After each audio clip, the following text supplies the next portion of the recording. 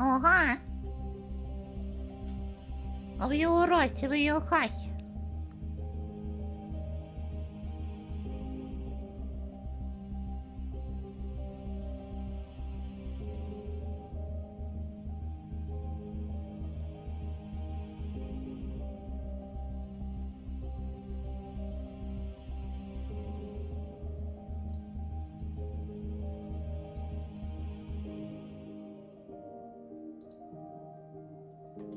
What are we doing? I'm seeing if I can find something first.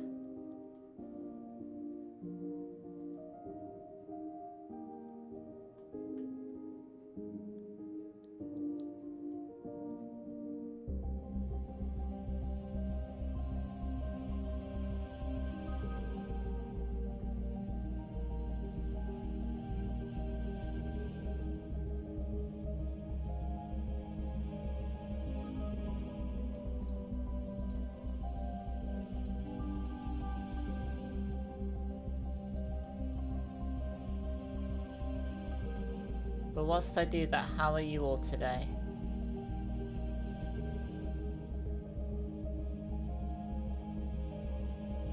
You alright? You okay?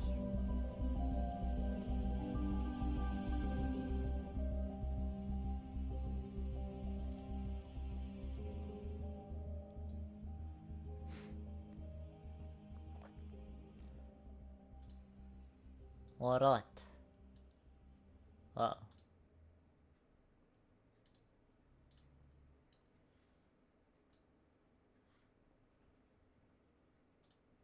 Okay, where is my thingy?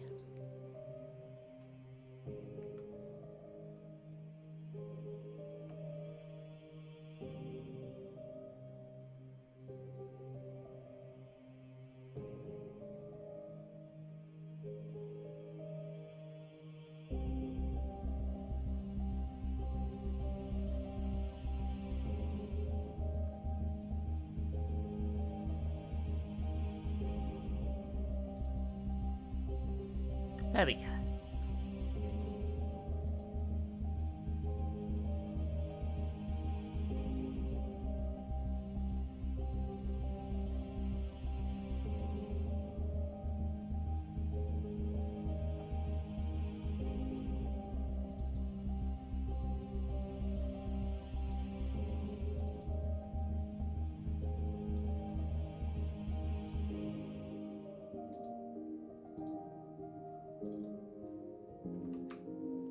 Oh, hi.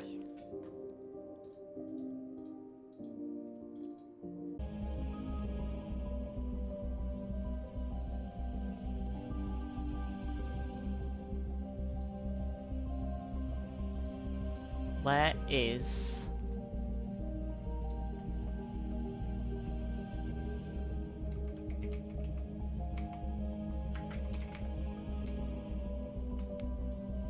Helmet. Doing well? You're tired? You're doing alright? Toiling away at FFG?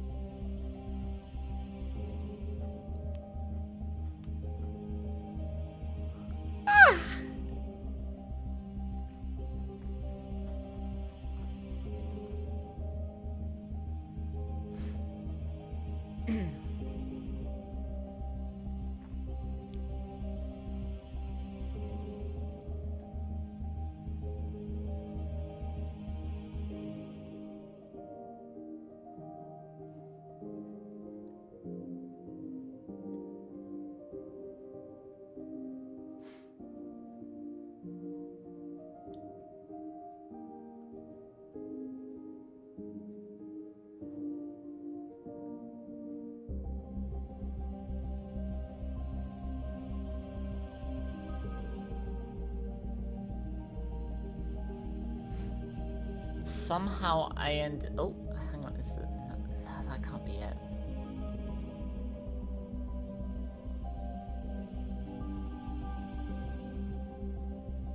Is it this?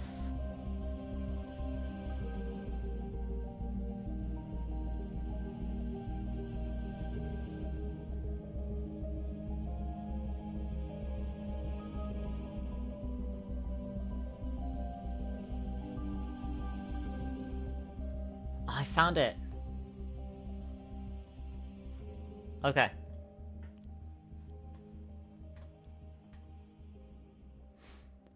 I've been looking for a particular FLA. I finally found it again.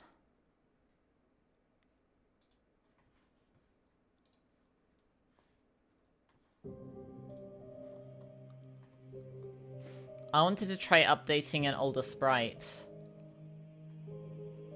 It's not Skylar speakers. I do have that FLA though, but that's not what I'm talking about.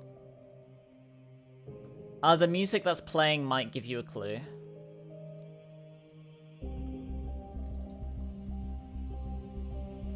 Although it probably won't. How? Yeah.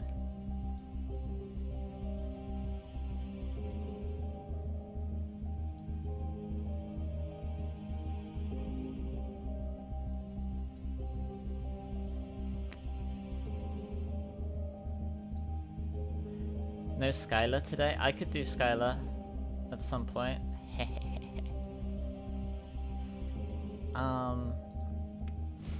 But since this was built off, like, cause like, you know, my regular sprite got updates, so I wanted to try and incorporate some of those into it.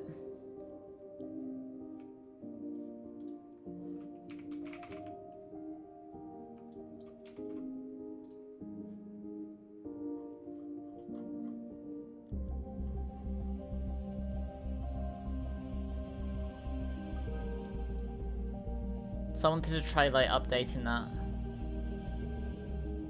with some of those elements from the sprites.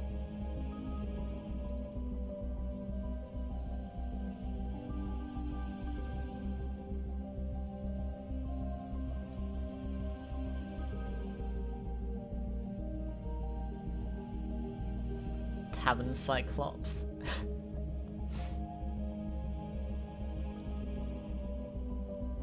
Oh, damn. Yeah. Some bad shading.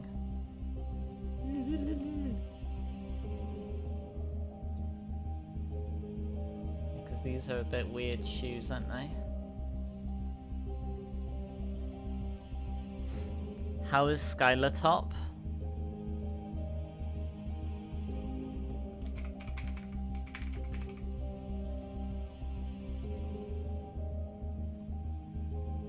That's not the right one.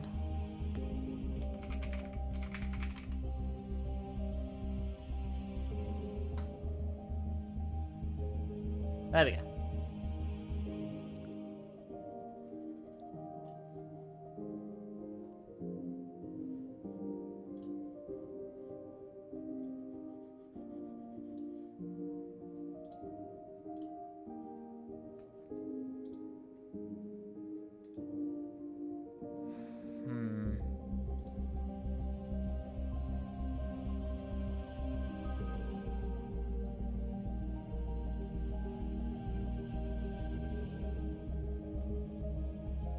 Now that I have this open, I'm not sure what to do with it.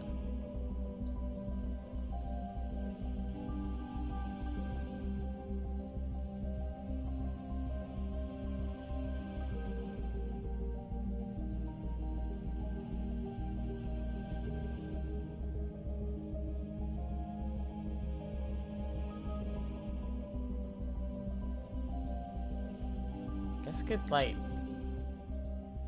could take the hand from here at least. Because that's all that there is here, is just the mic hand.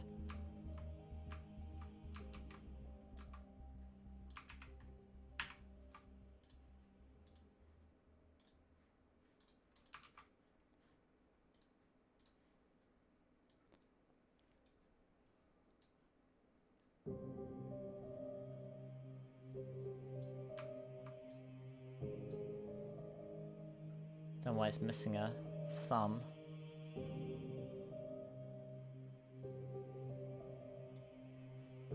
Tavia's self-conscious about not wearing a hat? I don't think so, no. You gonna go grab a snack? Grab your cookies and your hot chocolates?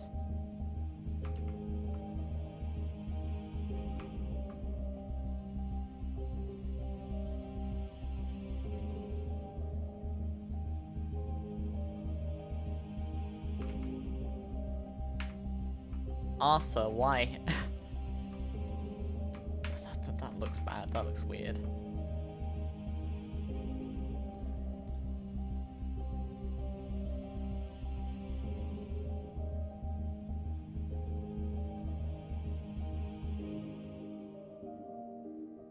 Because like naturally your thumb would be on the side, wouldn't it? The slide you was reading was AI. Oh. At the fair that I went to with that client yesterday, I saw like one of the food things had an AI image on it. It was like a pig wrapped in bacon, and it was like happy that it was wrapped in bacon.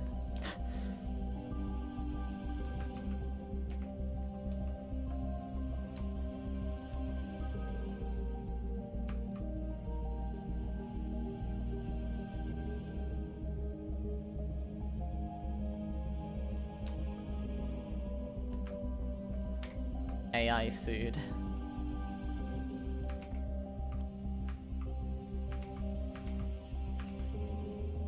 No, like they had like they had like banners like on the top of it that were AI generated.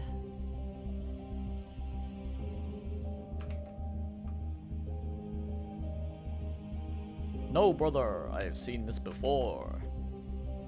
Fucking pig.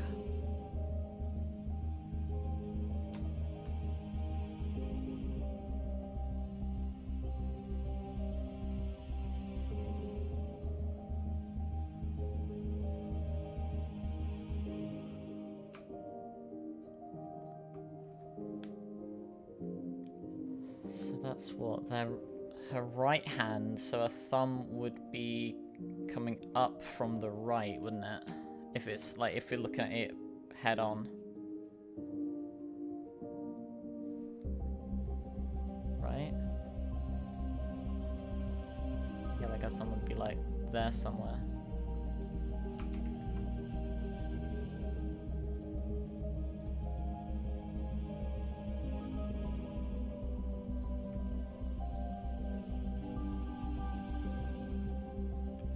Meat farms or restaurants, the logo features the livestock happy. Yeah. Well, I guess it's because it's kind of it would kind of be awkward to show them like screaming.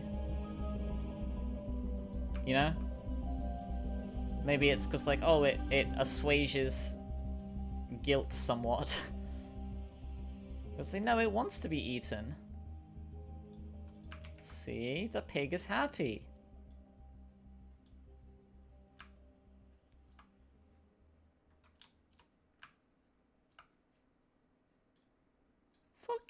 Pig.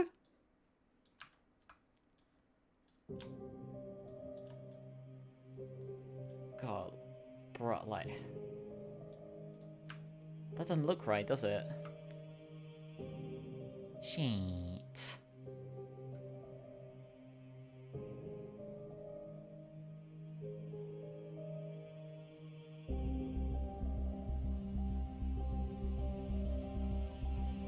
Like,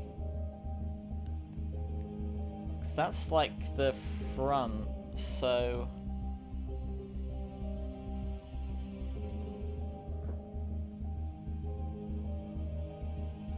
holding a hand out down,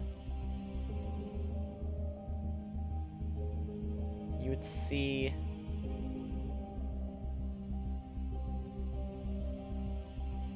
yeah, no, I think I just have to draw a new hand, because like that's like a different, because that's like the top part of the fingers where I need the bottom part, so I think it'd be better just to edit this one. Probably very easily do that though. Don't tell anyone. Just do that. And then we can like correct it.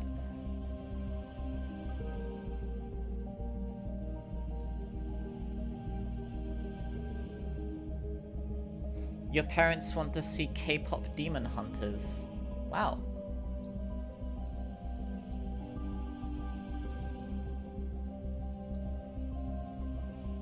How old are you getting, like, your parents into anime and stuff?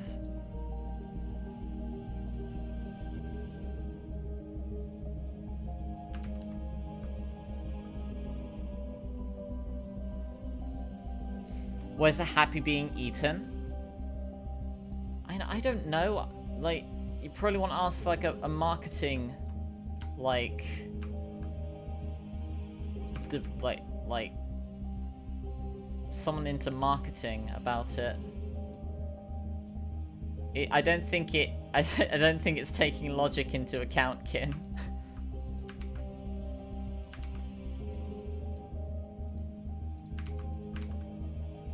So they don't have to have, like, an awkward discussion about animal sentience and mortality when they're going to get their bacon and their chicken nuggets.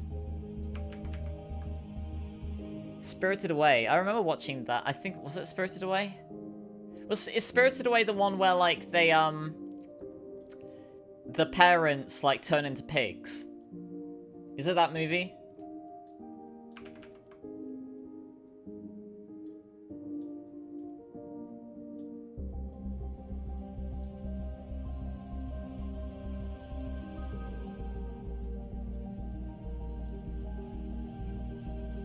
Ignored the second half.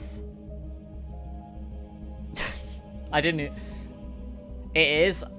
Okay, I saw that as a wee lass, and that bit terrified me. Because, you know, I've talked about on the stream before, like, how, oh, the topic of bacon.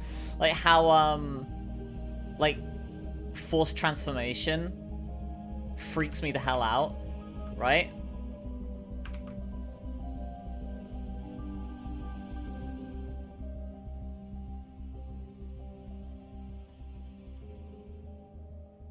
So, seeing that scene terrified me.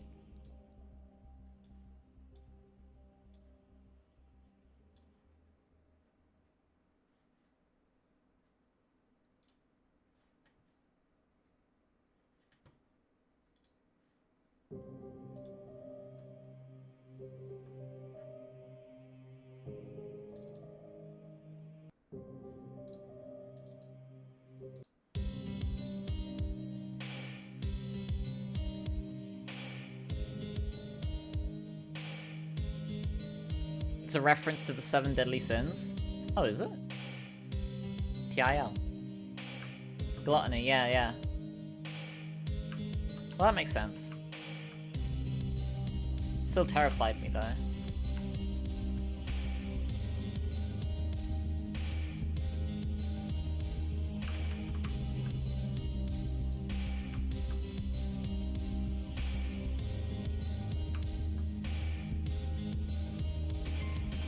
Wait, yo, what?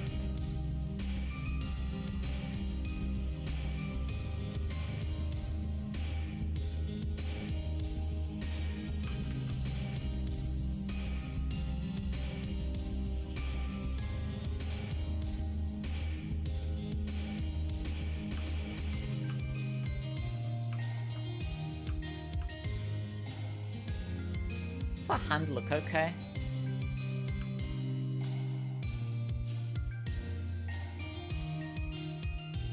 Gino, I'm not sure who that is. I saw some fake Funko Pops at the fair.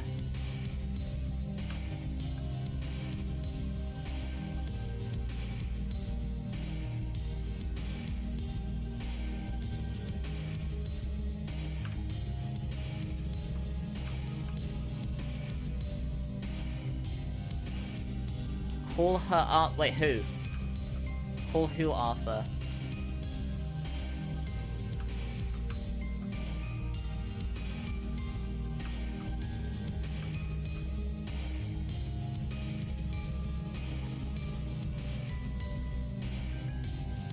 Kitaaaaaato!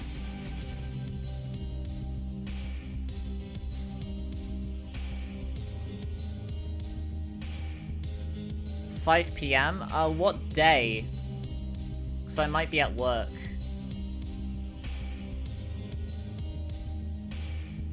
I don't get the punchline, no.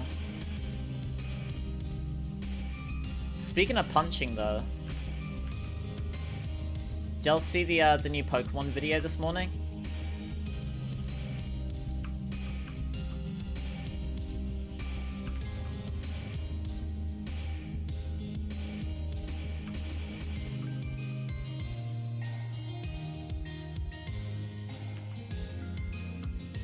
Yeah!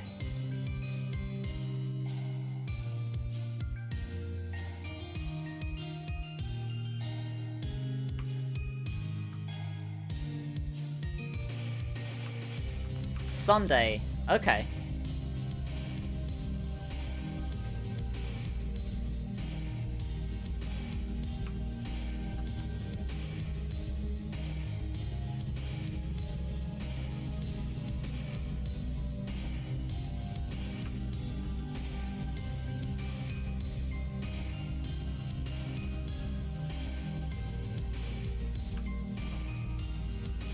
That's a weird hand.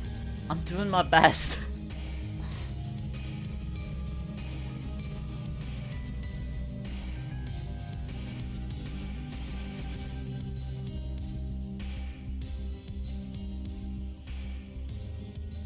There's no thumb. Oh, this one? Oh yeah, no, that's fucked up. Yeah, that's don't pay attention to that. There's no thumb on this one.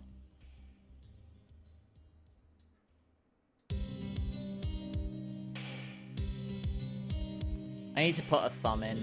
I haven't put the thumb in yet.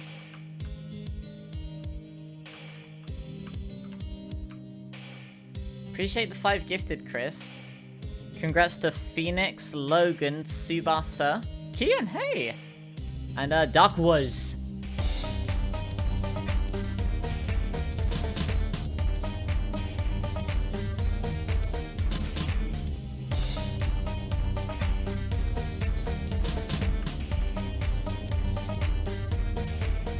That's weird. 5 fingers and a thumb? What do you mean? There's 4 fingers.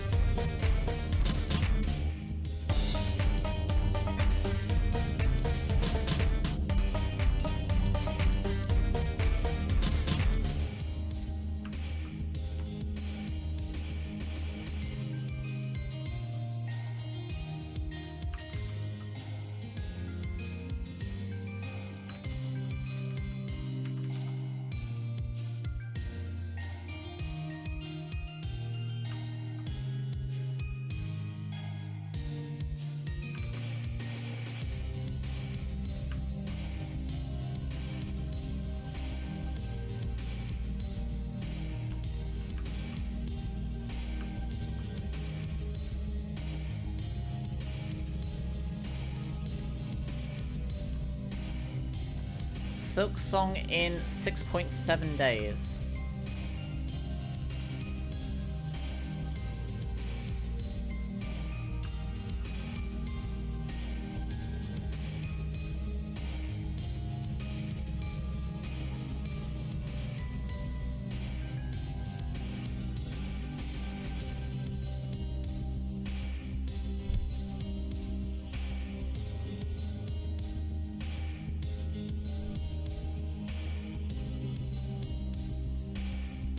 Thumb would be like that.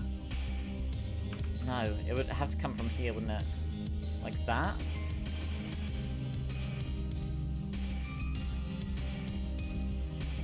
No, because yeah.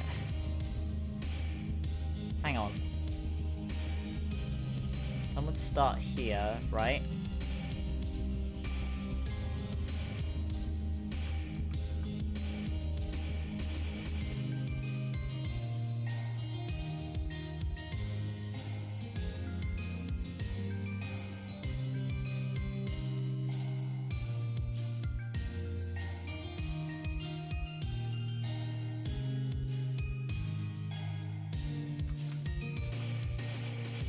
Alright, Keith Flory.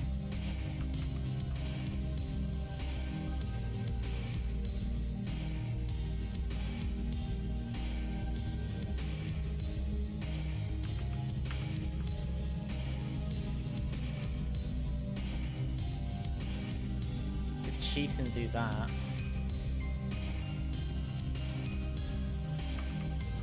Bro, how is it? How am I so bad at this?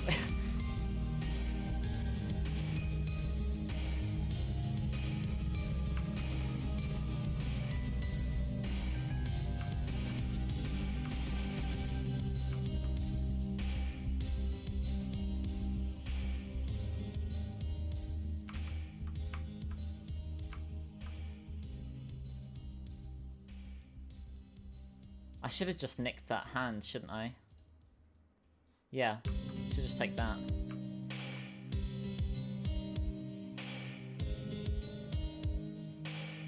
Don't tell anyone. You can take the fingies from that one.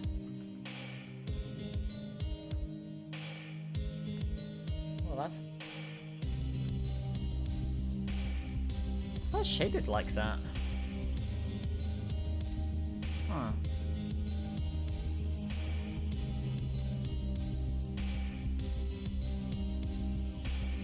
Yeah, I guess that is how it would be, wouldn't it? Maybe like that? No. Woo!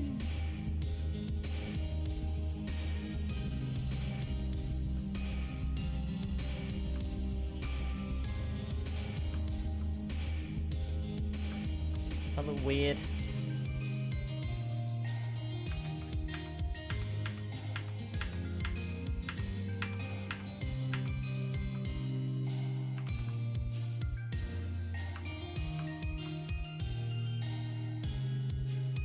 It's mostly going to be hidden anyway, I suppose.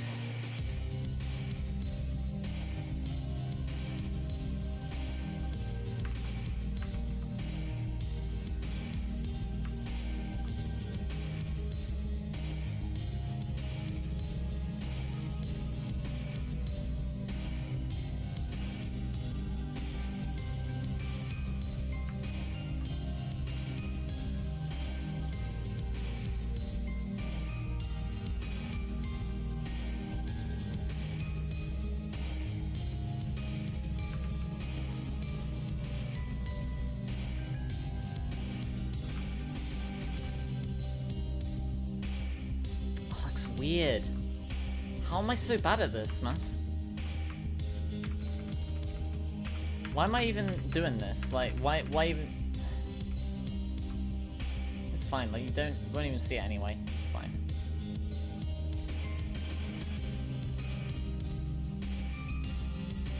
You're in the realm prepping for Copper Golem. Oh. I see. We can,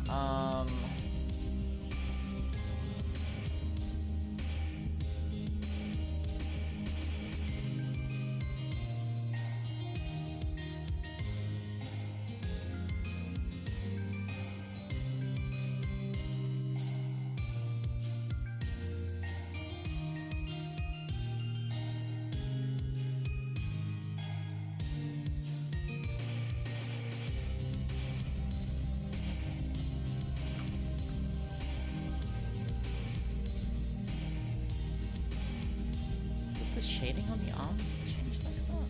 Okay.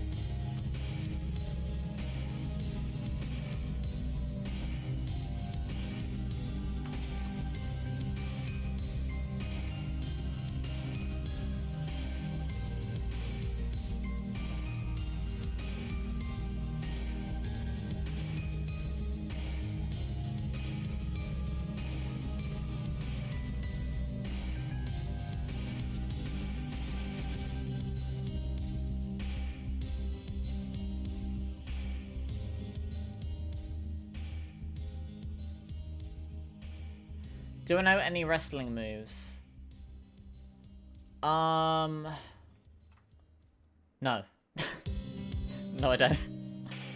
I don't watch wrestling. Okay, hang on. Why does her, like, torso just, like...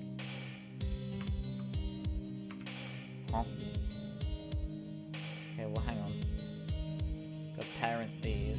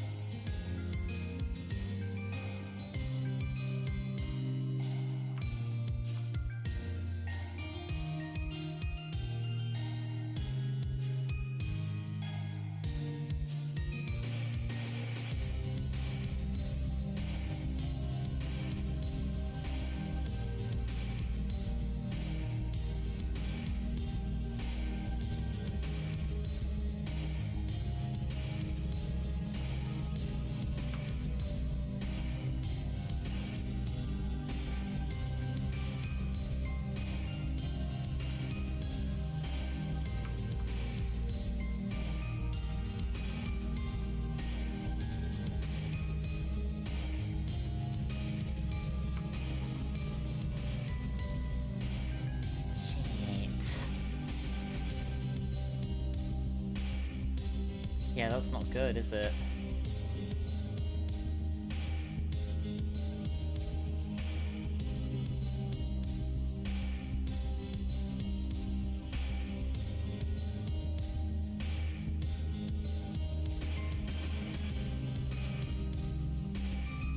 Only one thing for it.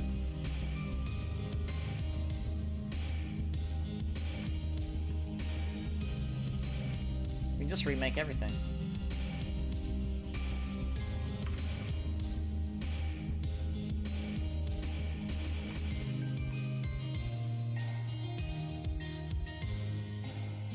A game date? So you're gonna play Animal Crossing? Flying Press is a reference to the Splash. Oh, okay.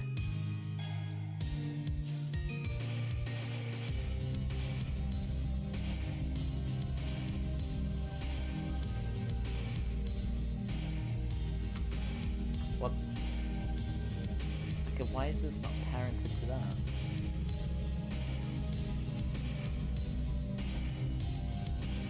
Huh? Where's the face not parented to the head?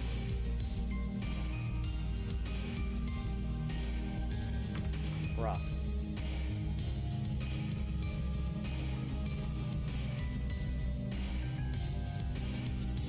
Oh wait, no, we don't want to parent the bangs to each other. Parent both bangs to the head.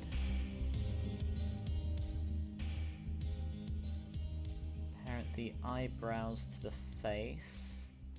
That's an arm.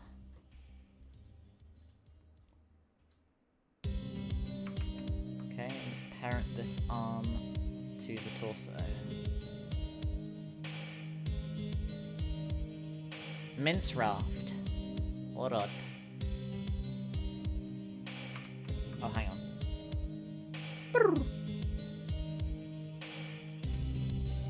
What? There you go.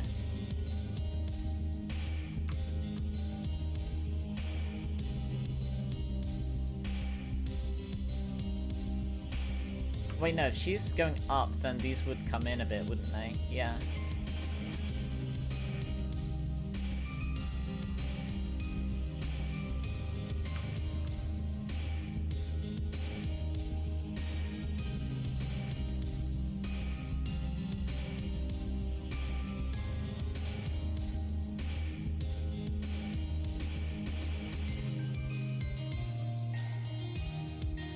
I know that wrestling is scripted, yes.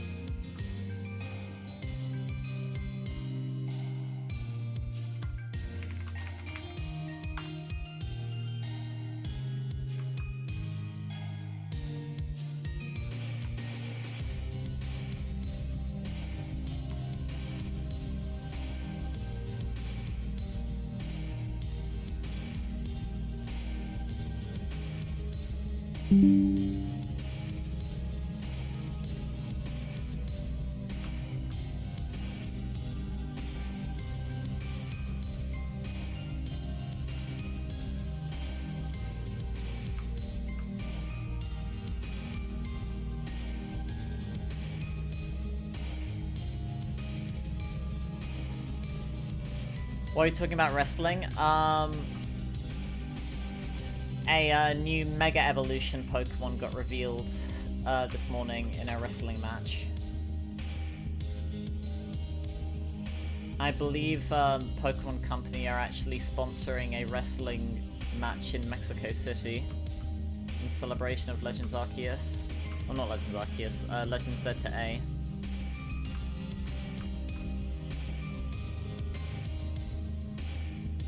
That's what Cerebi said, anyway.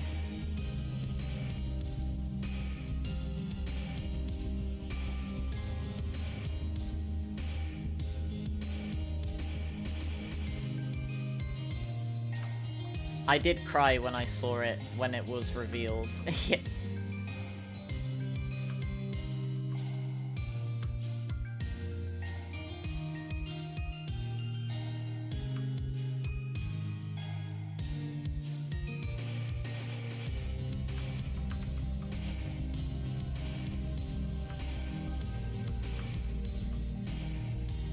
that arm look okay? Is that too much of a tube?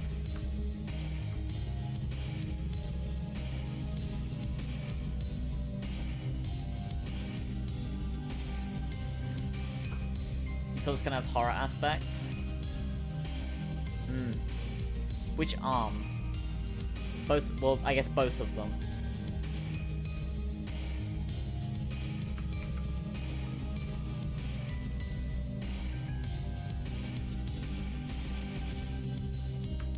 This hairstyle's really weird, actually, isn't it? Like, how does this hair work? There's like a fringe here, there's like another fringe, and then there's like, this stripe really shouldn't, like this here shouldn't be here, should it? Like, realistically.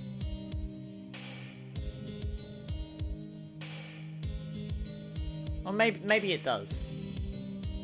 Does it?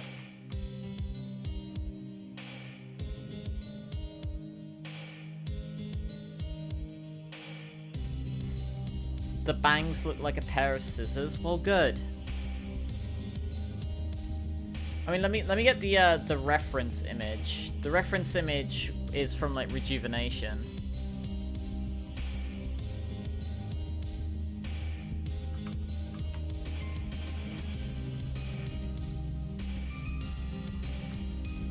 Oh yeah, I don't know how the fuck that happened. She does have kind of like a double like fringe like going on there.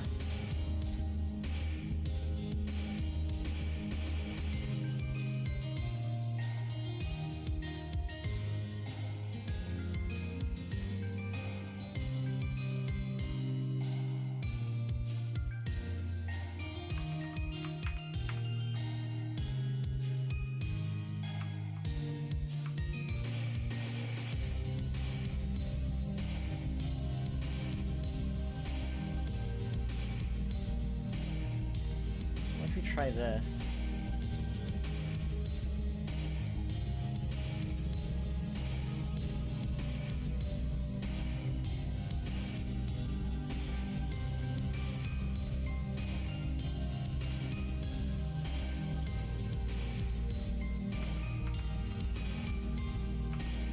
This fucked me up. Hey, bro, I'm trying my best. Just trying to function.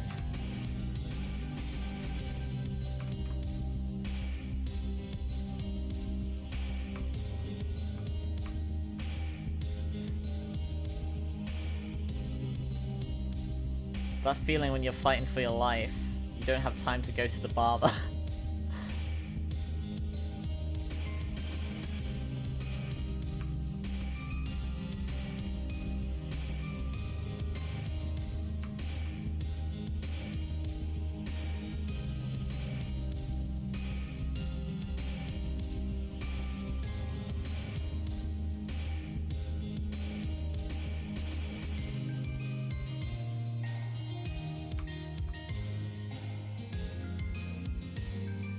Wow, I really just like put stuff on top of each other, didn't I?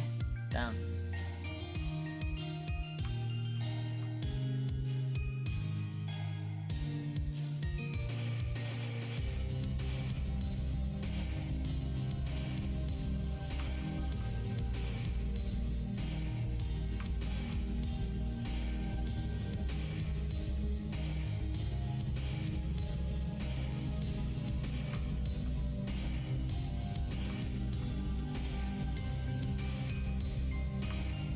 Is that better? Or is this thing in the back? Like, hang on a minute. What if we get rid of that?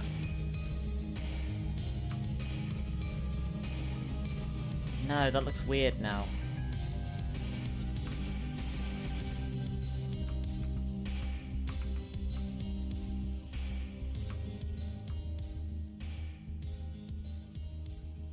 Does that look weird?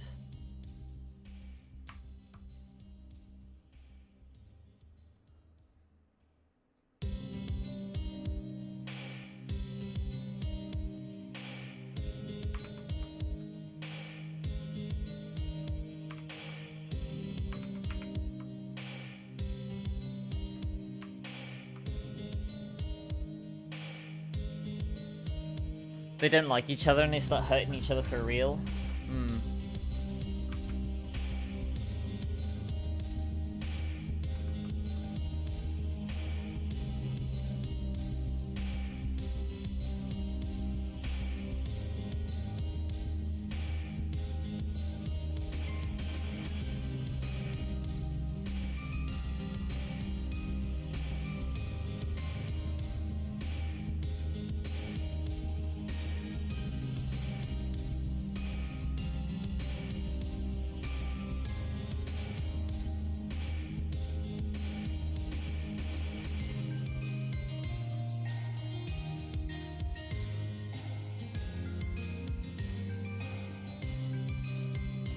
There's banned moves in wrestling. That makes sense.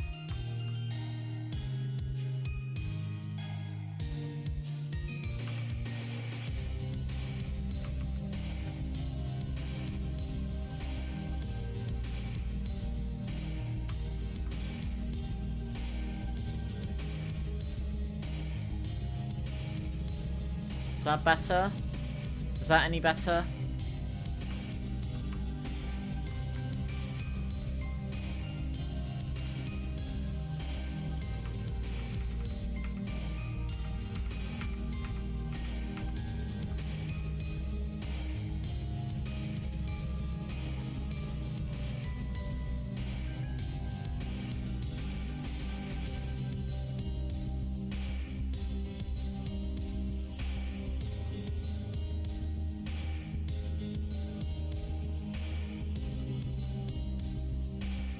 How the fuck does this hairstyle work?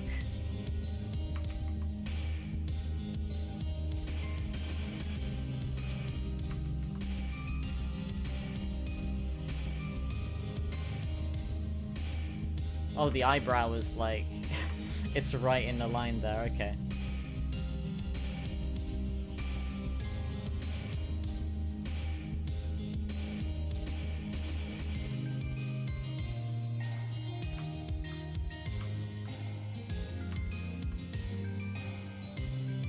What if we put the undercut down here?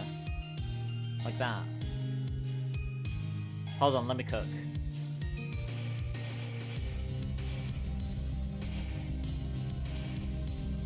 Let her cook.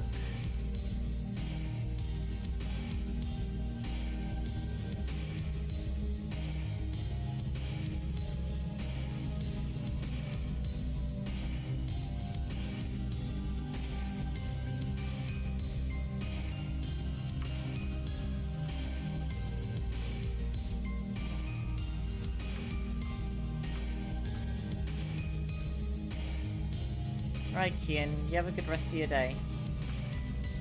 Or your night.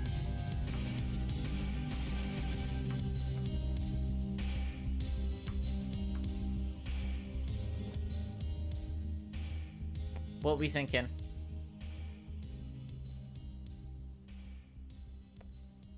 Nah, that's just weird, doesn't it?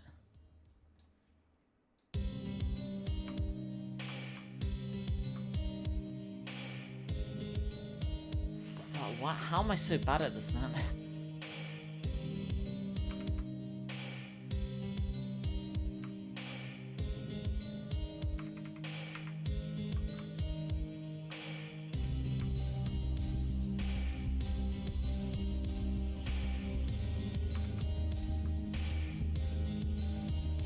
It looks to you.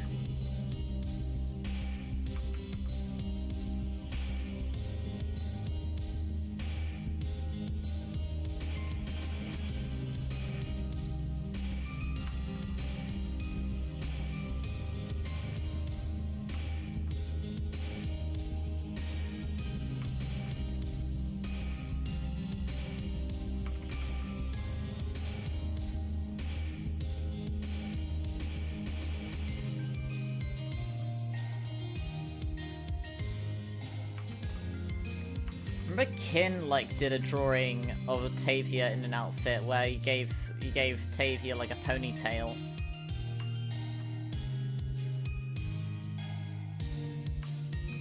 I could try recreating that one maybe.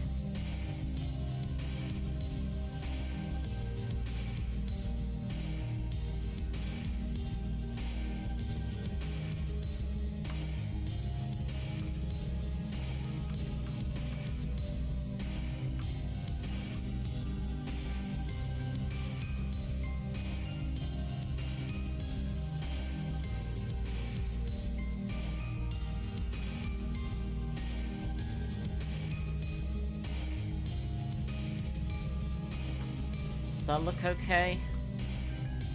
How about that?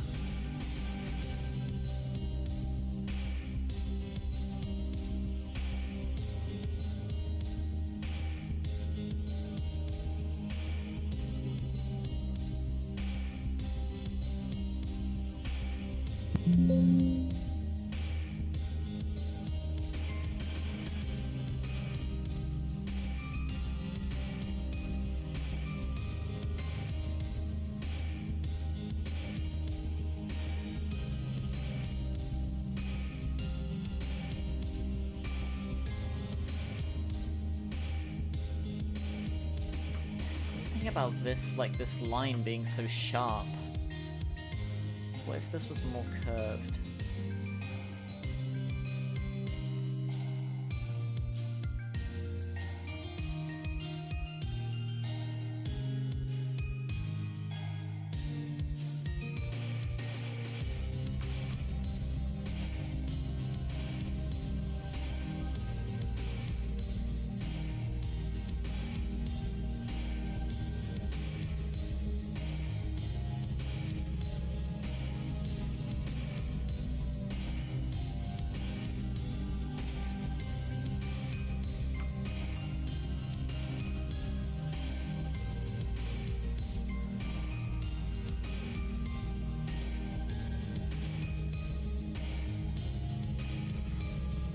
Yeah, see, look at this.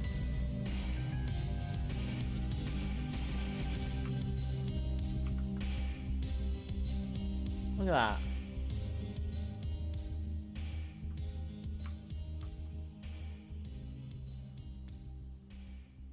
Okay, so you went with just like one, like a single strand.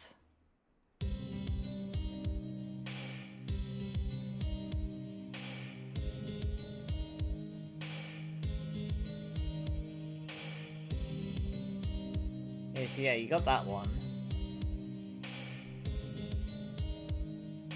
And then this one.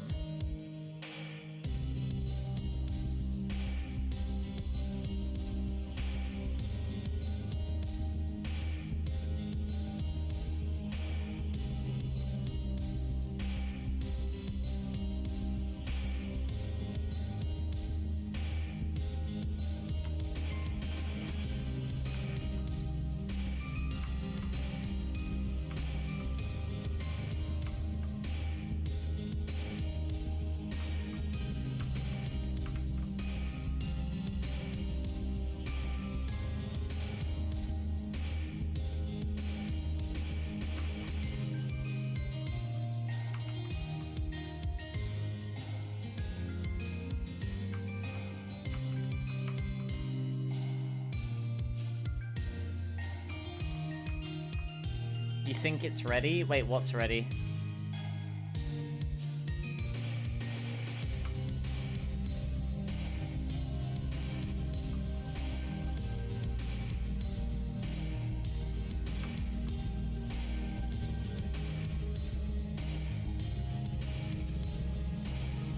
Oh, story? AO?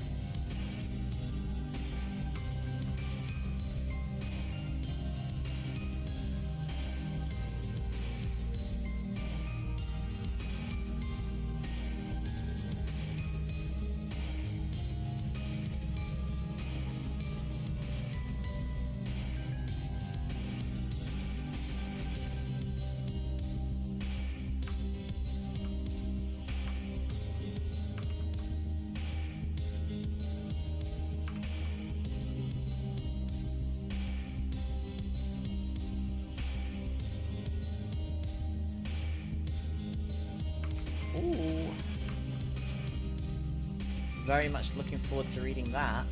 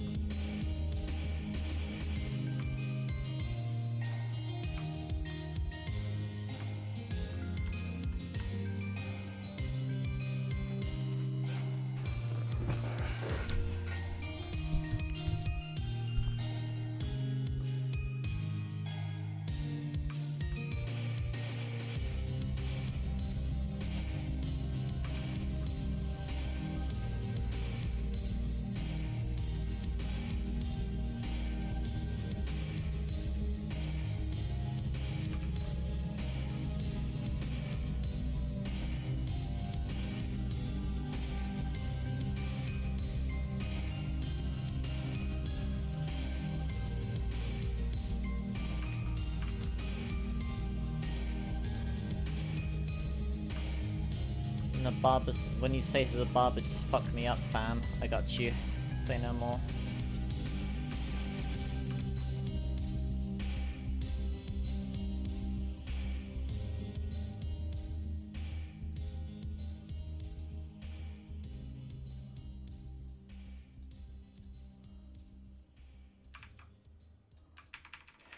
No, cause like, God, like I'm overthinking everything now. Like now, like her hair looks too big. You know what I mean?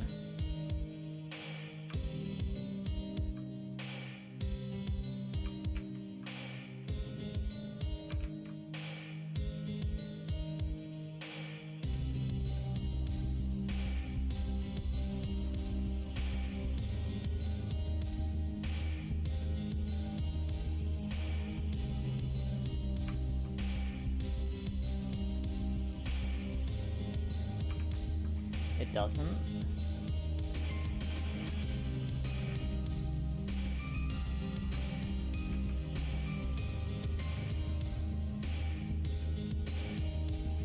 It's supposed to flow away from the head.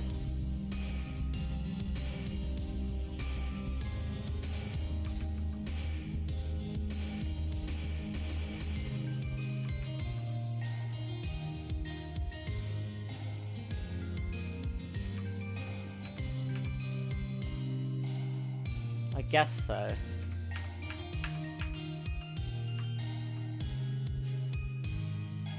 Does that look okay? I'm not trying to replicate it, yeah. I'm just like... Does it look weird? I guess it's the same as like my hair.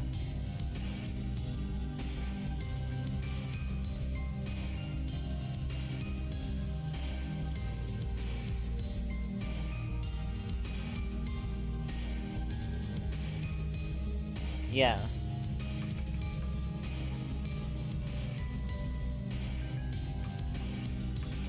Oh, this looks weird now. Looks like I took something out, didn't I? Yeah. Take out that. Does that look weird? Like this extra strand, like... here.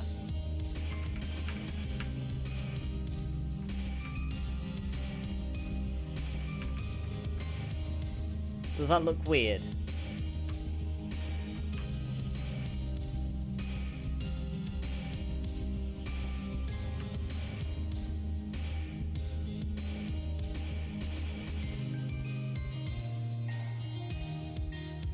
So what if...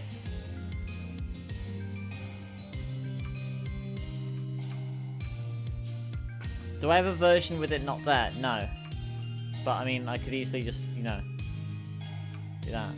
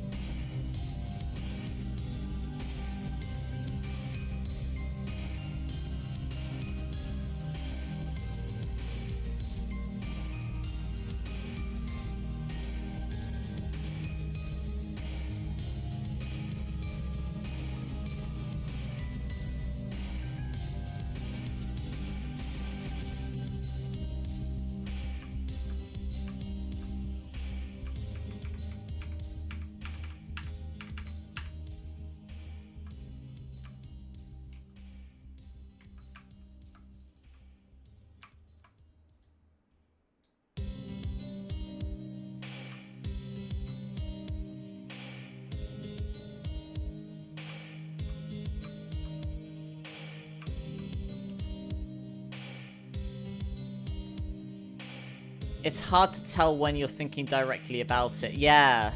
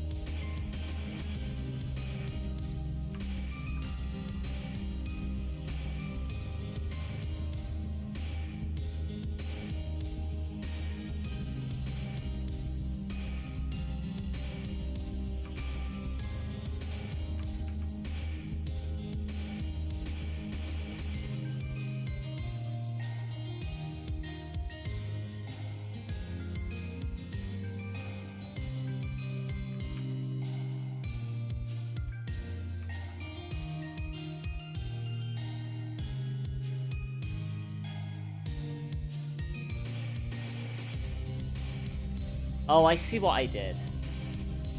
Yeah, so I'll draw a line on here. So what I had done was like I connected these two, I think. I connected this to this, like that.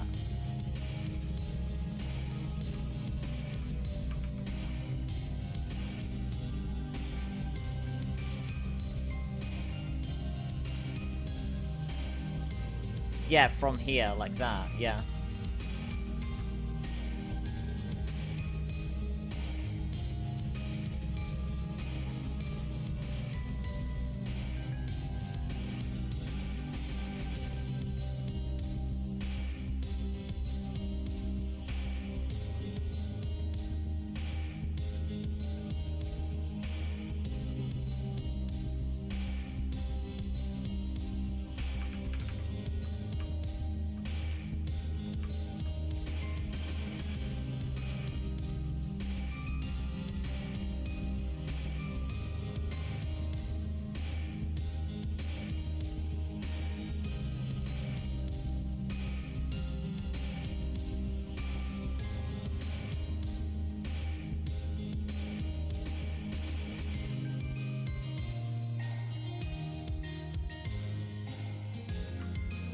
This is the unaltered, like, hair here.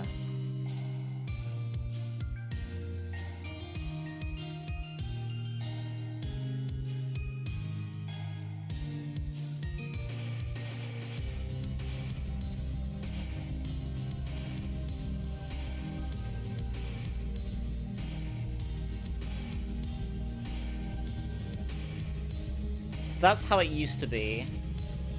And that's how it is now. Does one of those look better? Old. New. Old. New.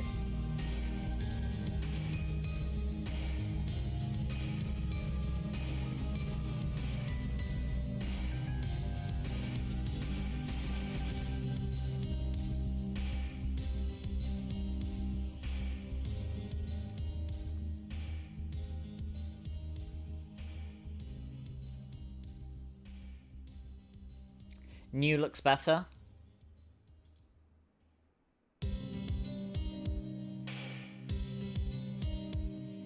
New covers the eyes less. That's a good point.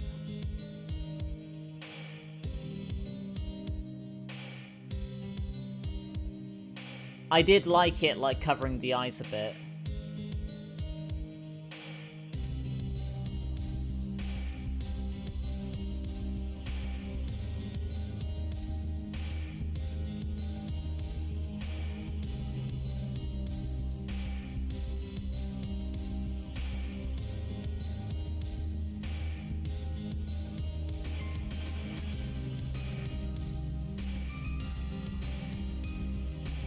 Could try maybe just...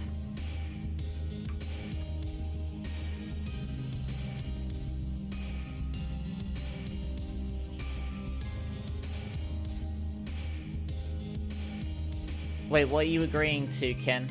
That it looks better, or that the eyes covering looks better?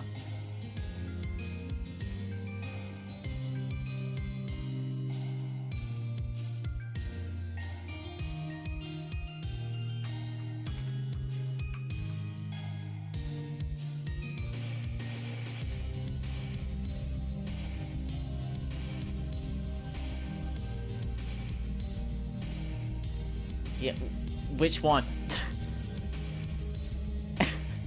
I don't know what you're agreeing to.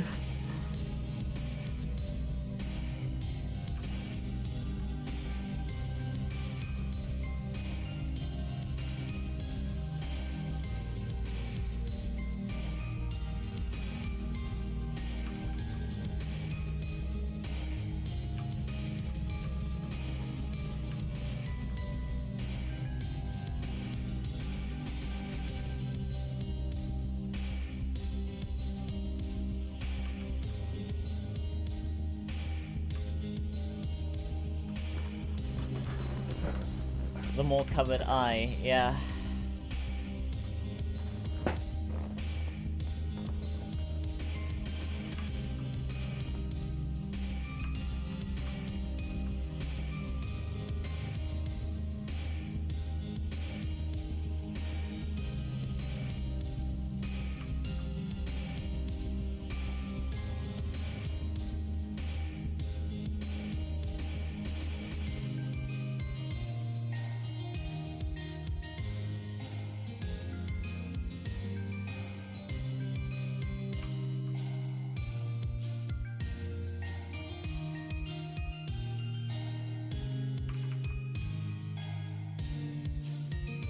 Think about what you should have for dinner. Something nutritious.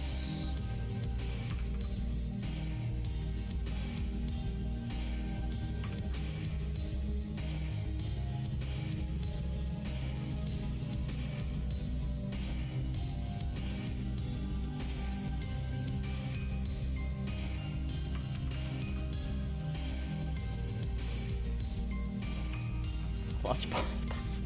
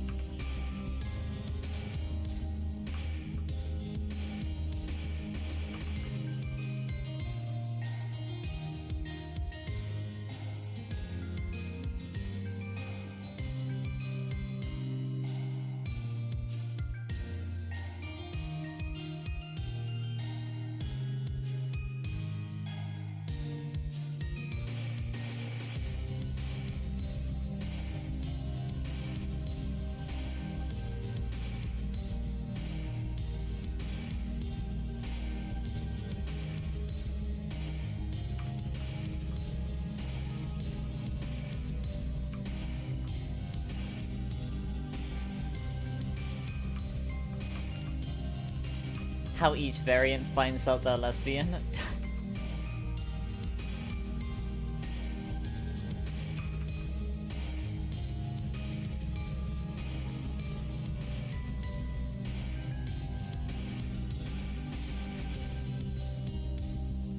mean, I knew since I was tiny.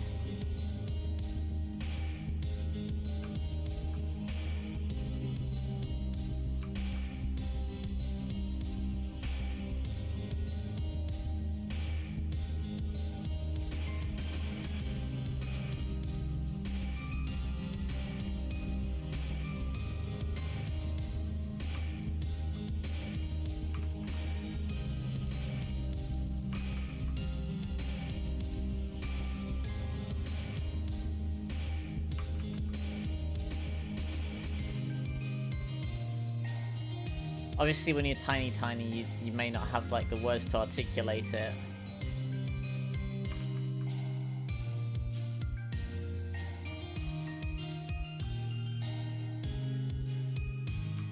They woke up like, oh man, I like tits.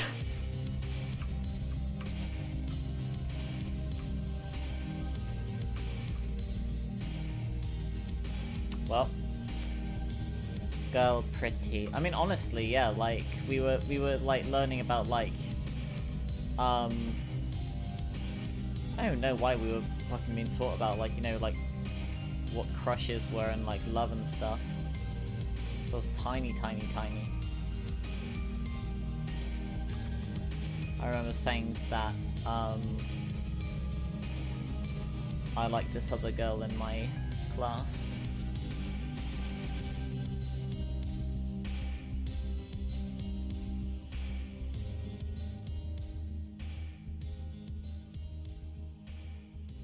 So you shouldn't say that. Why not?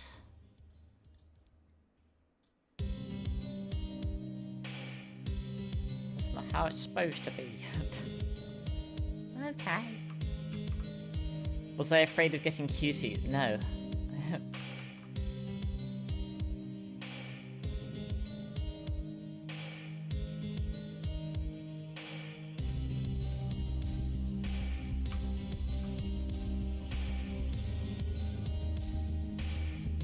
How does that look?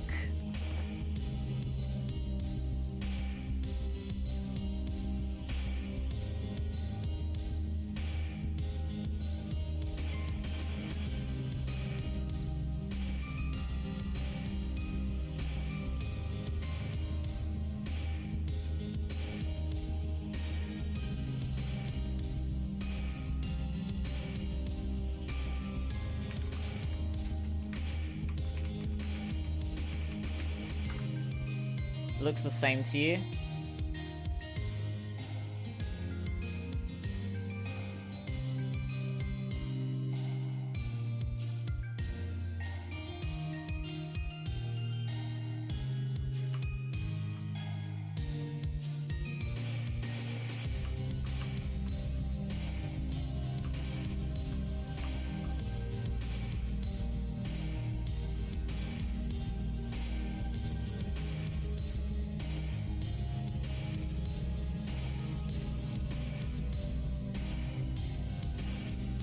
I took away, like, the top part of the bang here.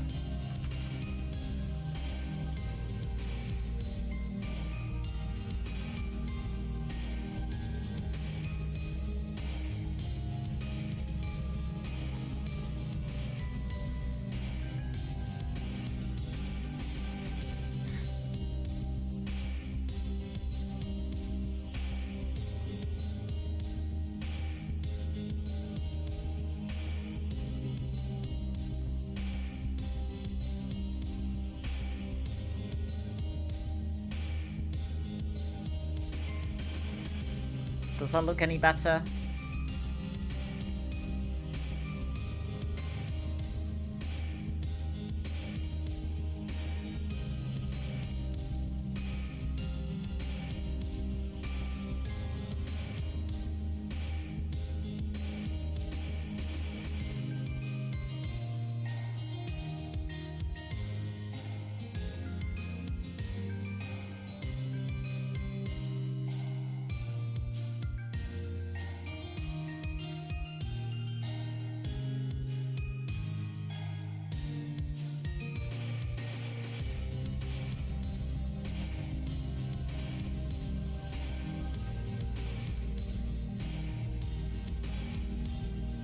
It looks better without the extra bang.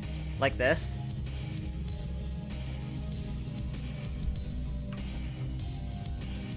This is still like shading from the original, isn't it?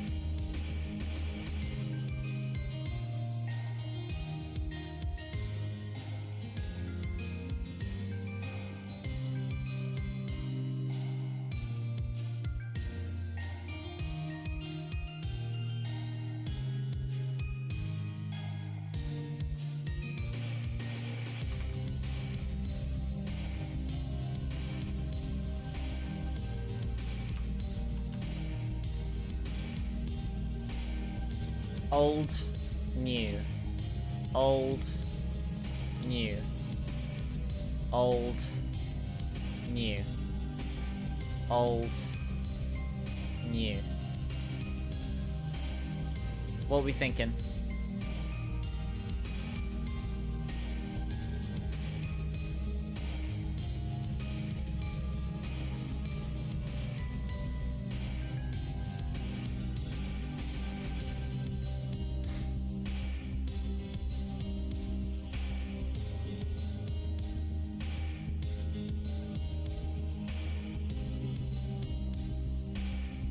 They're not the same picture, bro.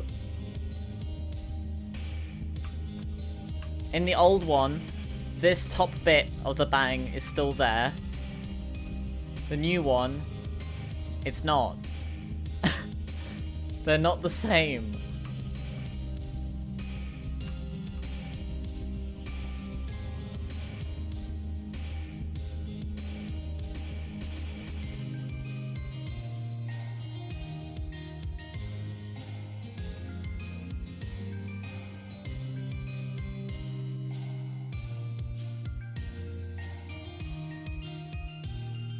It's not bolding, bro.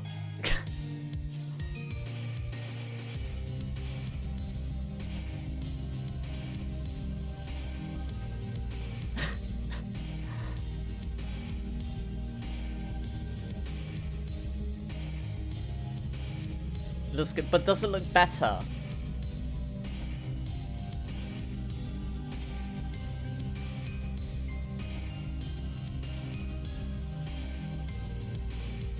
Does the shading on the hair look okay?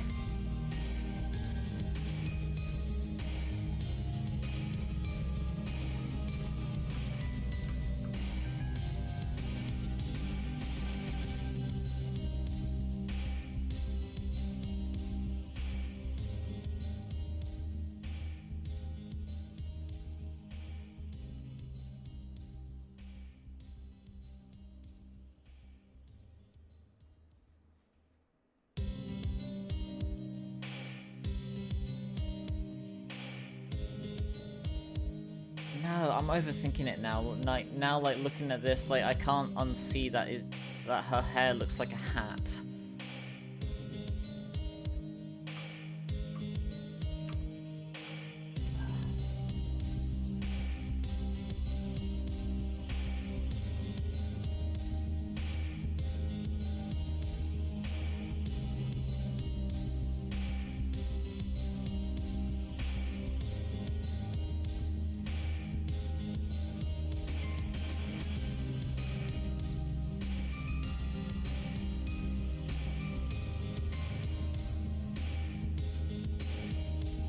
Makes up for the lack of hats.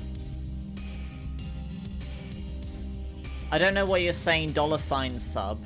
I don't know what $ UB means. UB, Ultra Beast dollars?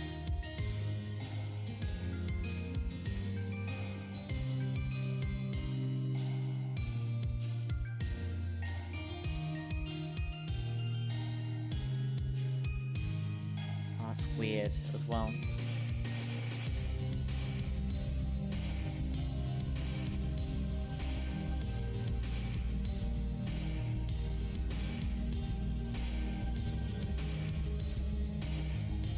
Yeah, I don't know what that's supposed to mean.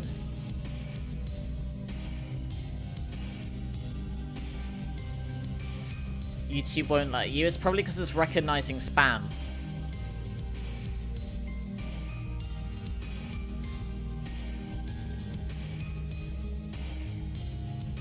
Yeah, it's probably just YouTube recognizing spam auto.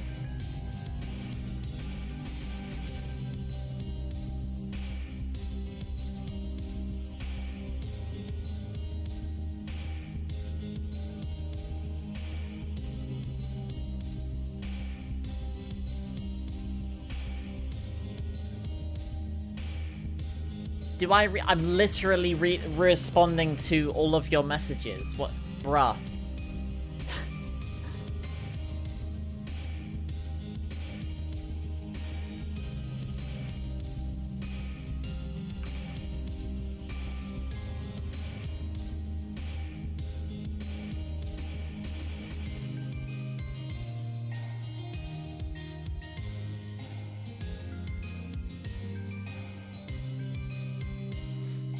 You have to stop asking for subs. Again, if you make good content, people will subscribe. If you don't, people will unsubscribe. That's how it works. If you want subscribers, make good videos. If you just ask people for subs all the time, they'll get annoyed and they'll leave. By the way, like, comment, subscribe. Okay.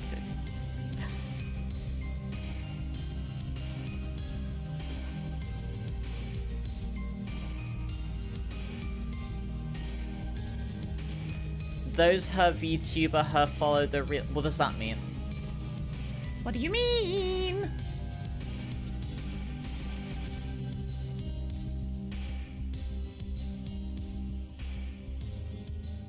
When I wink, does the VTuber... Yes. When I blink, I'm blinking in real life. When I'm talking, it's tracking my mouth movements. When I smile, I smile.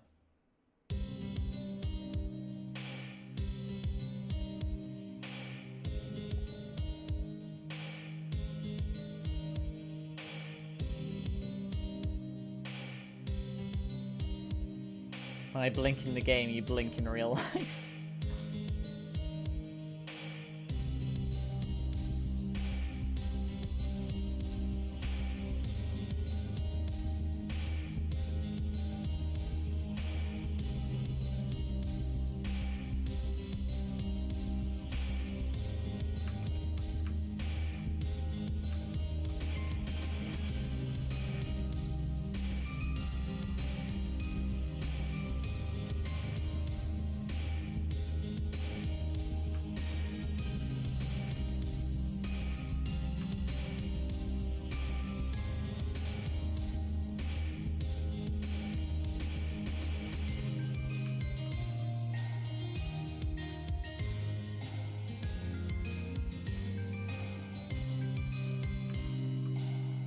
How does that look?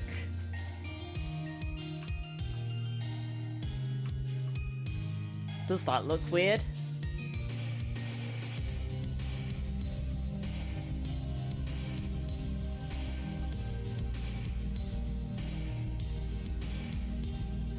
Have I ever typed in chat? Yes, several times.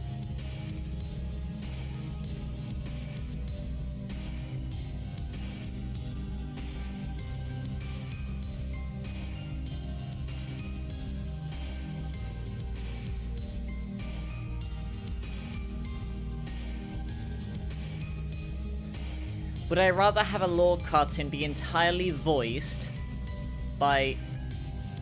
Oh my god.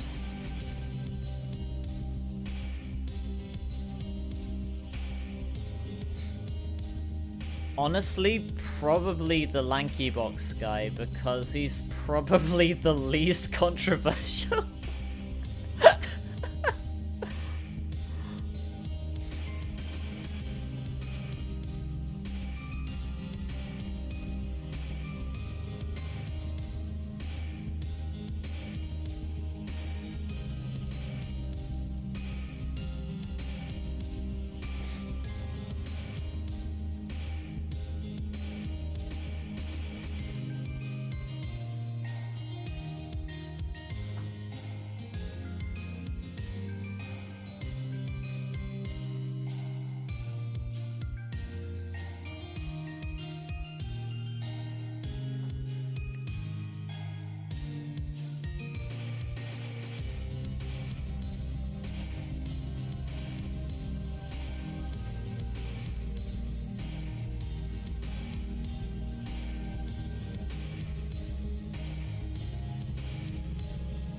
What's this DM?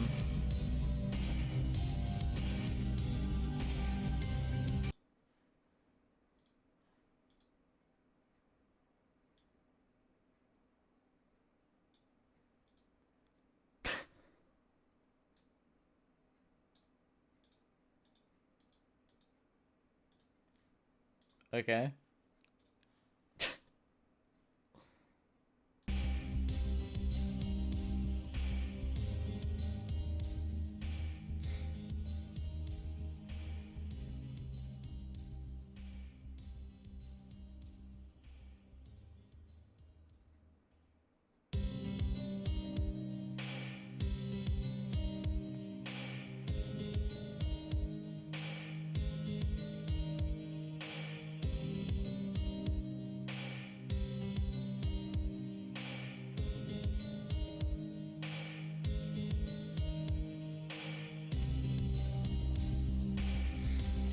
You could post it in Memory if you want, Connor.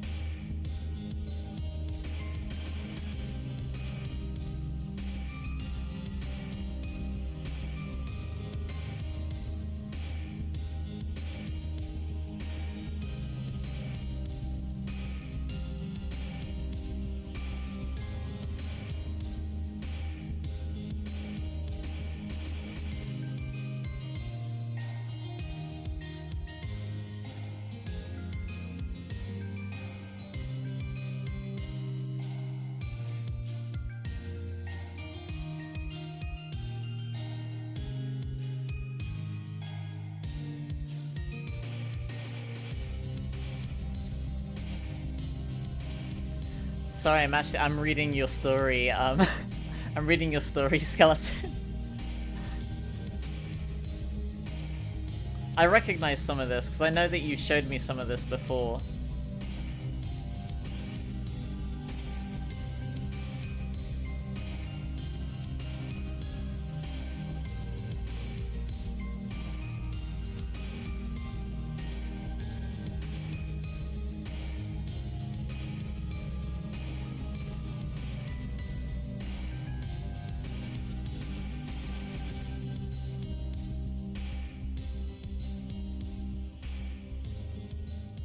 %, failure chance, you're getting a total 67 stat points. Big potential reward. It's more than 3/4 success rate.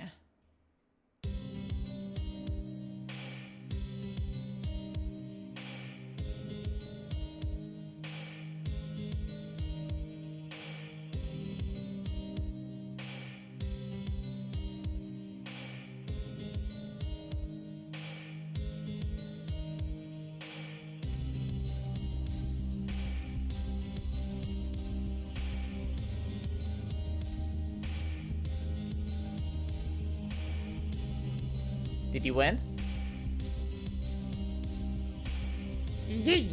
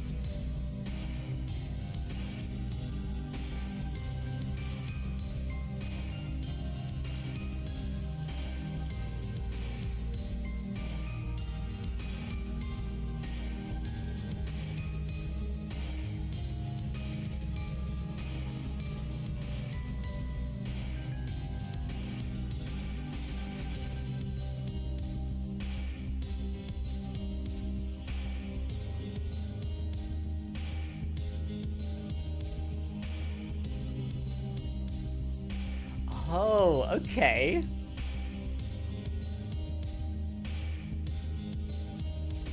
Sorry, I probably should be reading this on stream.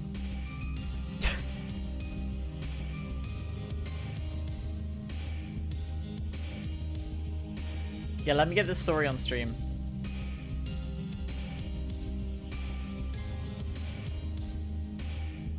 I didn't get to the ending. I got maybe 2/3 of the way through. Let me get this story on stream.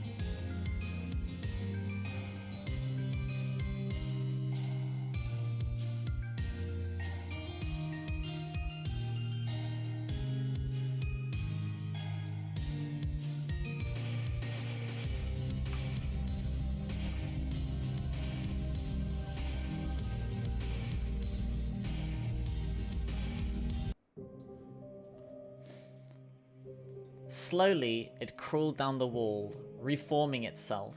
A single eye floats to the surface of what was once its face. Do you mind? I'm sorry, like if I like accidentally like insert words, you know, I might just like do it without noticing. Looking around, it scans the scene before itself.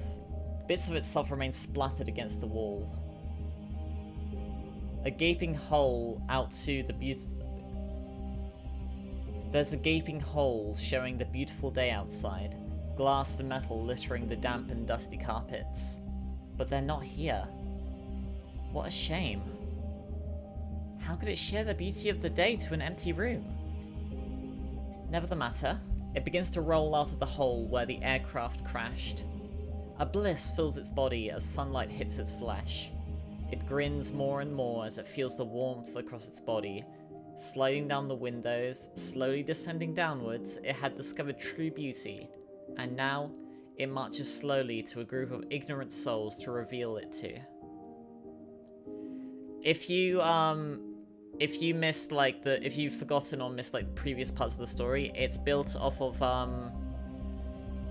SCP-001 Delta, or When Day Breaks, where the sun transforms into an entity where things that are hit by sunlight or moonlight melt and become like these like goo creatures, and they're only they do like fuse together with each other if they touch, and their only goal is to assimilate other people. They maintain their voices, so they can use that to try and trick people into, like, coming out. If they find someone, they will try and drag them into the sunlight to further add to the large biomass. A headache ripples through his mind, yet what he wakes up to is crinkling and crunching. He looks around with blurry eyesight. In front of him is a disheveled man eating a packet of pretzels. Besides him, there are 2 sports bags and a torch set to a very dim setting.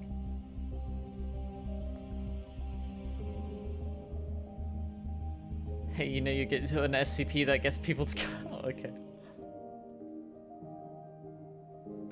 There is an SCP that's like a book that, if 2 women look at the book under, like, moonlight, they both become increasingly infatuated with each other.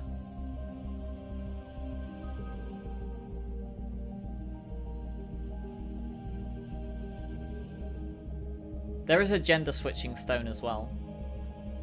And there's one where there's like a story. There's like a river, or like a lake, where it appears to people who are trans, and there's like an entity there who like talks with them, and they like see their reflection in the lake change to match, you know, who they're meant to be as they talk through it with this with the entity of the lake. 4509, I think. It's been a very long time since I read the story.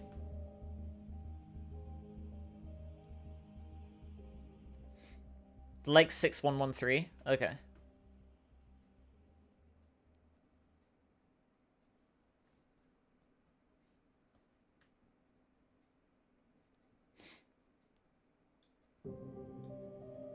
The man Updike squints as his eyes adjust to the dim lighting. The man looks at him before sighing. Familiar crackling static from his voice clears up his identity. Oh, thank God, Eric mumbles as he walks over, crouching down with his coverings absent. His goggles are cracked on the right side, having not survived the crash, and was hastily repaired with duct tape. Updingling rubs his temple, looking around. He was sat down on a sofa, and to his right, Tankman was passed out. Eric begins to ramble under a whisper. You two were passed out for like 8 hours. I went through a quarter of the vending machine, snacks, stress eating. He states, jerking his thumb to the corner of the room. Haha, jerk. No, but he said pointing. Updooble glances up, seeing 2 machines, both having been smashed in. He pauses, recalling something, looking up at Updike with stress-filled eyes. Are you hungry? What are the choices? Updike grumbles out slowly, continuing to rub his forehead, still groggy. Nothing healthy. Pretzels and these dry grain bars, and bottled sports drinks and water if you're thirsty. Updongdang begins to rise from the sofa, stumbling as he steadies himself, walking over to the vending machine. Where are we? Updike asks, almost demanding. An office break room? We're, I think, floor 20? Eric half guesses. Updamblebamble reaches in through the shattered glass of the vending machine, grabbing a granola bar, a packet of pretzels, a roll of mints, and sugar wafers. Not nutritious, but it will keep his stomach filled. The wrap of the granola bar crinkles in his gloved hands. He lowers the fabrics around his face and bites into it. A tap on his shoulder directs him to see Eric, who offers him a blue bottle of sports blue. Tal's homemade goods was printed on the label. Twisting up the lid, he chugs it down. However, a thought runs through his mind. How did Eric get into the machines without alerting the flesh, or even the lounge? Never mind, that was a miracle they even survived the crash. So, The static crackles. The static and crackle Eric's voice breaking the silence. got, any stories to tell until he, Tankman, wakes up? He asks. A few. Updike begins. Here's a touching story. Once upon a time, you died, and I lived happily ever after. The end. Sniper. It's one of my favourite domination lines from Sniper. Here's a touching story. Once upon a time, you died, and I lived happily ever after. The end.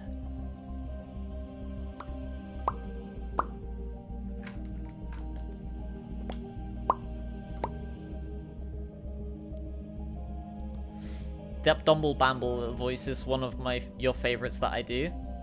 Thank you. I like, that's probably the deepest I can get my voice to go. Water pelts the surface as Zapdos, Sunder, cracks the sky. Ampere, however, wades through the murky water of the sewers, grumbling to himself. Most of his clothes are drenched as he takes shelter from the storm above, the filter of his gas mask now unusable. However, the special lenses remain intact. His flashlight's beam dances around in the empty tunnels. Thick boots and trousers that he took from an old fire station leave his undergarments dry. He remains wary, the thunder and rain easily masking noise made by the flesh. A noise alerts him and he pauses, listening closely. The noise of thunder striking the earth causes the ground to rumble, startling Ampere greatly. He falls backwards, water splashing as he lands. More water begins flowing down the pipes, draining into the sewers. He coughs, getting up slowly and swearing under his breath. Suddenly, he hears the sound of something moving through the water quickly. He turns his face to the origin of the noise. Instinctually, he reaches for the taser on his hip, preparing to fire. He stands, waiting in anxiety. Yet the splashing was not from underground, but the surface. A long scream. A woman starts. Shivers going down his spine and a rising feeling in his gut. Screaming just draws in more. He knows what happened. He knows what would happen if he stayed. Without pausing, he breaks into a sprint despite the noise he makes and the awkward run from the heavy boots. He keeps running, water splashing loudly as the screaming grows distant, only stopping as he skids to a halt where the sewers lead to the ocean. The slippery metal nearly sends him down below. Barely catching himself before he falls, he looks up and gasps. His eyes watch as the rain gradually slows, as the cloud moves west and the sun comes out. The captain jolts awake, slouched over on a couch, light beaming right into his eyes. Ugh, he groans, regaining consciousness, shifting out of the way of the light. His mind was hazy. Where even was he?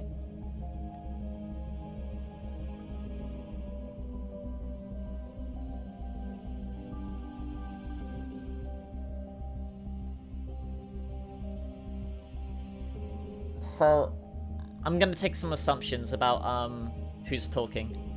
So, you're informing that somewhere there is, or was, an infection that allows you to breathe underwater? Like a rebreather?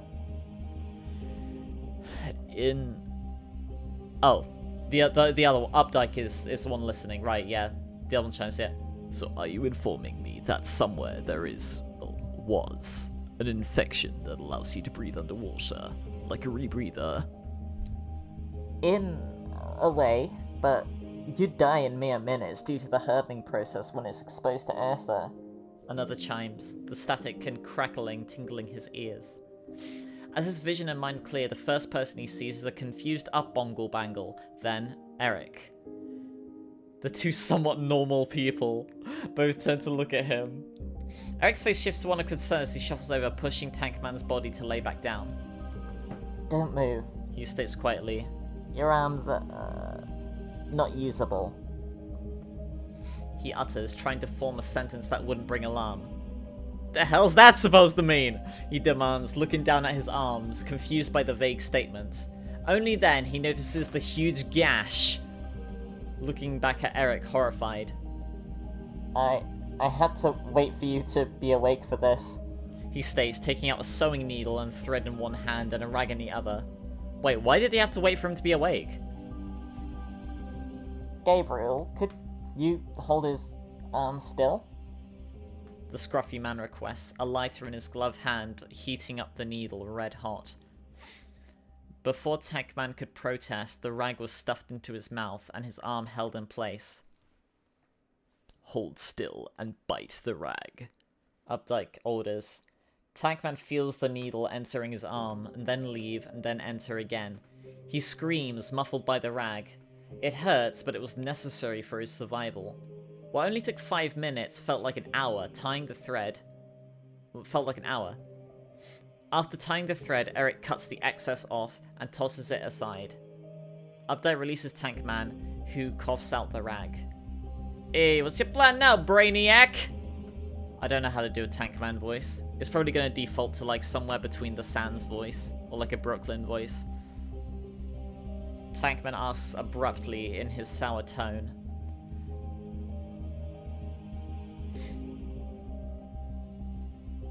What? Well, I don't have one. I know that the subways are no-go.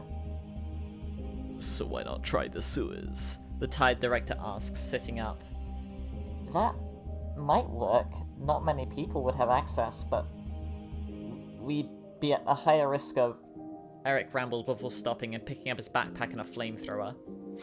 Updike sighs, giving Tankman assistance to get up. With his legs trembling, Eric puts on his gear and guides the pair through the desolate halls. With his arm draped around Tankman's... with his arm draped around Updike's shoulder, Tankman watches as he walks, whispering. Was it the right call to bring Eric... Hey, was it the right call to bring Eric? He looks like he's gonna... It looks like he's gonna need to change his trousers. He did sew your arm shut, Updike whispers back. Slowly, the trio walk to the stairwell, unaware that they left something behind. Wait, did they leave something behind? What did they leave behind? The torch? The needle? It's probably the torch, right? Or the rag. The rag?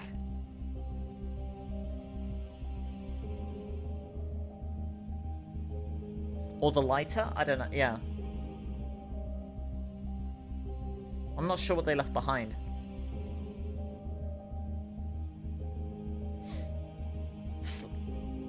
The dark halls of the office, only illuminated by sunlight shining down onto the carpets.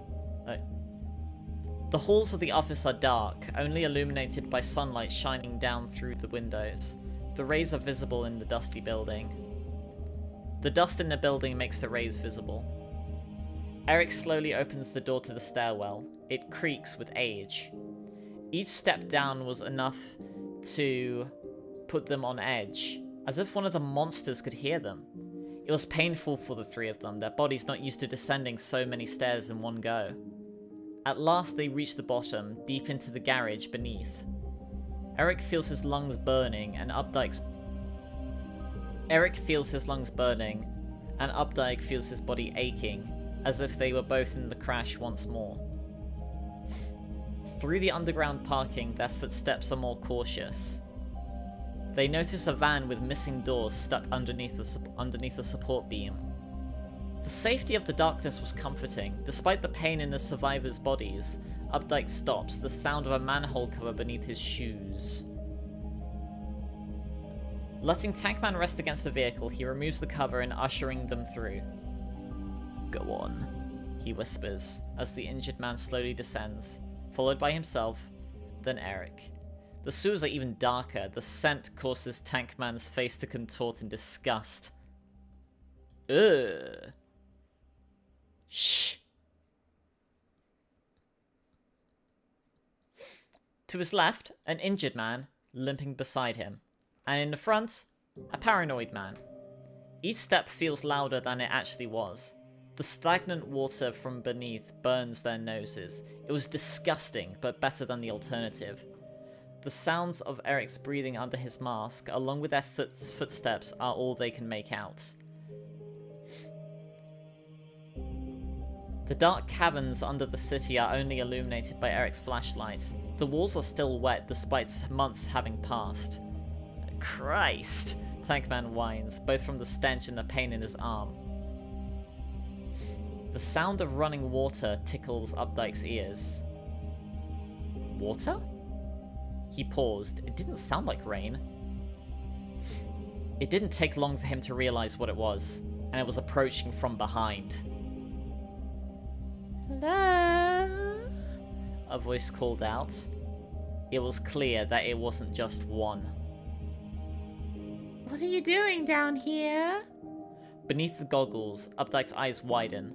Thinking quickly, he scoops up Tankman in his arms and he screams at Eric. Eric, run! No, I'm kidding. Eric, run! The voices call out to them, splashing, giving themselves away. Where are you going? It's perfectly fine. It lied as naturally as it didn't breathe. They're running nearly... Their escape is nearly cut short as Tankman falls out of his arms and into the waste. He grabs his arm and pulls him back up as the flesh makes chase.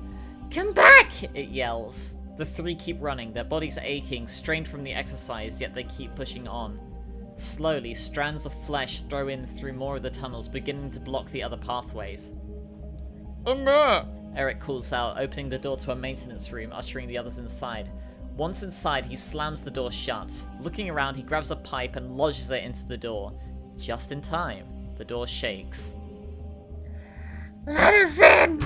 The voice screams, not attempting to trick them to come outside. Aiming at the door, he sets off a burst of flames, the hissing and screaming of the monsters on the other side echoing through the halls. Tankman, looking at his sullied attire and ruined bandages, swears under his breath, looking around. You can see a few mattresses, spare clothes, a table, various bottles of acetone, styrofoam, and a door outside.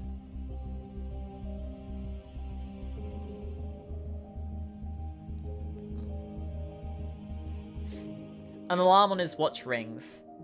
Rubbing his eyes underneath his glasses, he sighs as he powers off his terminal. The blue light of his computer dances around the isolated office and then fades away. Stretching with a groan, he leaves.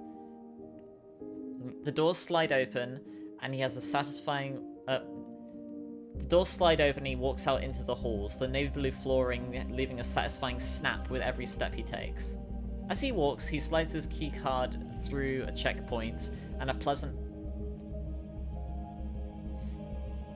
He walks through to a checkpoint and slides his keycard. There's a pleasant buzz as it flashes green. The airlock opens and he walks through the elevators, heading down. Inside are a pair of guards with an expendable. The silence in the slowly descending elevator makes time feel even slower. Hey, Deslin, the guard suddenly speaks. Hey, remember Deslin? Looking forward to tomorrow, they'll be serving pizza. Deslin, groggy from work, nods without a word, not looking forward to having to socialize. Mood. The elevator chimes as the doors slide open. He steps out and continues a groggy walk to the cafeteria. He saunters into the spacious chamber where there are various tables set out with other doctors eating. He ignores the lunch line and walks to the refreshments table. A few familiar doctors and agents surround the treasured appliance. The smell of a fresh brew fills the air. He takes a cup and pours himself. He takes a cup and pours himself out a serving. Hey, Des. A tired voice suddenly calls out, snapping him out of his haze. How's progress on a dash 812? An exhausted Dr. Kaleo asks. Should we make Deslin Scottish? Could go better. Deslin responds, drinking the black liquid, too tired to care for its taste. He rubs his temple, trying to stay focused. She's been rather uncooperative through the interviews and testing, Deslin adds, dejected, picking up a muffin from the tray. Tearing a chunk off, he dunks it into his coffee and then pops it into his mouth. The sweet and cinnamon taste conflict with the bitter of the coffee, but it is one of the few things that brighten his day. A sudden cheer from a few researchers caused the exhausted man to flinch. He turns to see a small crowd watching a baseball game, flying squirrels against the strikers. He never cared much for the sport. Any specific difficulties with the anomaly? Kaleo asks. Just usual responses. Where am I? Why am I here? He states, continuing to eat his muffin. A yell from an agent calling out to everyone almost causes Deslin to choke. Guys, something's happening! A person who has never heard of an inside voice exclaims. Coughing on the crumbs, he turns to look at the agent standing in front of the TV. Several personnel gather, staring at the sight on the television, the sky having gone from a soft baby blue to crimson. Nobody speaks, as if the world is on pause. One of the baseball players, out in the sunlight, stares at his arms. As abruptly as the sky changes, he collapsed. Then the others dropped like he did, like soup, just into a soup-like liquid. The observers who weren't under the sanctuary of shadows quickly fell like they did. Then they got back up. Puddles of rippling meat trying to form themselves into people again suddenly roll into each other. An amalgamation of faces and limbs intertwine, forming a poorly shaped arm, towering tall enough to reach into the stands, fingers made of arms grabbing people, lifting them to face the sun. Red lights dance on the pale walls of the facility, the tension palpable. An abrupt click starts. An abrupt click echoes, startling everyone. The director's voice echoes through the halls. This is your director. We're experiencing a crimson event. Do not go outside. Do not go outside. We are in full lockdown. Nobody is allowed in or out. A pause is heard. If anyone is outside, consider them lost. With their personnel status revoked, they are to have their credentials and biometrics removed immediately from all systems. Deslin's heart sinks as he walks closer to the TV, adrenaline running through his body, waking him up instantly as he sees more and more people melting. His phone suddenly rings. Nearly everyone stares at him as if he melted too. With a shaky hand, he takes his phone from his trousers and answers the call. A familiar static-laced voice immediately yells at him. It's happening! The man on the other end yells, the sound of snow being crushed underneath boots irritating his ears. What's happened? Before Deslan could ask, a loud thud could be heard as the snow crunching fades. The sound of wet dough is then heard as the other end goes dark. Almost instantly, what was the television's view of people getting dragged into sunlight by the growing mass of flesh is replaced by a live feed of the director himself, the fear on his face unmistakable. Greetings. I'm the director of The Greater Good, he states, his tone of voice and pace proving that he wasn't prepared. Previously, we worked in the dark, containing what once brought dangers to your life and more, so you could flourish in the light. I know we don't have much time, but listen, I beg of you, he adds. Something is wrong with the sun, and this time, we can't fix it. Deslan feels his heart drop hearing that. It's time to change that. We invite you to join us in the dark. To those with loved ones, partners, families, or God forbid, children, you have my deepest and sincerest apologies and regards. Deslan, even if he was close to the man, has never seen him this vulnerable. Please, do not let their deaths be in vain. Life may still have a chance to survive. Come to Site Alpha. We need all the hands we can get.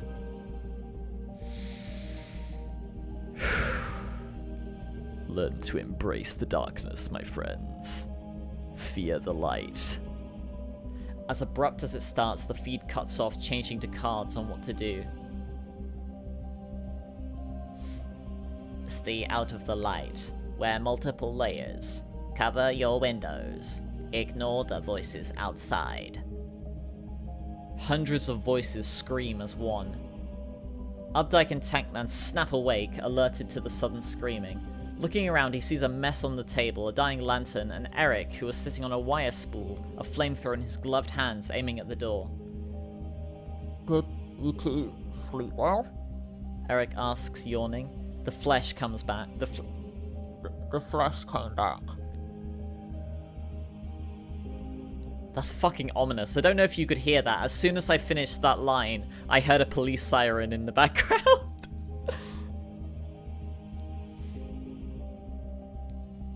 I would have slept better if I didn't have screaming flesh on his alarm clock.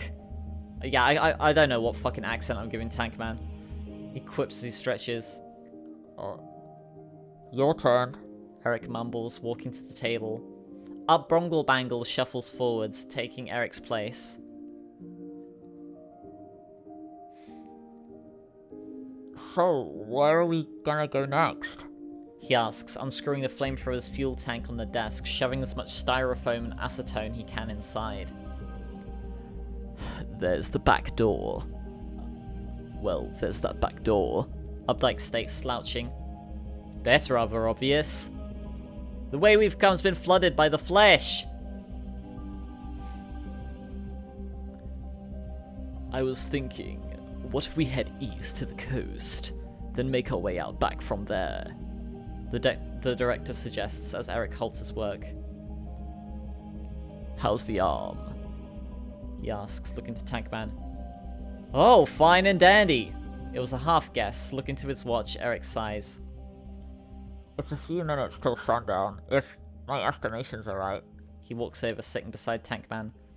The lantern flickers as Eric hits the dying electronic with a fist, resuming normal function.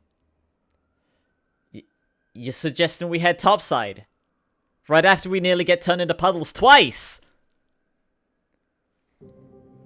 We don't have enough supplies to stay here forever. Wait, I don't know why I'm covering my mouth. We don't have enough supplies to stay here forever. Hey, what's that? You speak up, Marshmallow Man! His eyes darting around the room, with a bloody trail leading to where they came from, providing no comfort to the situation. We should be prepared to leave, he adds before squeezing the trigger on the flamethrower, expelling a fresh glob of napalm to the floor. As he rises, his back aches. He walks over to help the injured man to his feet.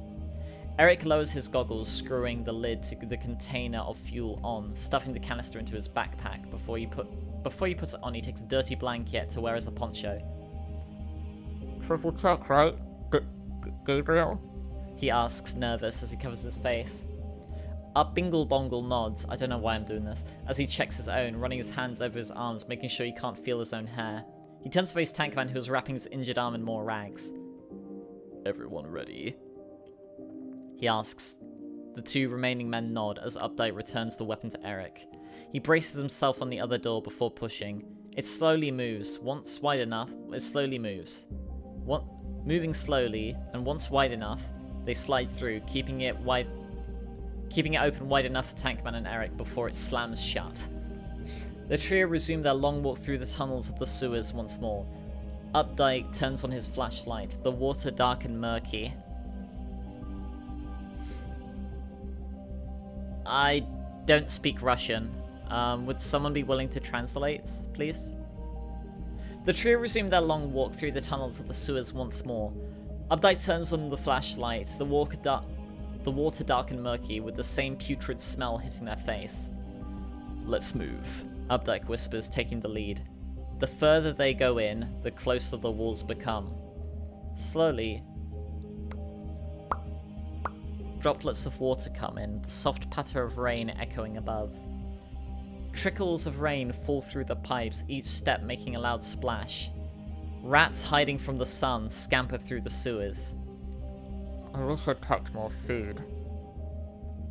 Eric mumbles, keeping his eyes wide as he can. When do you not?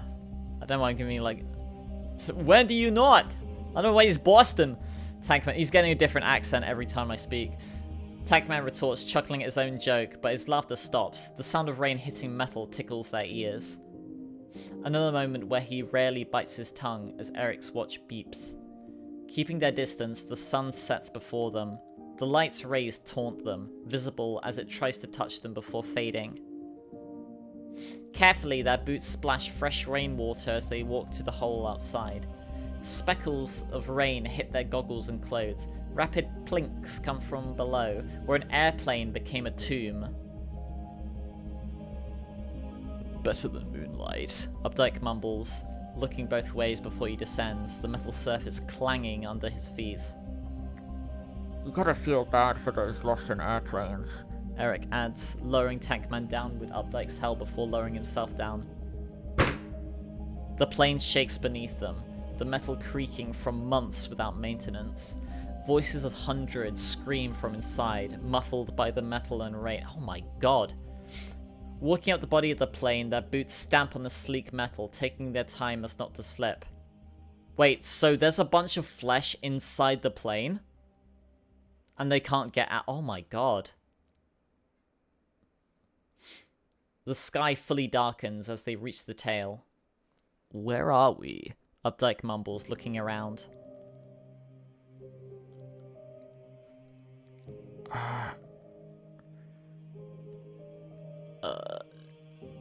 Do you see any landmarks? His voice barely a whisper, both Eric and Tankman looking around. There's that old theater. Tankman states, lifting his injured arm, gesturing to his left. Which means we should be north, which is the opposite of where we want to be, he states. Obviously. Doesn't that mean we're in the outskirts of the city? Eric asks. That at least means there's less afflicted, but that also means more greenery. The director adds, motioning the group to move forwards further north into an alley as a detour. Rain drains down through the pipes, hitting the lids of dumpsters and forming puddles in the concrete. He pauses, raising a gloved hand to stop the group. A humanoid... Oh no. A humanoid trudges forwards, a dog's head and limbs sticking out of the entity, whispering and singing to itself. Rain, rain, go away, come again another day. Eric holds his breath as Tankman winces. Little Juno wants to play, come again another day. One foot comes down heavier than the other. The darkness barely hides the three survivors as the smell of the afflicted hits Tankman's nose. The milky white opal spheres where eyes were once meant to reflect in the nearly non-existent light of the moon. Sun, sun, out you stay, warm us up for all the day. 2 feet come down, dragging it forwards. Updike covers his mouth and nose with a gloved hand. 3 feet stomp down. Little Juno wants to play, warm us up for all the day. The singing goes quiet as the monster finally leaves.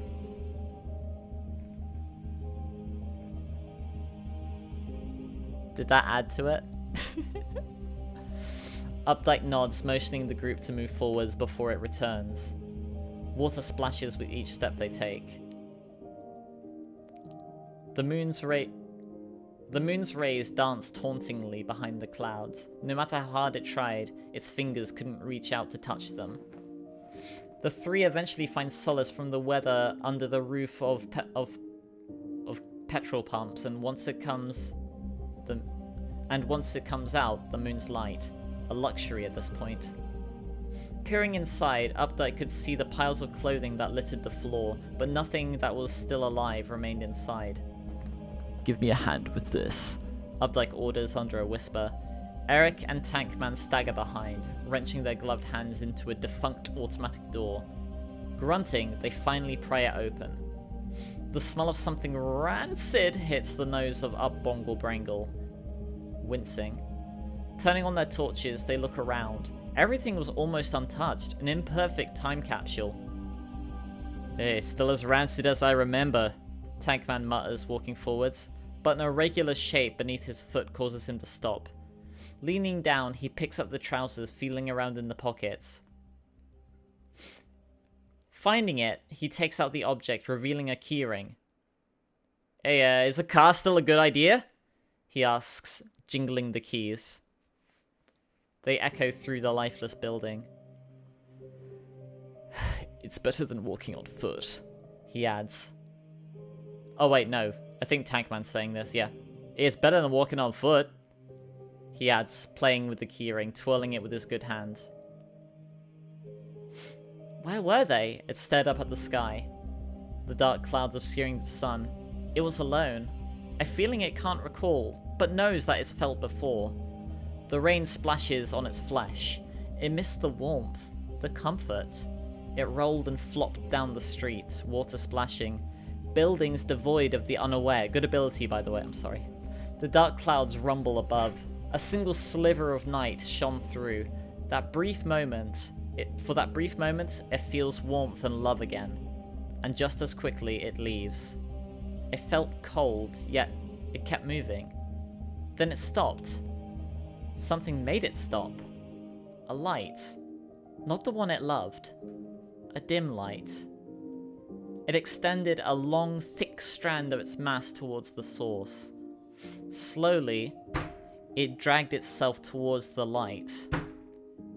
An old building, glass front, bathed in dust. It stared out across the street. Two opal spheres roll out, followed by teeth. You could see 3 moving creatures in the building and to the side. A vehicle connected by a wire remained motionless. Short, square character, a shine from something on its face. A tall, hairy thing in a suit and blanket. And a round thing, holding something gun-shaped. Could it be that they weren't shown the beauty of the sun? It was alone. And it had to act alone. Is this Leah? Tankman was the first to notice the creature. Is Dad just watching? He whispers, putting the keys into the door of the car. The click of the door was all the creature needed to hear as it lifted a limb and started to half run at them. Double time! Eric blurts, climbing into the driver's side passenger seat. Tankman yanks the keys out the door, almost breaking the blade in his rush as he climbs over to the passenger seat. Updike slides into the driver's seat, slamming the door shut. Tankman fumbles with his injured hand, but locks the doors. The flesh smacks a fist against the glass. The hitch shakes the car, causing Tankman to drop the keys. Let me show you! It yells, pressing its face against the glass, starting to pound against the glass more and more. The creature's flesh moved and warped like clay as it pressed against the window harder. The opal spheres and teeth moving around, strands of hair intertwining like wire. Updike's hand shakes more than the car. Tankman's eyes widen beneath his goggles as he sees the teeth move down to the entity's hands. With a harder slam, it hits the glass again, cracking it. Shoving the keys into the ignition, Updike floors it, pulling out of the petrol station. The rain splashes down onto the windshield, water dripping through the cracks as Updike almost hits a road sign in his rush to leave.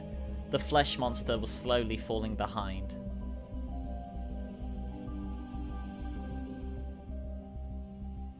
She limps through the green ankle-deep muck.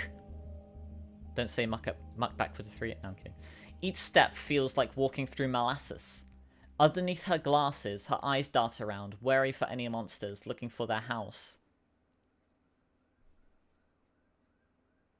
Looking for their house.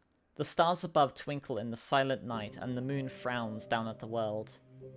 At the end of the road was a simple house, green vines and bulbs hanging down from what were once apple trees. She found them. Despite the struggle, she pulls forward, at last pulling herself out of the green mulch and onto the stone steps. Reaching out, she knocks on the door. Oh, wait, fuck. You said it here. Keeping the timing right. The knocks echo through the silent night. Soft padding grows closer from the other side, then scraping. The door opens partially. A terrified eye looks back before closing. The sound of chains move. Then finally, the door opens wide enough for her to walk through. Who is her? Come in. Come in. A soft yet tired voice ushers, urgently inviting her inside. She steps into the worn house, enough dust visible on the shelves to give her allergies just from looking at them. With a click, the door shuts behind them. The Anubis demi-human ignites a candle, dimly illuminating the hallway, highlighting her unusual features. Did you bring the ring? She asks, nervous yet impatient. The woman reaches into her bag, taking out a small ring box, letting the demi-human open it and check. Thank you, she states, a soft smile growing on her face as she takes the box, walking deeper into the house. As the pair walk, the demi-human stops in a kitchen, the window blotted out by black paint and blankets. The door to the back porch blocked off by plywood and shelves. On the counters were various maps, travel brochures, and newspapers strewn about. She sets the small box on the counter, before handing the woman a bottle of antibiotics and vitamins. Here, as promised. As the woman takes the pills, stuffing the bottles into her satchel, a map is also offered to her. I've marked where I saw your friend last. She's alive and in the city, she states. The Anubis woman suddenly holds out a graduation gown to her. I doubt my soon-to-be fiancé will need this. Nor will I. Please, take it as thanks, she states, not leaving much time for protest as she walks to a cabinet. She reveals a bottle of cider once hidden away for a special occasion. Twisting off the top, she dumps a small vial of a colorless liquid before sealing it again. What are you doing? The woman shakily whispers to the demi-human. She stops, the ring and cider in her paws. I'm going to have my happily ever after. What if this is like the rings that protect you from radiation? And she's going to drink poison, and because she's wearing the ring, she wouldn't be revived by the sun. But maybe someone found her, took the ring, and that was the dog thing that came after them earlier.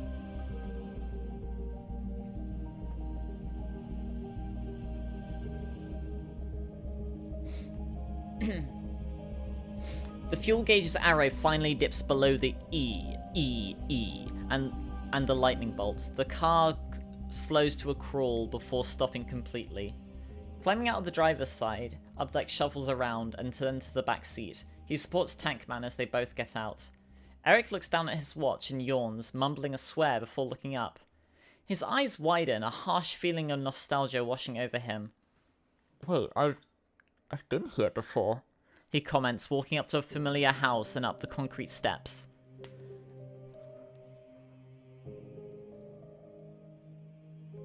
Updike and Tankman slowly walk over as he opens the door, the interior dim as he holds it open. Once they're all inside the safety of the familiar house, Eric pushes a coat rack in front, sending a blue flannel jacket into the floor. Turning on his torch, Updike reveals the dusty interior, photo frames obscured by dust and filth hiding who was framed. Small Lego pieces litter the floor. The windows were painted over in a black paint and covered further by curtains. Eric trails off as he walks cautiously through the house. Opening the door to the bathroom, he leaves the pair behind. They walk into the kitchen. As they walk into the kitchen, Updike sets Tankman onto a chair and lets him rest. Hang tight, Updike orders as he opens the pantry looking for anything edible. Eric walks back holding various bottles of pills, raising his goggles to read the labels. Benadryl, ibuprofen, aspirin, fluoxetine. He mumbles, but pauses as he looks at the bottle of blue pills. I wish this was in date. He quietly mumbles to himself. Nothing, he whispers. Updike half whispers as he sets an open box of cereal onto the counter, crinkling of newspaper startling Tankman. Eat. It will be a while until we find somewhere safe again, he states, leaning against the wall. Lowering his mask, he shoves a handful of the stale cereal into his mouth. So where now? He asks, bits of cereal flying out. Updike remains silent, his gloved hand tapping his chin. Maybe the movie theaters on the southeast side of the city? Eric suggests, stumbling over his words again. I made a stop there about a week ago. It should still be fairly safe. Oh, can you scare me? Updike rests his hands on the wall, but he feels something cold to the touch.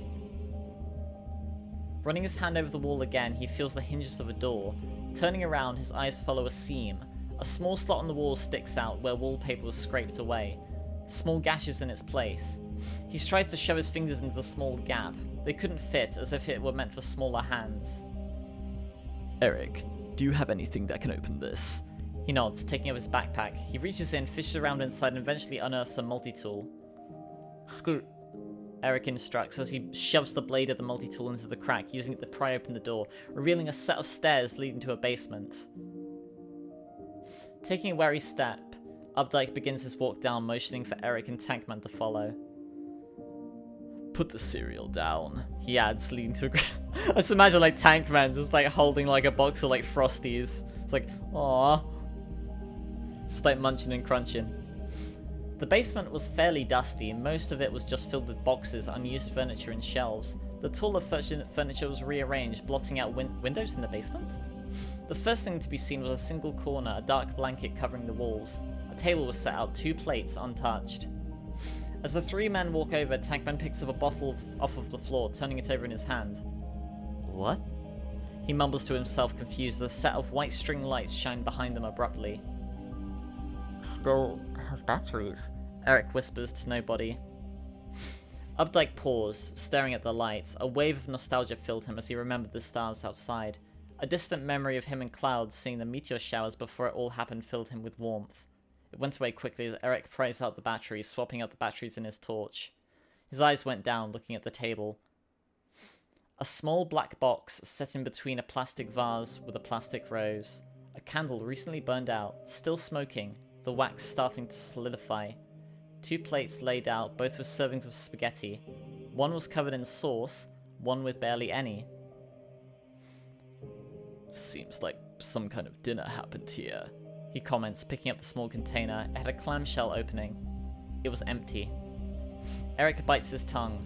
The three men split up, starting to poke around for anything of use. Something catches one of Bronglebangle's eyes, a clipboard on top of a few tote crates. Walking over with his footsteps softly thumping, dust puffing up with each step he takes, he picks it up.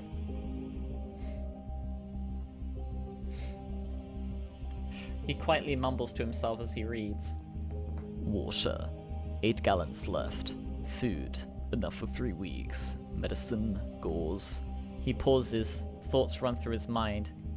Was this place recently abandoned? Ugh! Tankman yells, a rancid odor coming from the door he just opened. It's just literal shit in there! He yells, trying to keep his own voice down. Eric closes the door behind him, patting his back before looking to the former director. Find anything good? He asks, hopeful. There's an abundance of medical supplies. Updike states. More than a normal house should have. As if someone was trying to run a clinic. Eric walks over, taking the clipboard, raising his goggles. His eyes skim over what was in the stock. It's mostly antibiotics, he concludes, turning on his torch, gently illuminating the dark basement. He walks to a shelf, trying to find something hidden among the various items. The dust danced in the light, reawakened by their footsteps as Tankman and Updike turn on their own lights. Do you see anything that says amoxicillin or cephalexin? He asks, turning his whole body to look back at the others. Something on the floor stuck out to him. Fur and unusual prints. It looked like something being dragged behind what made the footprints. Hey guys? He whimpers. The two other men turn to look down, their eyes following the same thing that they saw. Carefully, they follow the path of prints leading to a shelf. Why would it lead to a shelf? Tankman asks. Updike reaches out, taking the initiative. His eyes follow the dimly illuminated shelf, looking for what looked most clean. On the third row, he pulls on a fake book, the same claw marks on the top. The shelf unlocks and moves towards them. A gasp from Eric is the first and only thing that was heard. A hidden safe room was unveiled. The smell of lavender hit their noses, a sense of unusual calm clouding over two of the three. Old cans and empty bottles littered the floor, clinking against Tankman's boots. The windows covered and further fortified by shelves moved to cover the openings. Two figures laid on the bed, motionless. A skeletal boy and an Anubis demi-human, neither moving but holding hands. Eric walks over, his blue eyes wide and concerned.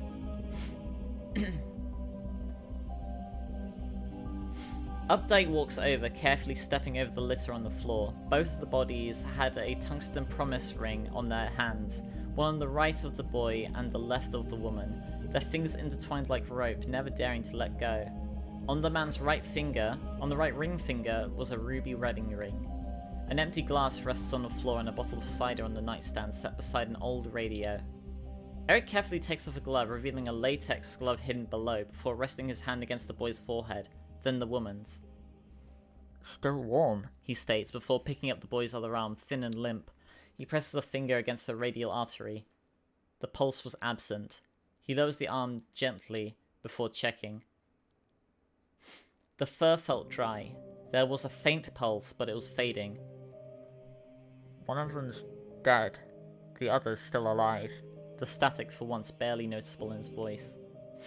Updike pauses, picking up a note from the floor stained by cider, reeking of medicine. He begins to speak, his tone stoic despite the sight. To whoever reads this, please do not disturb our rest. We've spent so many long months in pain, but now we found peace. We're finally together, happy in each other's arms. Please, leave us to have our happy ending.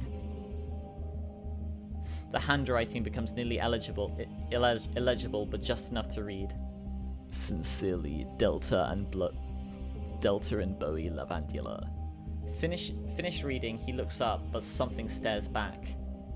In the corner of the room, a black pillar-like entity stands. Even with no eyes, Updike couldn't shake the feeling of being watched. As if it knew, it shifted. A void opened up, an eye sloshing forwards. A glowing white eye stares back. It blinks. Slowly, it fades away. Black part. Oh, something? Omori? Something? Disappears into the isolated room. Eric picks up a discarded bottle, reading the label.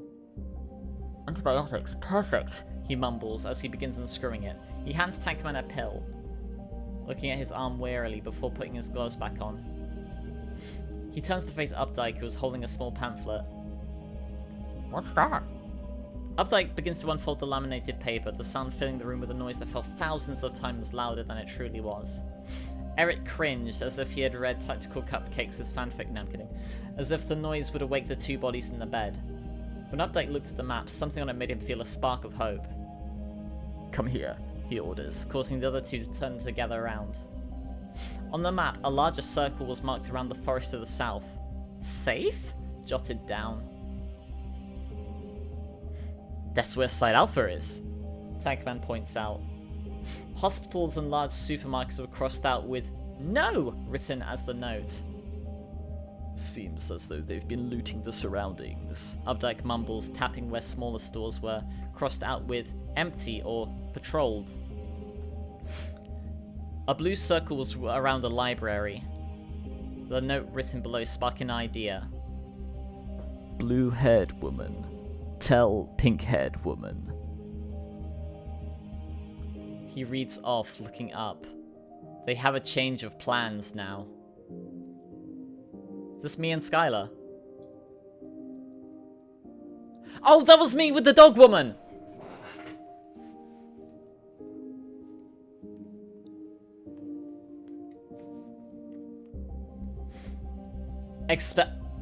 Andrew and Carmen. A man in a faded black shirt and a tan plate carrier calls out. A short brown-haired man and a bold blue-eyed man approach, both wearing dirty jumpsuits not meant to go so long without being washed. Wait. The first, a redhead with a beard, had the numbers 9321 printed on his jumpsuit, and the other, a black-haired woman with the numbers 8451. Yes, sir? Andrew asks, waiting for their duties.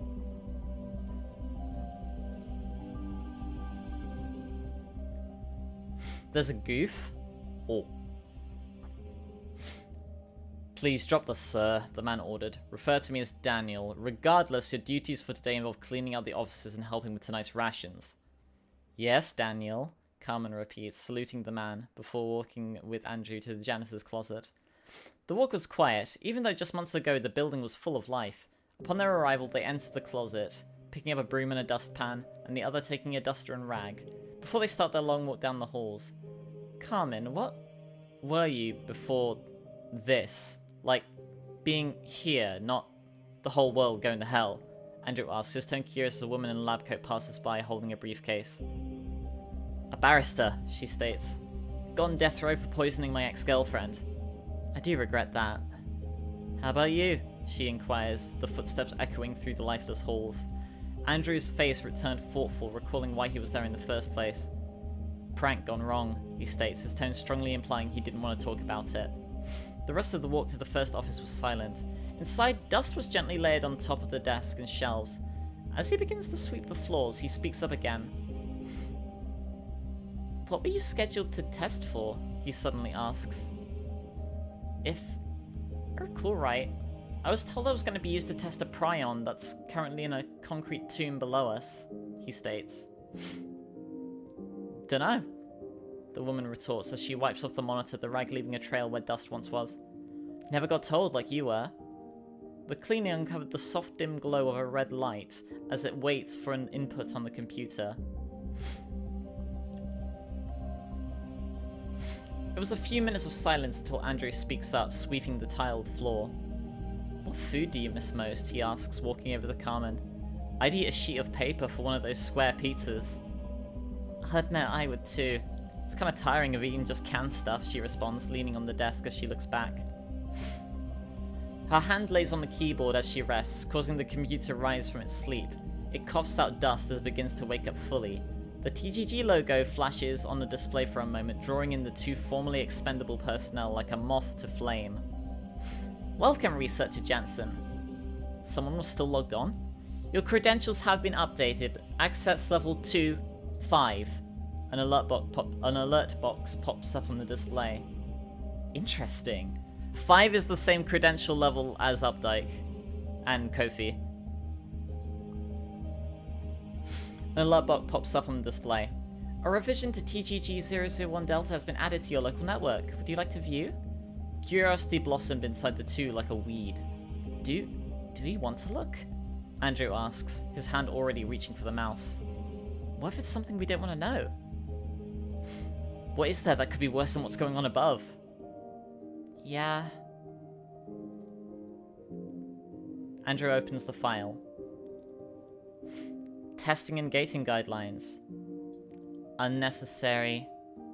Testing general grievousness. Teal. Due to the beauty of the event and anomaly, TGG Delta is not to be contained. Survivors of it are stationed within secure outposts or facilities who are stationed within facilities are to be shown the beauty outside. Any personnel are encouraged to stop worrying. Anyone with knowledge of the whereabouts of the director should stop hiding. Survivors attempting to travel outwards should stop lurking in the dark. Formerly wooded areas such as parks, forests and gardens are to be visited. Don't be afraid to stop and smell the flowers. If possible, travel by air is to be avoided. Anyone exposed is to be considered saved. Those saved are not to be abandoned. Euthanization is not to be attempted. Electrical weapons tickle. Cryogenic and incendiary weapons are only effective for so long. Items such as firecrackers, voice recorders, or ways to provide distractions are useless. Delta is the title given to the sun after the day the world finally found peace. Those shown the beauty of the day exceeded 7.2 billion within the first 24 hours, dubbed Unveiled Delta or U Delta. The effects only come from exposure to light on a visible spectrum of 390 to 700 nanometers. Due to the moon reflecting sunlight, similar effects are present there too. Upon visible light produced by the sunlight making contact, living entities will become beautiful. The time it takes for the effects to melt the entire entity depends largely on the amount of exposure and size. Despite the effects, at no point will you die. We promise.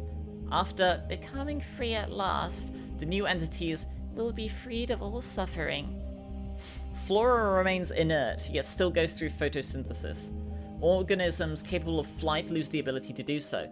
Fauna remains sentient and parallels their non-anomalous versions. Although this is not true when part of, I'm assuming this means like, although this isn't true when part of a larger instance. Humanoids are still there, aware and remembering. We miss you. Due to the composition, upon making contact with another instance, they combine and blend at the molecular level and finally become one. The new chaotic biomass is marvelous. Limbs, bodies, and faces will rise momentarily before collapsing back into the mass, replaced by a new, just as beautiful form. The large biomass will move around with beautiful limbs from their masses, life forms. We miss you, Daniel. Melissa misses you. Andrea misses you. Error. Further data corrupted. Scraping of wood on wood fills the kitchen as Eric slowly pushes the shelf out of the way. Remember, east, then north. Eric repeats to himself. The pilot light from the flamethrower in Updike's hands dimly lights the room. The blanket draped over his head provides some warmth against the cooling air. Raindrops gently pelt against the glass door, painted over long ago. As Eric opens the sliding door, Tankman groans. Oh, you gotta be kidding me, he complains after seeing what greeted them outside. Thick ropes of green, the porch facing another forest. More apple trees stand outside, the strands and the drooping spheres billowing in the soft winds. The dark clouds above remain, blocking the light of the moon.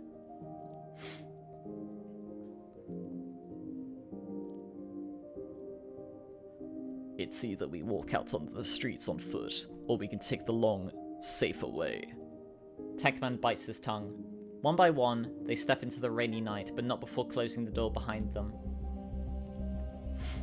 The three men wade through the soup of dead plants and molten chlorophyll. Their torches shine in the night, rain pelting their clothes through the vines below. The light shines back, illuminating the path with a lime green hue. Tankman swipes off a glob of green goo from his goggles. So what if she isn't there? He asks, his boots struggling to move in the watery, muddy combination of grass and tree bark. The hairy man takes a moment as he thinks of an answer. Then we head back to Site Alpha. Updike responds, wary as he holds the flamethrower.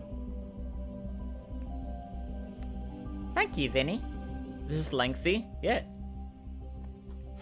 Each step fills the air with the rancid stench of dying plants below the layers of biomatter. I think these filters are starting to expire. Eric comments abruptly, looking up from his compass, his eyes crinkling from the stench. Bad ability, by the way. The clouds above stirred, the moonlight, good move by the way, peeking through down at the trio like an eye opening after a long deep sleep. The rain mixes with the matter below their boots, feeling like walking on flypaper. Each step was a struggle, but they kept moving. Updike's thoughts turned to other things as they moved it through the muck. What was going on at Site Alpha? Is Kofi keeping everything under control? What would happen if she was taken by the light? Will there be enough water? Those thoughts were the seeds of worse thoughts, of darker concerns. What if the flesh knew of the rings? What happened to the other ring? What would happen if the mourner? What would happen if the mourner can't keep the flesh out? What if the flesh took the last few people he kept fighting for away? Was Cloud safe? She was. She has to be.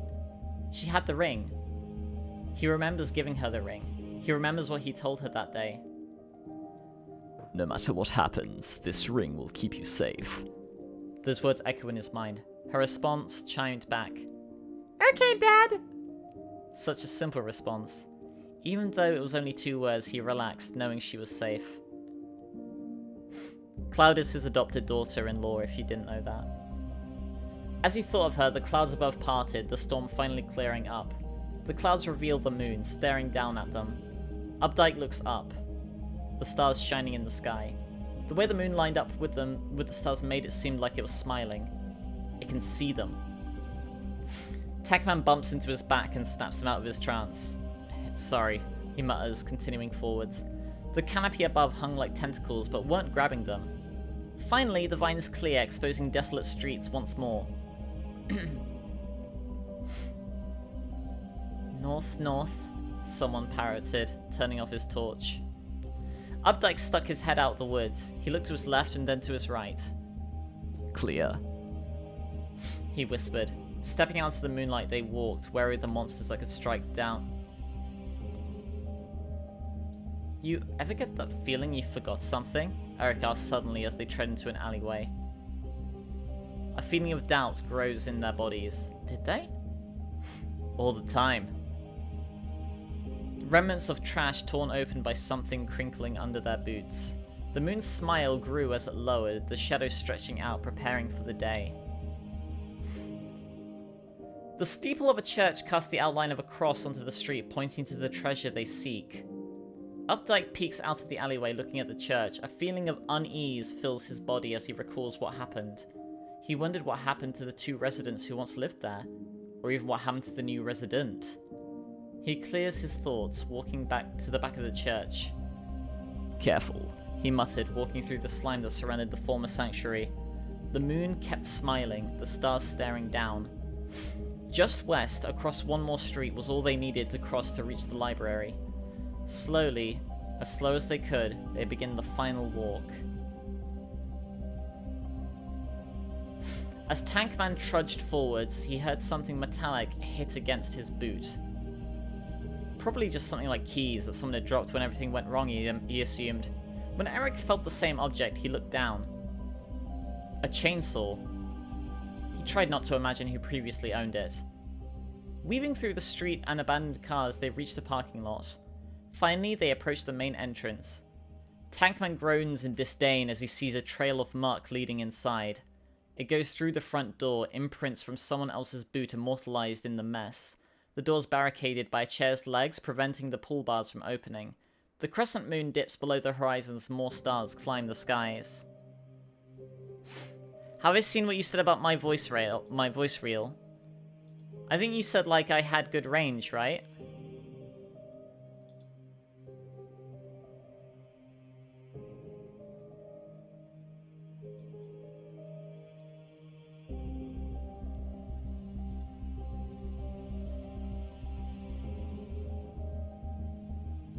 Just like a marksman in a MOBA game, you've got the range!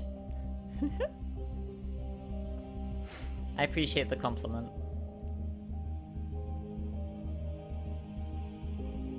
The crescent moon dipped down. Someone else was here.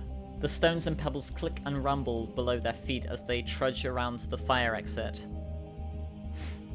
It's not a jab to a certain voice actor. It was propped open. Through the door was the basement filled with computers, all aging hardware. Their footprints leave a trail on a dusty carpet. Despite the silence of the outdoors, the library seemed even quieter. Each step inside was soft as a whisper. The stairs creaked with each step as if wood was screaming, revealing their location. The same muddy mess from before trailed everywhere, to movies, to the librarian's counter. A mess was even in the children's area. A pang of remorse fills Updike's body. Hey, Gabriel, you alright? Eric's voice shook him out of his thoughts once more. Yeah. The sounds of something else above caused all three of them to freeze. Creaking. Someone or something else was in there with them. None of the three dared to utter another word. Readjusting his grip, Updike begins to slowly slowly head towards the stairwell once more. The steps had imprints, worn down by someone's careful steps. The door was blocked partially by a shelf, which was pushed by something to make room. Barely fitting through the gap, Updike pushed himself through.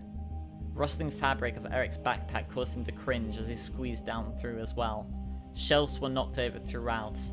Some leaned against one another, arching like a tent. Some laid on the floor. Some laid on the sides. Another door across the room was ajar. Whatever was up there could be stalking them. Moving his free hand up, he releases the foregrip of the flamethrower. He makes a hushing motion with one finger, then another, a thumb pointing to his neck, shaking his head. Lastly, he presses 4 fingers against his thumb, then opens his hand. Eric and Tankman stare back before nodding. Slowly, they walk around the perimeter, each step as careful as possible. Finally, at the entrance, he braced himself against the weapon's stock. Turning his whole body to face towards the interior, he aims the pilot light inside. Nothing? All there was inside was an office. A sleeping bag was laid out on the couch. There was a table with many boxed cereals and non-perishables, jugs of water in the corner, curtains covering the interior glass walls. Nothing. Is it clear? Eric tried to ask, entering the office. The man was quickly interrupted by a burst of flame hitting the doorway beside them, the strap on his backpack catching on fire. He yelped, stumbling over himself, nearly falling backwards onto Tankman as he rolled on the ground trying to snuff it out. Updike looked inside, where someone human, he at least hoped, was standing, wearing a welding mask. In the stranger's hands was a poorly constructed flamethrower made of pipes and junk. It was a miracle it even managed to burn Eric. Oh, someone inside has a flamethrower. He looked taller than Tankman, but shorter than Eric. A brown leather coat reflected back the orange light coming from the pilot light. His trousers were baggy, with a jacket wrapped around his waist, and on his hip was a taser and a small handheld radio. A wire leads from the equipment underneath his clothes, presumably to his ears. Director Updike? The figure asks, their voice low and gravelly. Striding forwards, the person lifts up their mask, a scarf covering his face underneath. His mind scrambling, trying to remind himself of who he was speaking to. Is that really you? He asks, a pair of tired grey eyes looking in the darkness. I thought you were dead. It's a pleasure to meet. Is that really you? I thought you were dead. It's a pleasure to meet you face to face. The man slings the flamethrower onto his back, the sling made of rope. He bows, lowering his mask to cover his face again. Codename Nathan! He introduces himself while offering a gloved hand, waiting for his superior to shake his hand.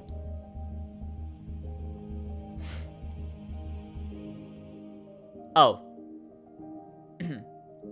I'm one of your informants. Your group hired me to keep an eye out for anything out of the ordinary. He adds, trying to remind Updike of who he was. Updike stared back clueless. I'm the hot dog vendor, Nathan specified. A snicker from Tankman shatters the silence. Hot dog vendor? You're telling me out of anyone you were chosen as an informant? His laughter was short-lived as Updike smacks him up the back of the head. Get a hold of yourself, John. The use of his real name got him to bite his tongue. He backed off, exploring the room with Eric. Nathan, the one who sold his wares near the park. Hey, you do remember! I guess you did your job too well done. If you don't remember me, he commented as he closed the doors behind the three men. It was unclear if he was coping. Seethed mold. Tankman, behind the shadow of the cabinet, picks up a half-eaten bag of crisps, foil crinkling loudly in the dark office. Everyone turns, staring at him as if he just melted. Score? He weakly exclaims, lowering his mask just enough to stuff crisps into his mouth. Eric sets down his backpack, unzipping it and rifling around the inside as Updike turns to face Nathan once more. Why are you here?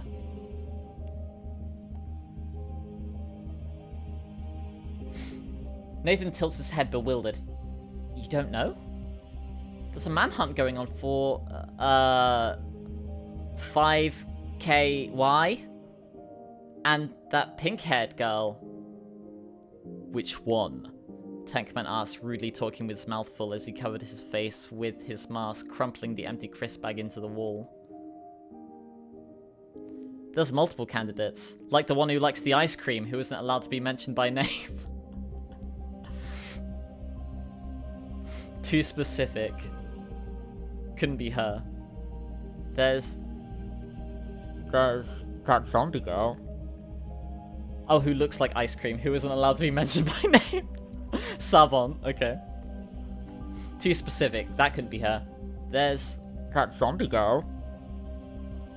Eric adds while wrapping duct tape around the burned strap. That wasn't her either. Or the one who's immune to fate, Updike concludes. Skylar. And me.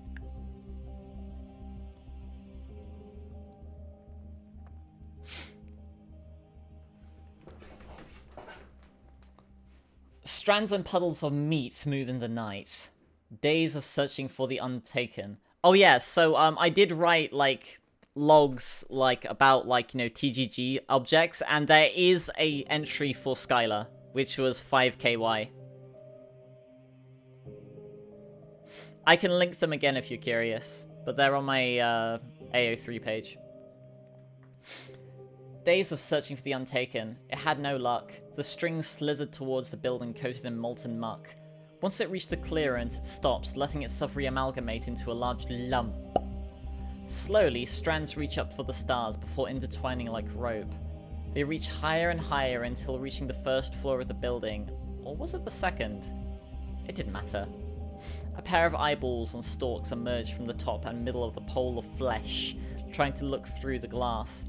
With a soft, wet slap, it hits the wall, beginning to coil around the building like a vine, trying to see if it could see a group of the trying to see if it could find a group of the uncorrupted. The eyes slid along the rope, searching every angle it could. It stopped as it saw 4 figures sheltering from the moonlight. Was it them? It thought to itself. A tumorous lump began to form on a stalk before it gained the horrible resemblance of a warped ear. It pressed against the glass, trying to listen. Then it extended the optic nerves of its eyes, pressing against the window. It could feel the coldness of the glass. The eye dilates, glued to the 4 figures, trying to adjust to the darkness. It didn't recognize the monochromatic short man. It couldn't recognize the man wearing a dirty blanket. It didn't recognize the man wearing a welding mask. But then, it saw the crouched man with fractured skiing goggles. Eric. It recognized him. A surge of pure joy filled its body. It was. The building echoed with the sound of flowing water. Water? Here? but it wasn't raining anymore. Nathan was the first to realize and the first to reach for a weapon, his gloved hand wrapping around the grip of his taser. His experience allowed him to pull the weapon from the holster with efficient speed, keeping the weapon pointed at the only entrance, but through the vents, strings of flesh poured in. Tendrils coiled around his arm and pulled him upwards violently. The sudden attack caused him to squeeze the trigger, sending the tongue sinking into Tankman. Tankman collapsed, his muscles involuntarily contracting and relaxing, writhing on the carpeting floor in pain as electricity jolts through his seized body. The flesh pried the flamethrower off Nathan's body, sending it to the floor, shattering in chunks. The napalm leaked out of the fuel canister. From the tendrils, small fruiting bulbs fall down to the floor, rolling towards Updike slowly. As it grew more, gaining more entities to its mass, it shaped itself together into arms, hands, outstretched but short. It grabbed Updike around the ankles before wrapping around his legs like a snake. He tried to pull his legs apart without any success. He closed his eyes, aiming the flamethrower at his boots, and squeezed the trigger. A glob of flame spirals out, a line of flame splattering his boots, illuminating the room as the flesh screamed, never letting go. Through under the door, puddles began to pour through, beginning to let more of itself in. Christ! Eric mutters, looking around the room, shaking. There was no way out. He takes out his gun one final time, his intent clear. Yet, as if the monster also knew what he planned on doing, it reacted. Vines shot out, reacting faster, ripping the gun away from Eric, the bullet instead firing through the window harmlessly before encasing the man in a flesh cocoon. A smaller mass of flesh wraps around Tankman, dragging the defenseless man upwards. Updike raised the flamethrower once more, trying to aim at the strings pulling at Tankman, but the flesh reacted first, wrapping around the flamethrower in his own, and wrenching it away before stringing him from the ceiling by his arms. Updike grunts, jerking his body forwards, trying to rip his arms free, but no matter how hard he tried, his efforts remained fruitless, unable to escape the flesh. Even if the odds were slim, even impossible, he kept struggling, his eyes shut, refusing to accept his fate. Something was wrong, though. It didn't drag him outside. He opened his eyes. Everyone was still there. It didn't rip off their masks. It didn't try exposing them to the moonlight. Finally, the door opened. A large, thick puddle rolled inside. It began to rise up, strands of flesh shifting into bones as legs began to form. Chunks of bone and enamel began to form along what he assumed was a spine. Its body was wrong. Everything about it was wrong. What was meant to be a skeleton was thin as wire. The flesh dripped off his frame like a watery mud. A large slate of flesh forced itself onto what was meant to be a skull. Using one hand, it carved a new face, two small holes meant to be eyes, then a frown. Slowly it contorted, the flesh dripping down its face as it adjusted. Though the voids widened where eyes were meant to be remained empty, yet the feeling of it watching never went away. The frown became a grin. It opened its mouth. Teeth grew from inside the flesh, snapping into the place with wet clicks, letting the monster grin to a far more inhuman degree. Eric's eyes widened, a surge of fear filling his body. He finally recognized it. Updike's heart froze as he frowned underneath his coverings. "Greetings, Gabriel," the figure greets, through a warped, wet voice. Wait, who is this? Fuck, who is this?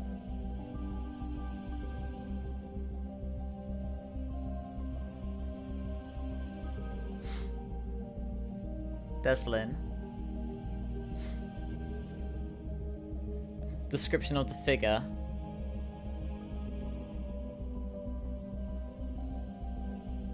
Oh shit! Greetings, Gabriel. It's the Trolls!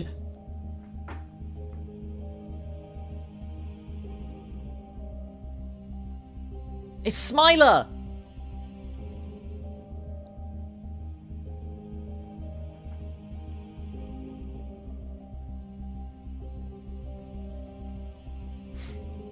Like the monster grin, wet clicks, more inhuman degree, calling him Gabriel.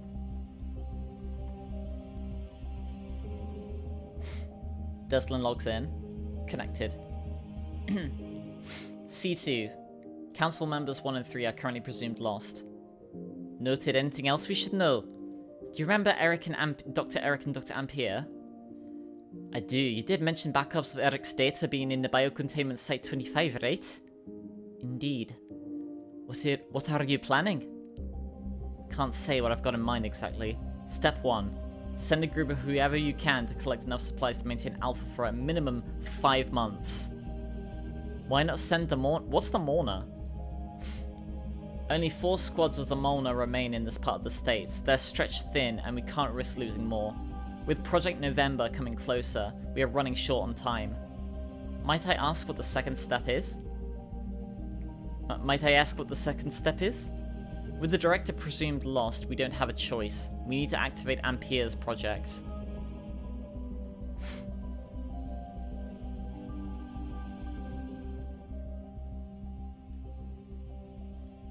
Trivia. Eric's rather bold overreaction to there being no way out is somewhat reflected in his origins of SCP Daybreak the game, where he took the coward's way out on day 1. Was originally going to be named Jonah. Major. There was a scrap side story where the flesh monster Radial Leah would trick Lofi outside, causing a breach at Alpha. The reason I scrapped this was due to writing of Revision 2 starting before the Oh my god.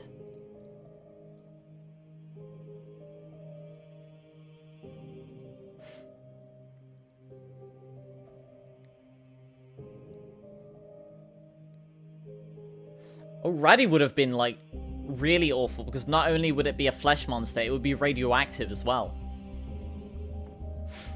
Bowie and Delta. I think Bowie... One of these is the dog woman. How Bowie and Delta originally died was a lot darker and bittersweet. As pneumonia got worse, Delta would take Bowie out to the sun, where they would melt together embracing. When Eric, Tankman, and Updike find the former partners, they'd be staring at the stars and moon, a thin skeletal hand holding a flesh-made paw belonging to Delta. Finally together in another way.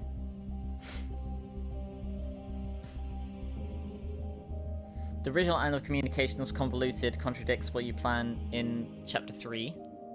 Doomy was originally going to be the user of the taser, but due to story writing difficulty... And how on earth did Doomy walk 300 miles in 3 days? You never saw the part where Leah got overtaken? She dies in the first chapter. She didn't cover herself properly, so in the helicopter when they were escaping, sunlight grazes her exposed wrist, and she melts, and that's how the helicopter crashes.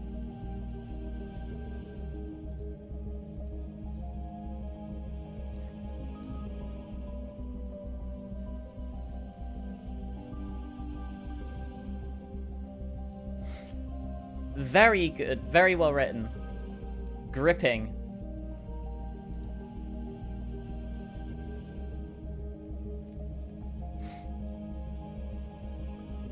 Oh my god. So I'm fascinated about what its priorities are. Like, is Smiler going to try and save them, or like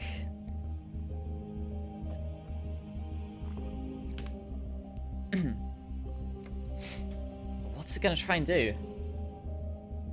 Or is it trolling them?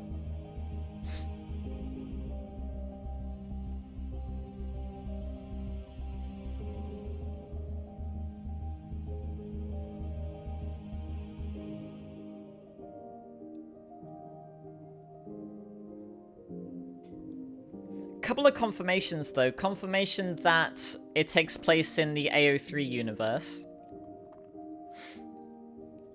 Confirmation that me and Skylar are alive. I'm really curious, like, I don't know if, like, they ever mentioned Dr. Ampere's project.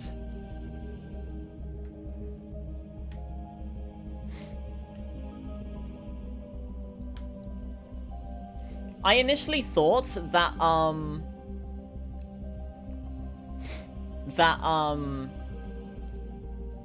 what would have happened was that the ring was going to be, like the radiation protecting rings. But then I remembered that, oh yeah, no, like, Updike did he give his only one to Cloud, or did he give one of them to Cloud and keep another? Because there were 2. At least 8 exist, but they only know where 2 of them are.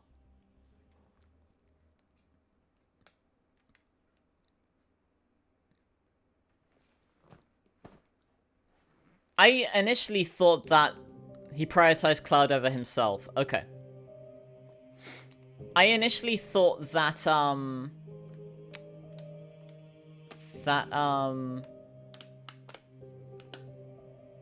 that they were gonna find me in the library.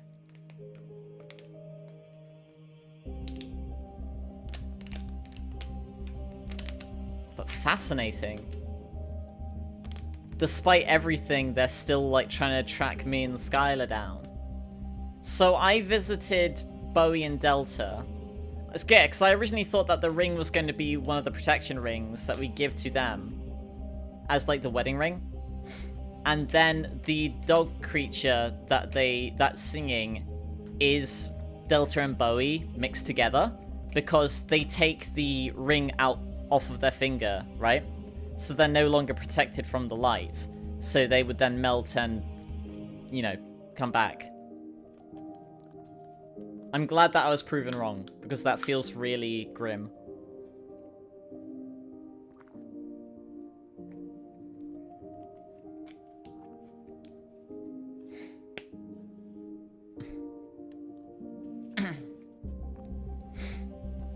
What was the object that they forgot?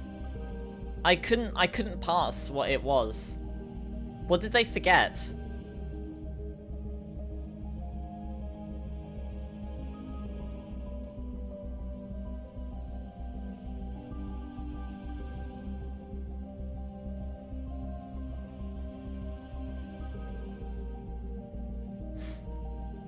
Notice what they didn't take when they left the offices?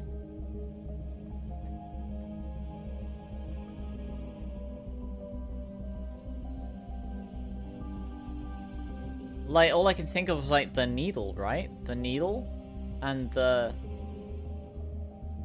string, the rag.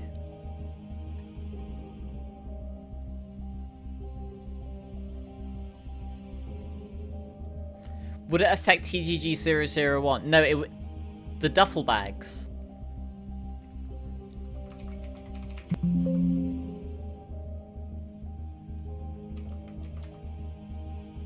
Oh, the sports bags.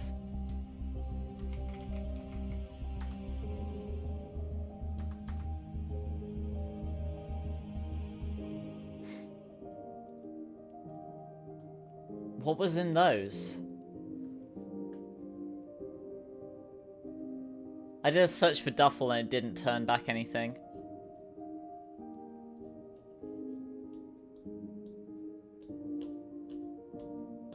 So they left 2 duffel bags, but what was in the duffel bags?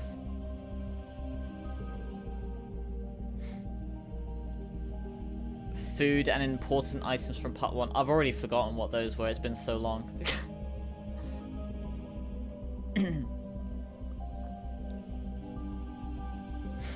Oh, the water filters. Okay.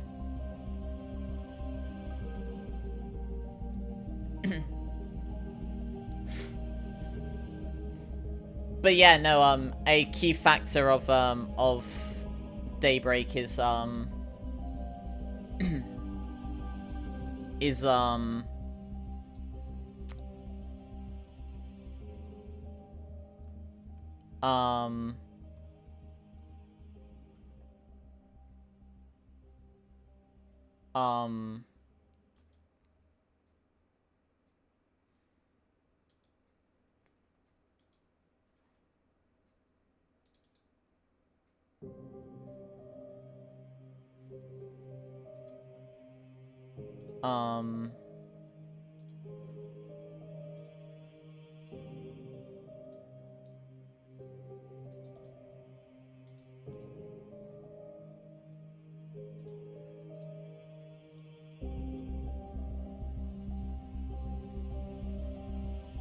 like, if something anomalous, like, is melted, they lose all of their anomalous properties. The fire eaters.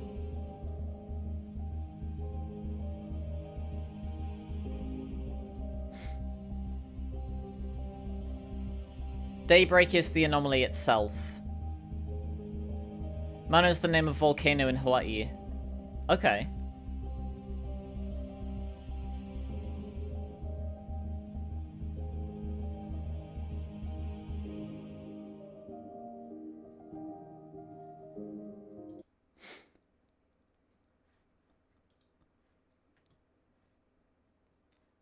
Okay.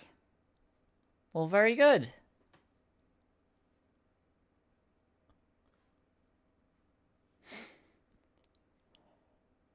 Helmet.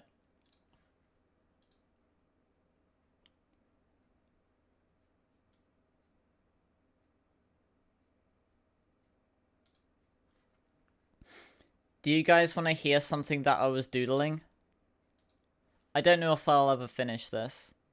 We'll see if you can figure out what this is.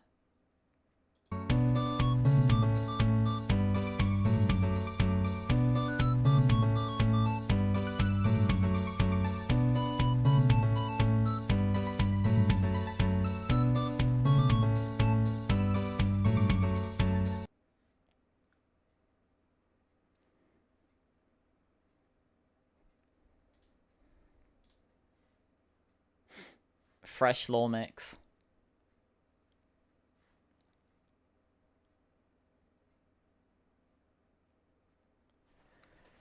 Is that for the Peace Slice port? It wasn't originally, no. I just had like an urge to create something and I doodled that out.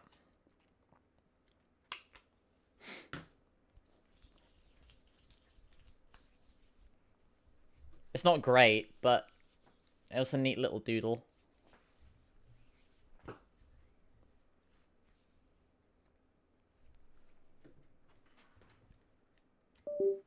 Time to play Isaac, I think.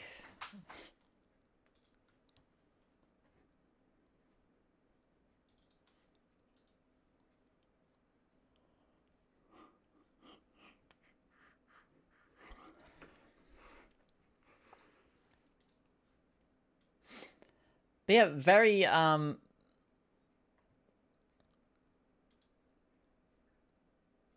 I want to be allies with Daddy Dearest, given how I mean, yeah, like from the perspective of like I wouldn't want to, like, I could take not being like allied with him as long as I wasn't his enemy. Like, I'd much rather be on his side than not on his side. You know what I mean?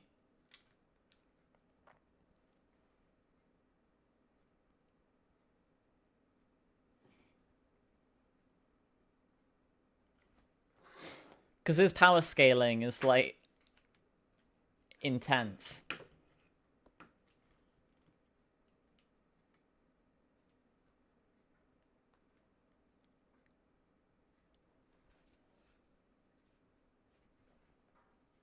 Would I be more allied with Marco or Daddy Dearest? Probably...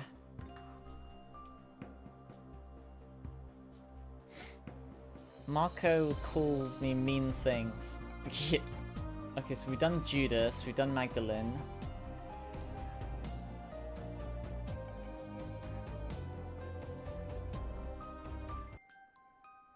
You do blah blah blah.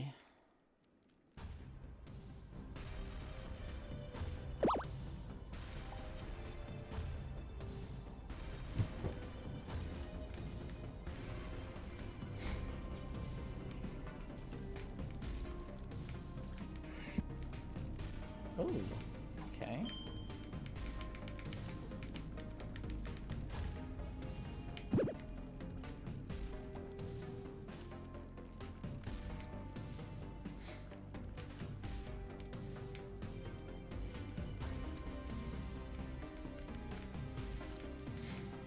I'm really glad that you continued writing stuff.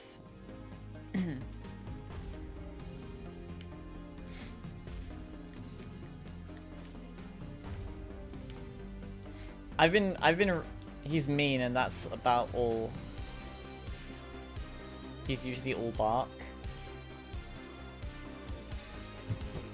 Be careful when he bites. I'm not a villain, though.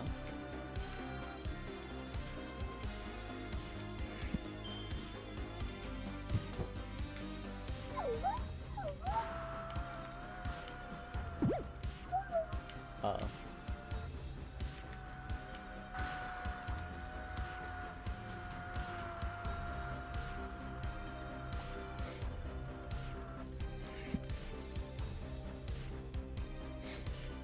Who's more patient, Eileen or me? I'm very patient. I think it comes with my job.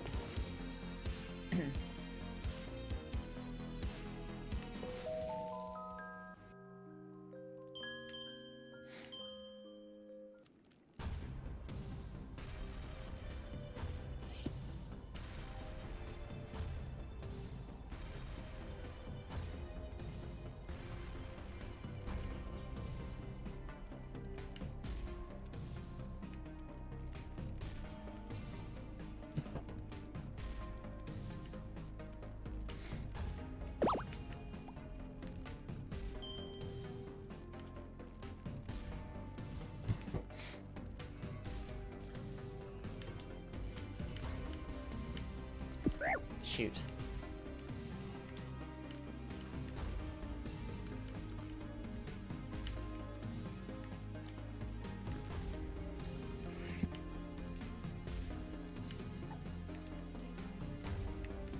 Each new floor, I think that's better. Oh my god.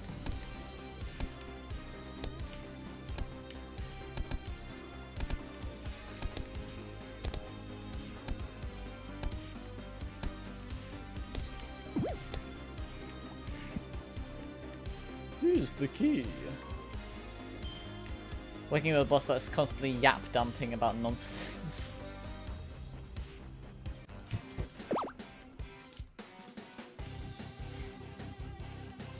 Oh, bomb could check Le Chappé.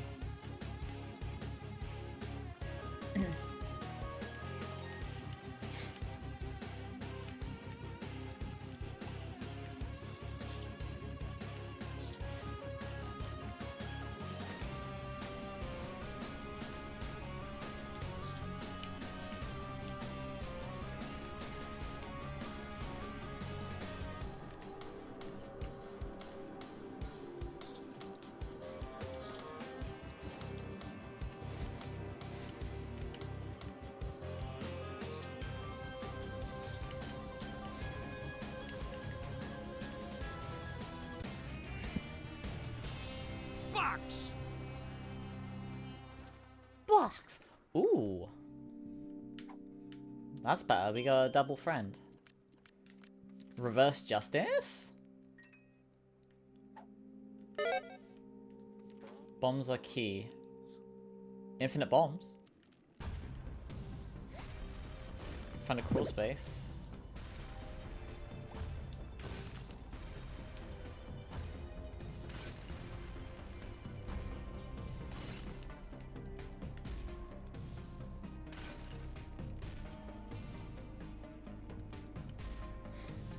Hydration check.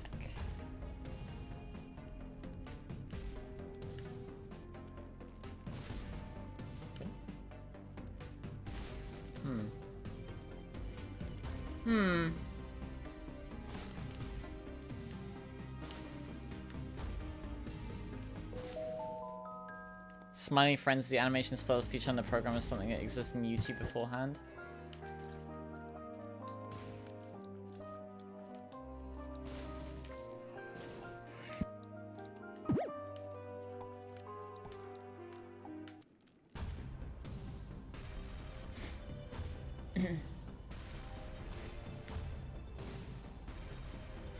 Smiling Friends is quite funny. They're very good at doing like realistic dialogue, you know what I mean?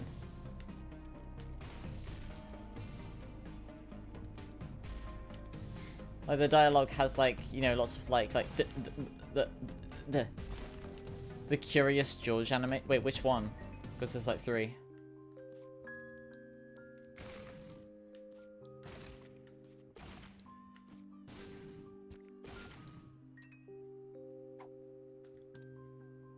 Infested.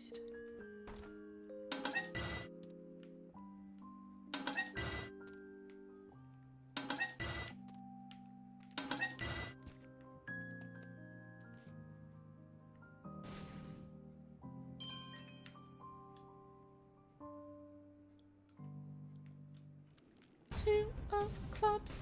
Da da da da da da. Two of clubs. Curiosity killed the George. Yes, yes, no, I have seen that, yeah.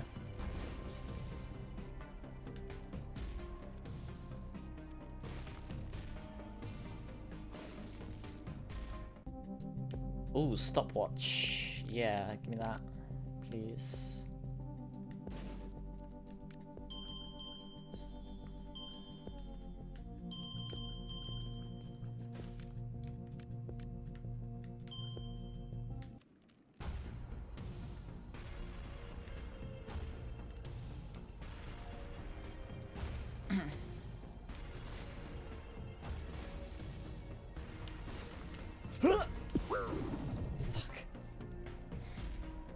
It's fine, it'll respawn.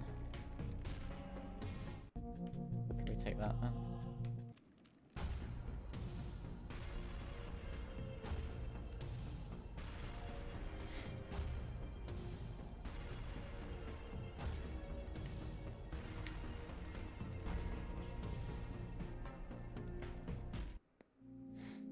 Whee!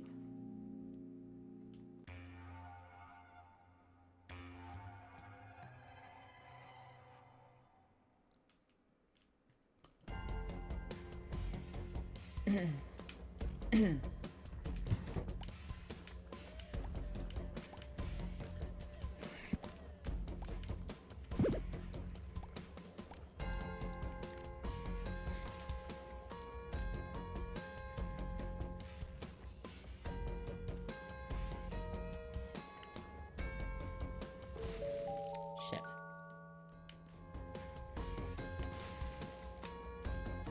Bruh. That was worth it. Also, I wasted a bunch of bombs. Should have used the 2 of clubs. Oh well. Well, that's lucky.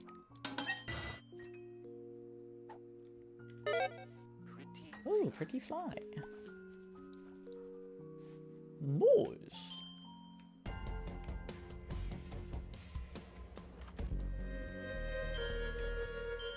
Darn. Probably better than the poo.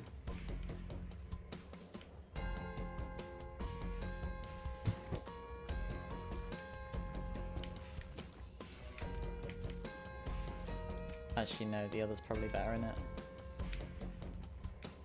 Yeah, it's gonna be a bit tricky to use.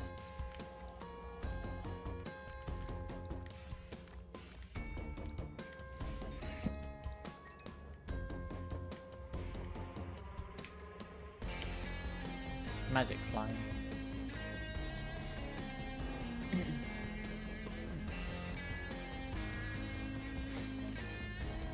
Unlike an Aspen had to completely abandon his indie roots by hiring Amazon people to create the program and replace its voice actors with broad.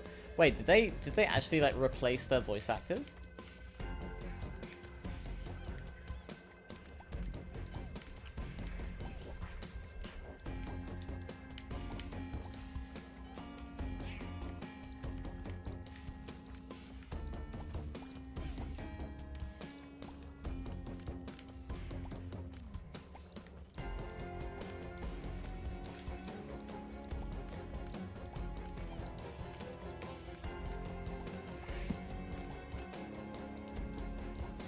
Like, comment, subscribe, and then so that I can voice a character in Smiling Friends.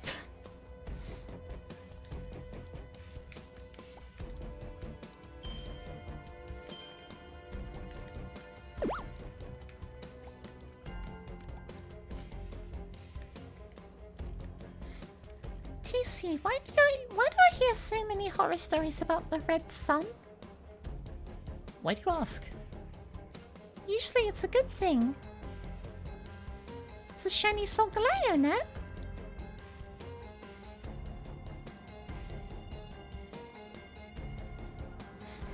The guy who voiced Jax got replaced from his... I mean, he voices like everyone. Like, he's voiced like everyone.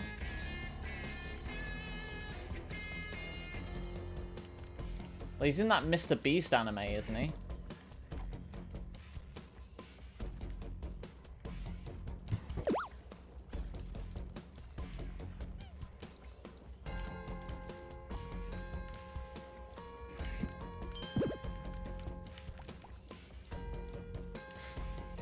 Human voices Senpai in the new lore anime. Imagine if that was a lore anime, that'd be crazy. That would actually be very cool, though.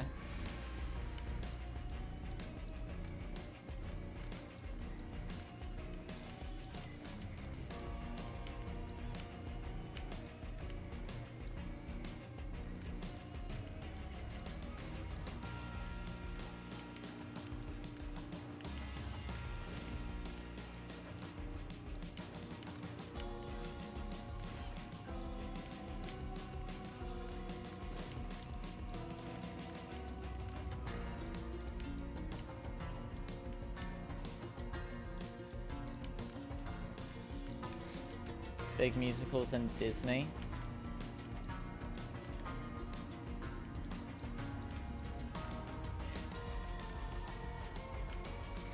I wish I could be a voice actress.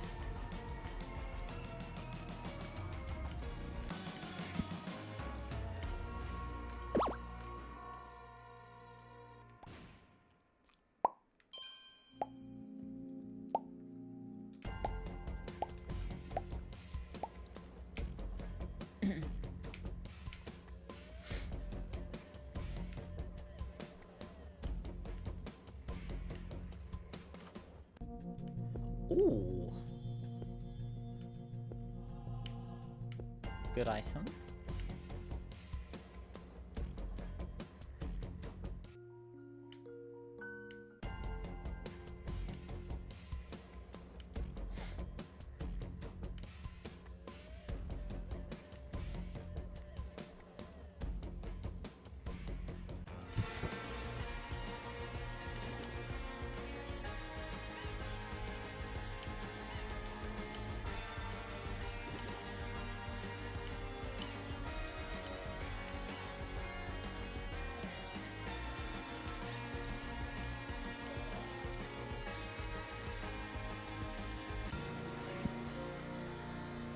True.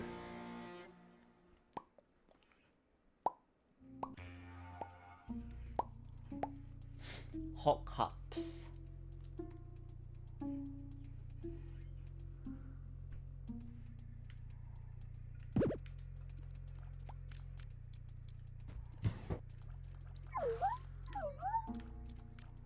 Oh, tinted rock there.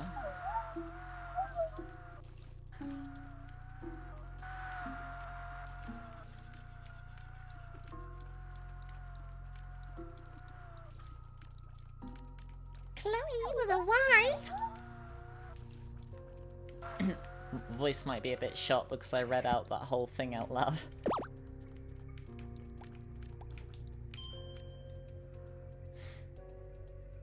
I do know it, yeah.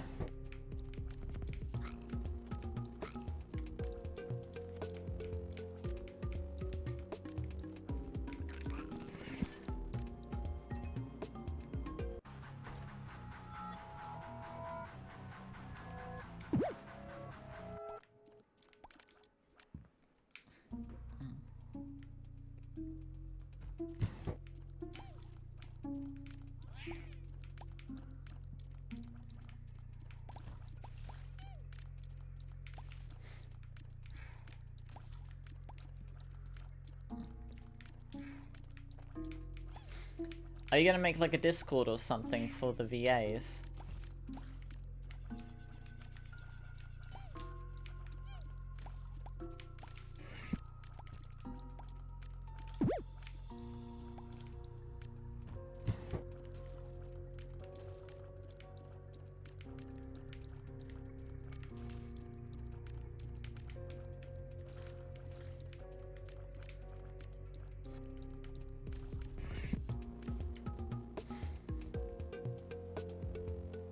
There were 3 other candidates.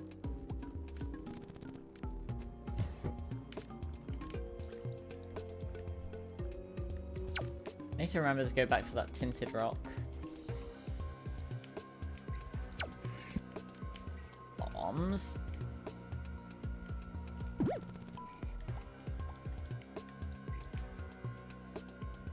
Lamp oil. Rope.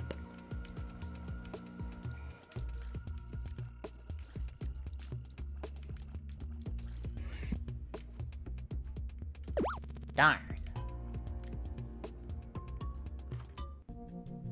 Oh, bro. That key is one of the best items in the game.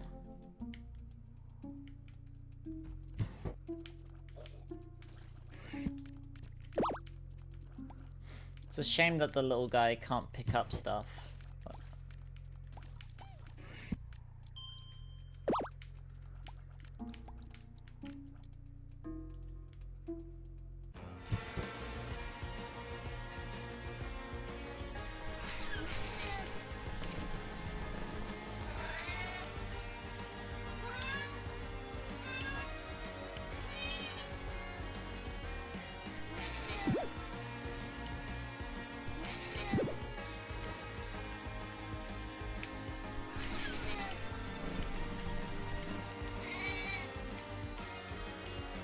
Thought some mesmerizer and static. Wait, what do you mean?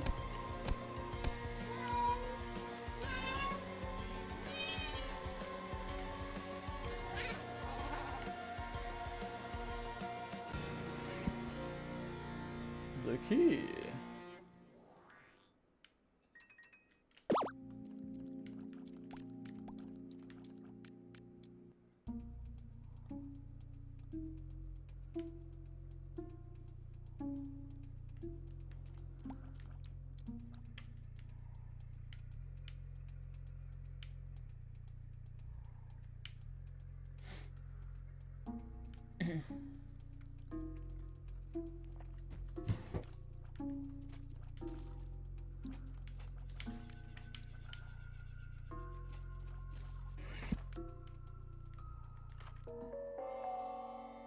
It's not fair.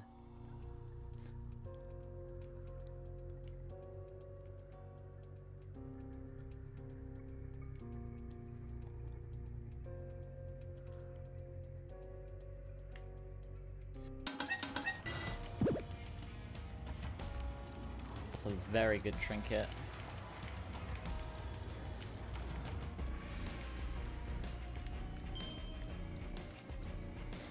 Should pick it up, use the card, and then swap it back. It gives you a chance to, I think it's a 25% chance to copy your pocket slot item when you consume it.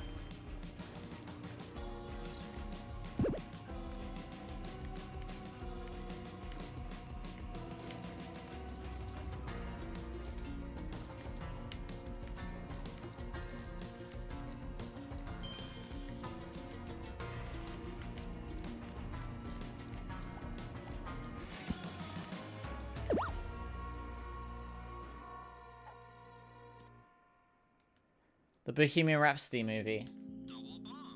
I remember seeing a musical of it. Where it was like a... It wasn't Broadway, but it was like, I saw a musical of it.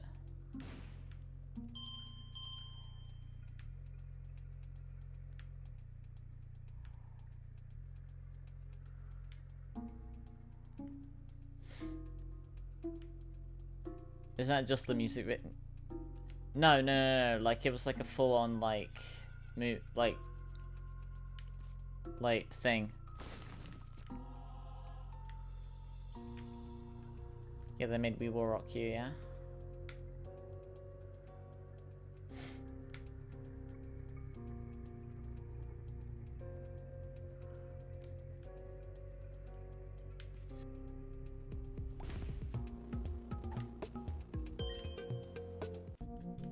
Touch. If I could afford it, I'd get that thing as well, but it's fine.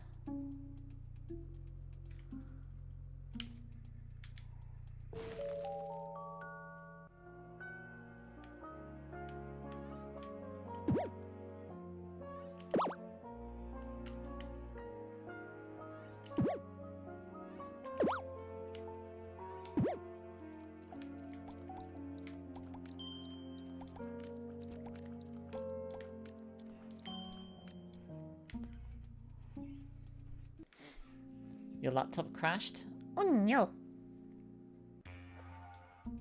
You've been a minute late? Oh.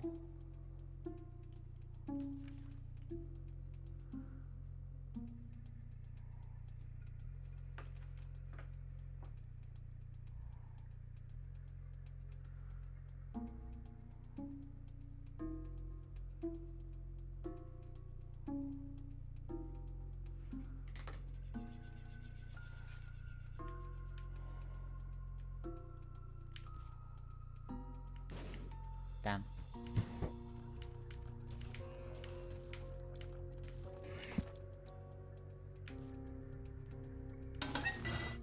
Oh, bro. See, that's exactly why the key is such a good item. Mum's key makes it so that chests, like, just have Giga drops.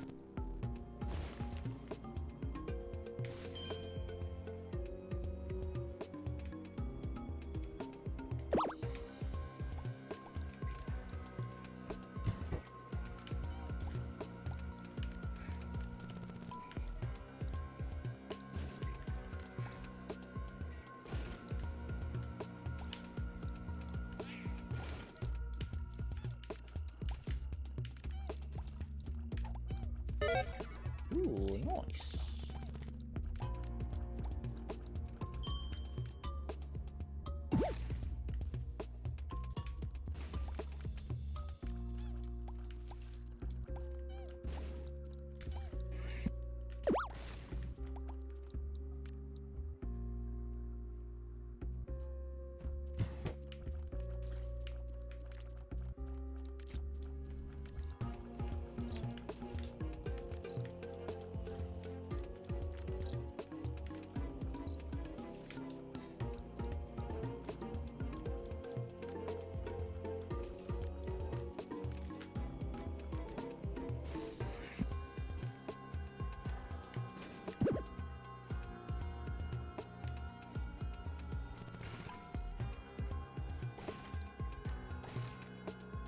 How's the weather? It was quite nice today.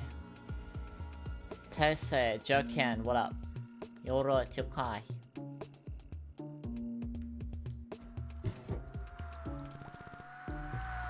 Uh-oh.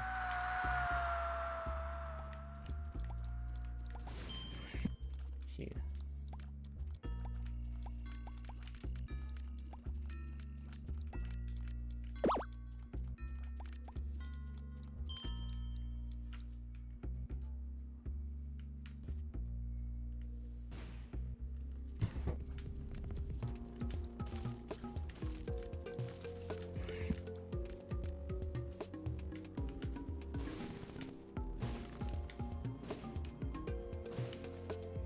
Have I seen the movie? No, but I've seen the musical of it.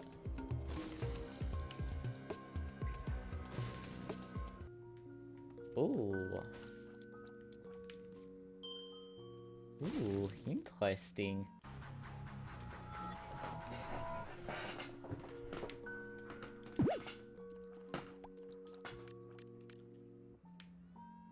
We'll leave it there for now. We'll come back for that.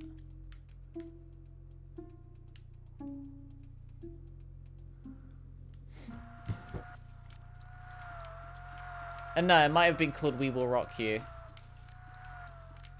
It was a musical. Yeah, it might have been called We Will Rock You.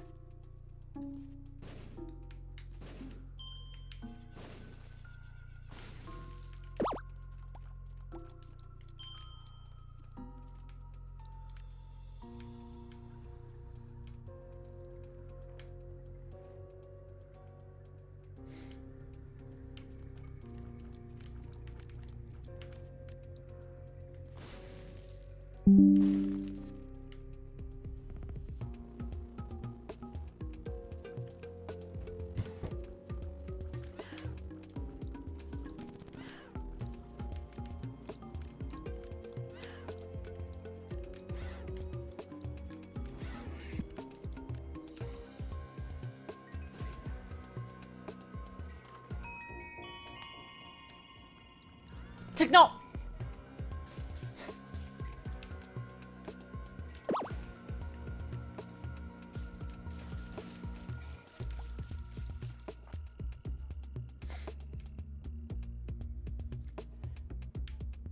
Every actor captures the people they portray very well. Oh, is it a biopic of Freddie Mercury?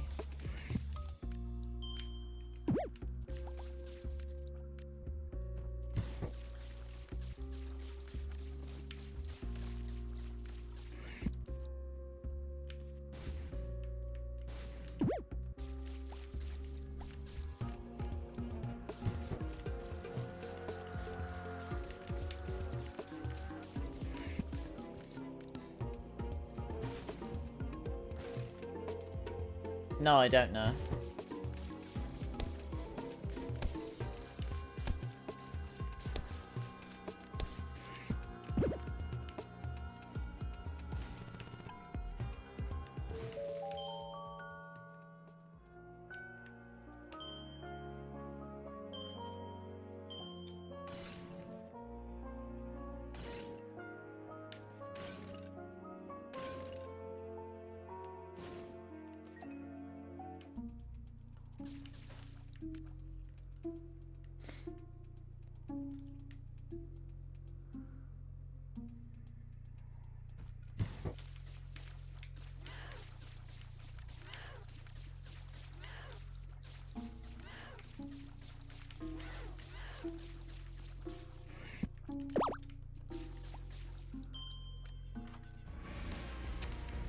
somehow I knew that that was going to be there.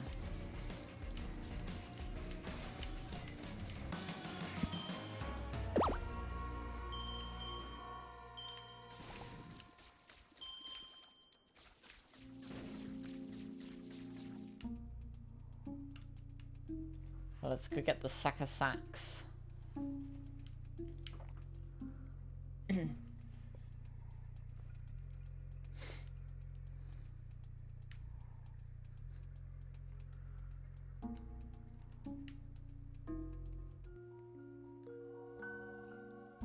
Guess we'll do this actually.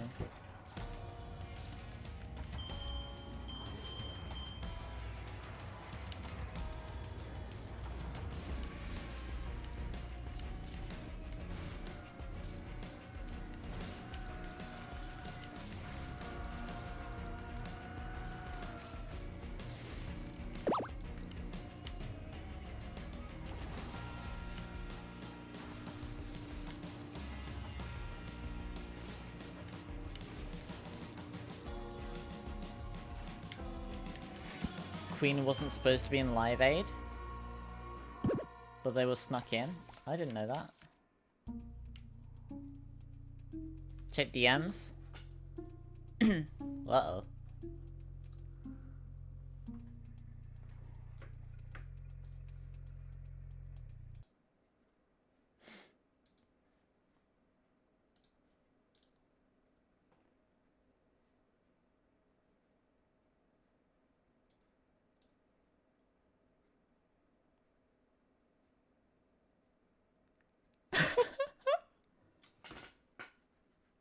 That's crazy.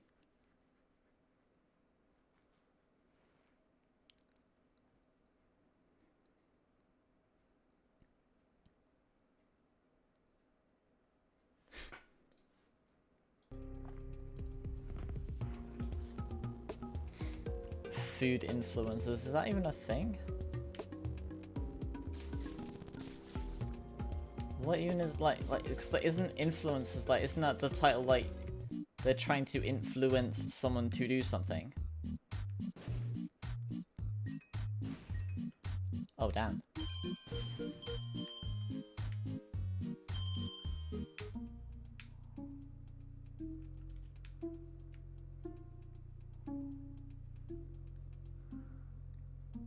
TC, joking.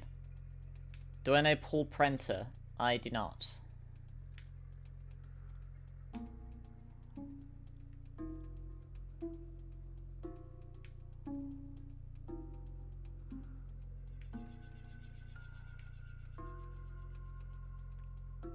Whee!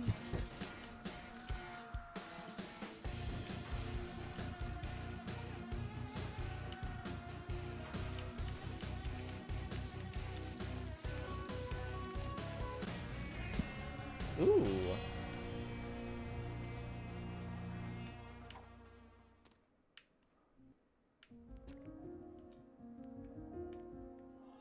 Funny shield.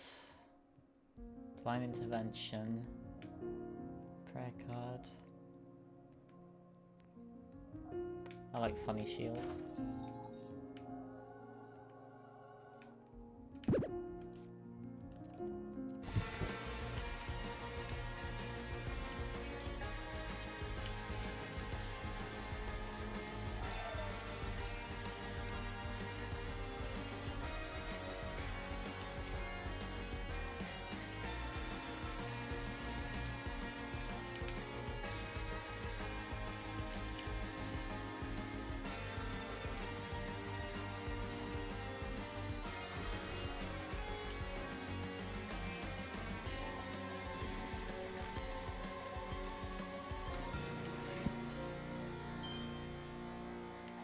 Full combo, don't drop it.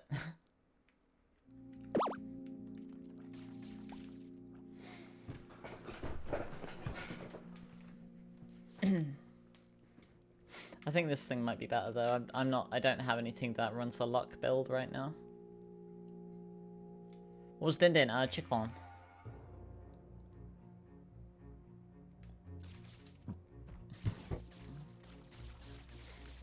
I start work later tomorrow because I don't have my morning client.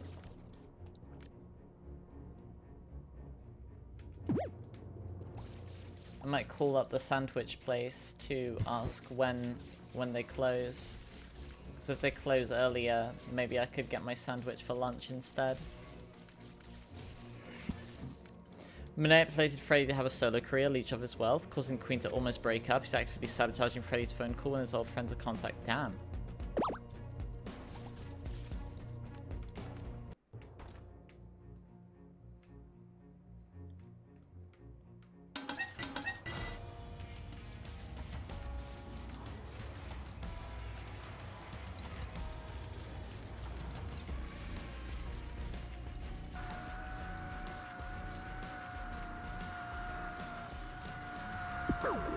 Oh, fuck.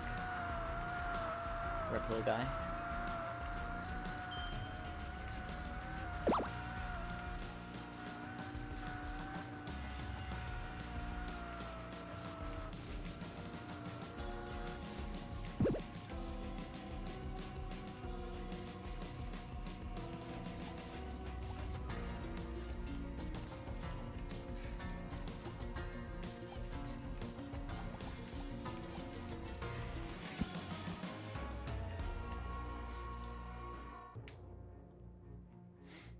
The person portraying him did a good job. Well, good.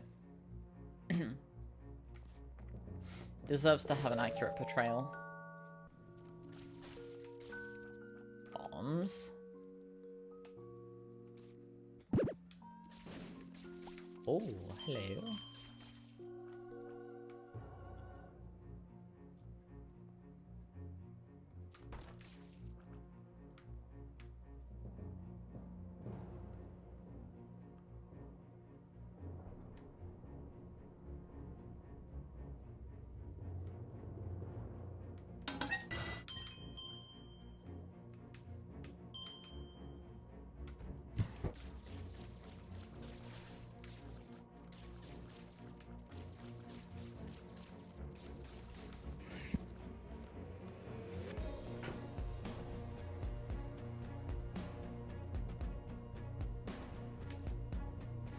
Alright, Artsy. You have a good rest of your night.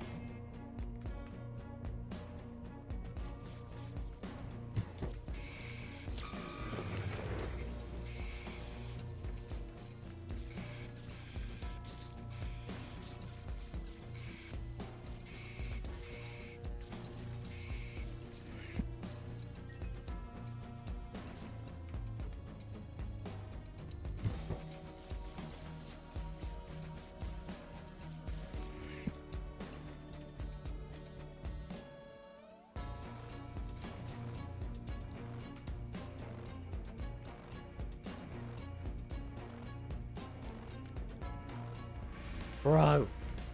It's not fair.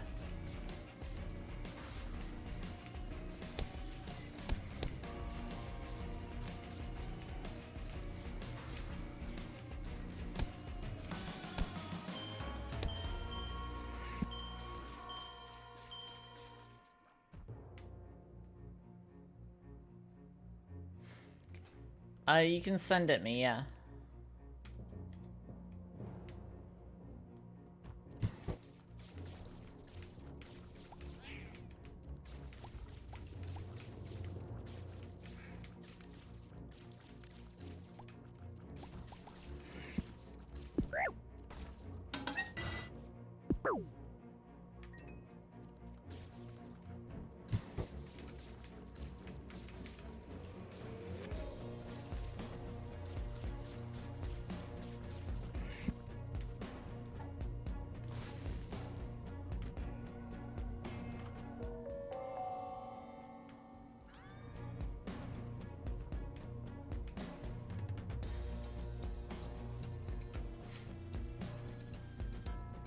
After the boss, I can go and get the pajamas that will give me +4 soul hearts. Oh, double trouble.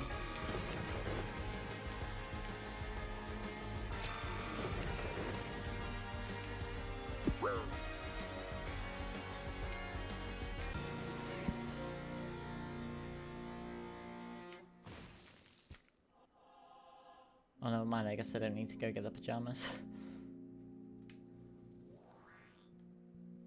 Whee!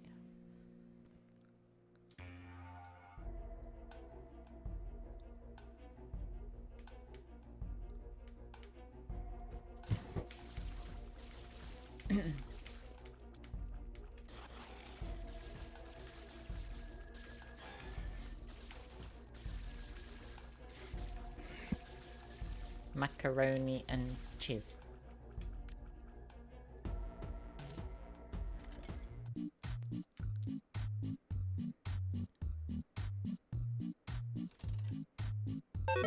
Oh, Botfly is very good.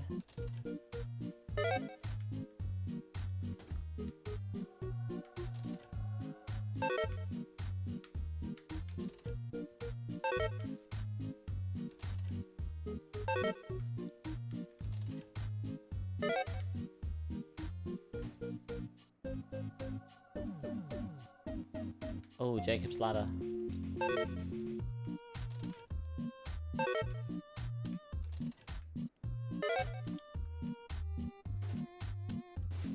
Fine, Bailey.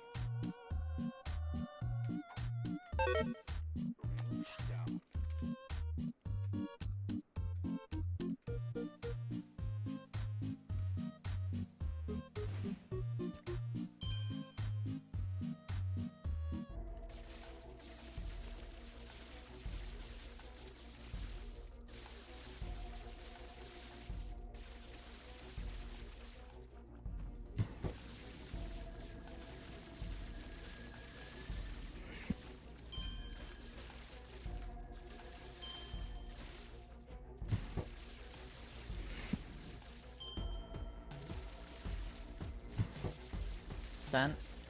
Cool.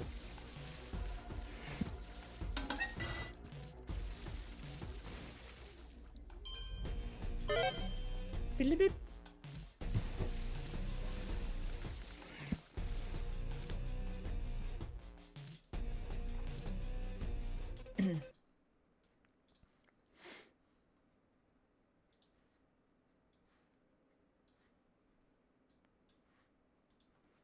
Oh, he does look like Freddie Mercury.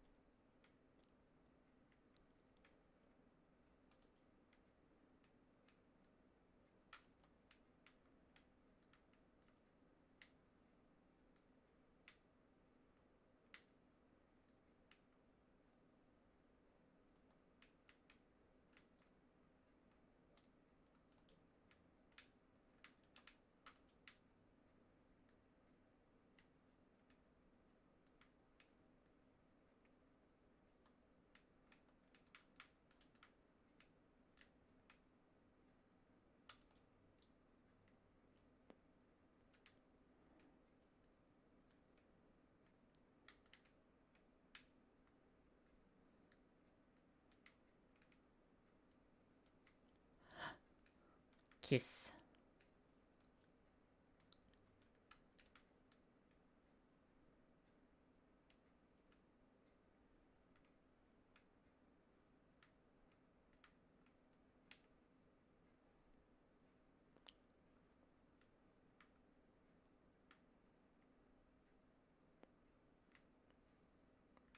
Damn. Come find me when you decide to like yourself.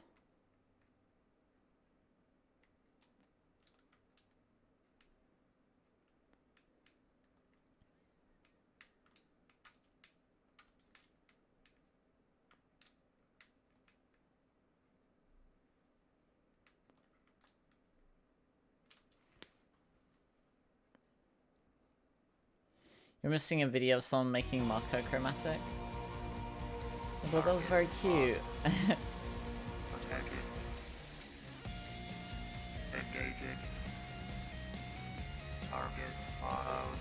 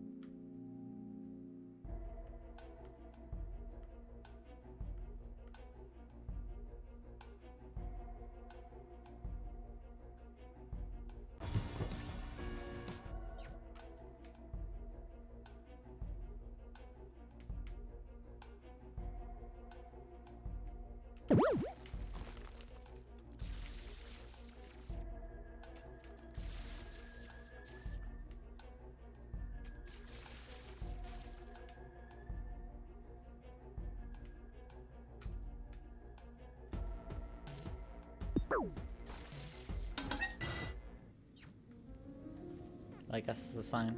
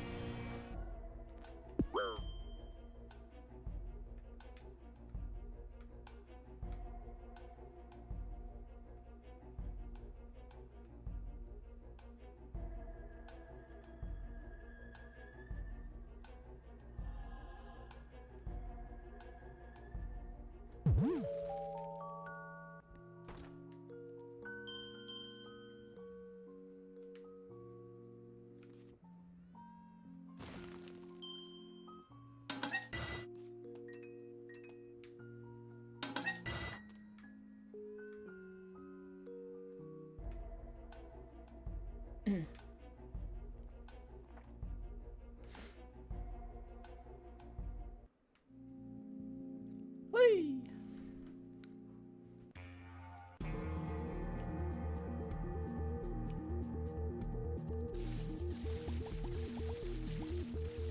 One of the keys. Shit.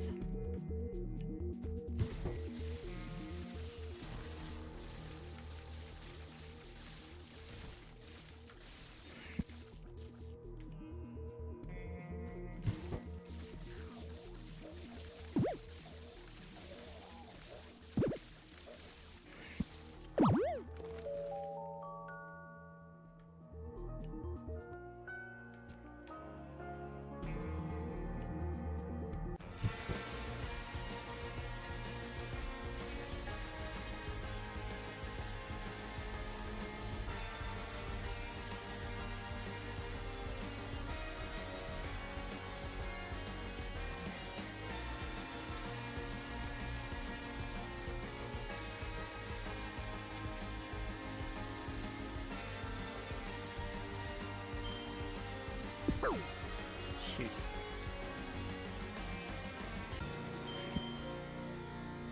Breakfast.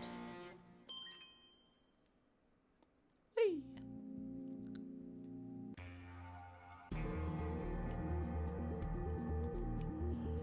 Kiss of darkness.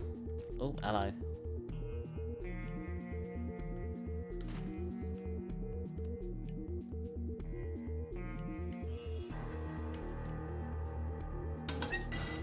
Ooh.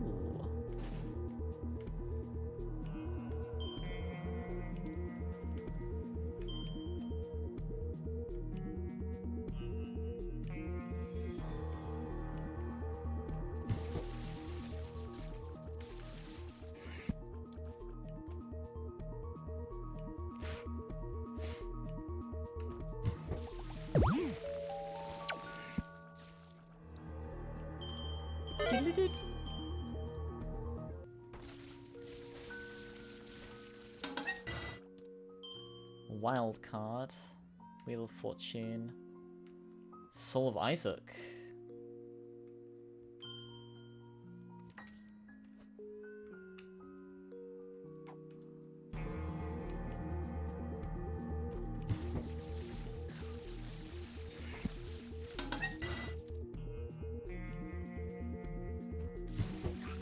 How's the air quality? It was pretty good today, actually.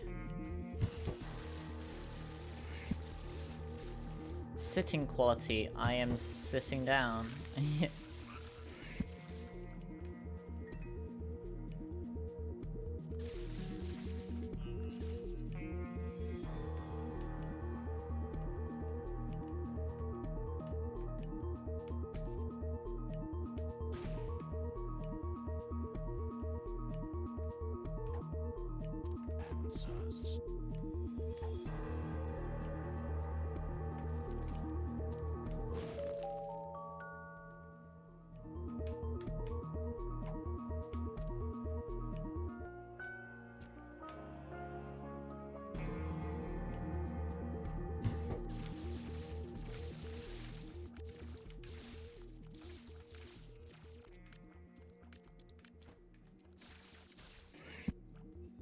Here's the key.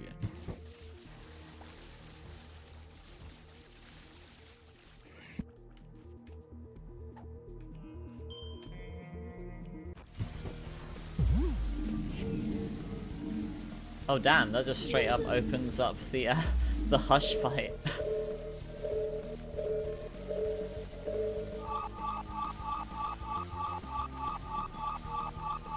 Alright, Ken, you have a good rest of your night or day.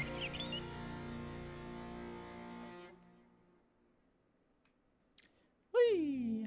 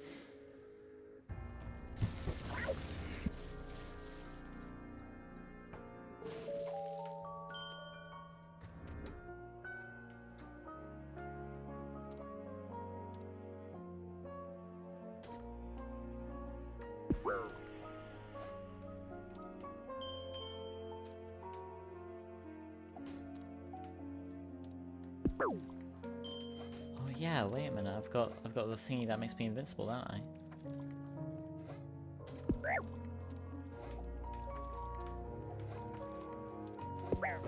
Oh shit, rip little guy.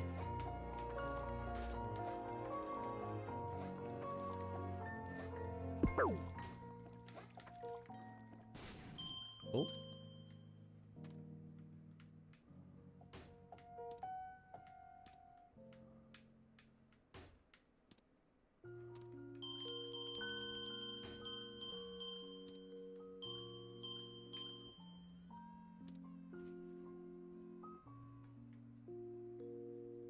Doesn't Bloodbag usually give loads of red hearts?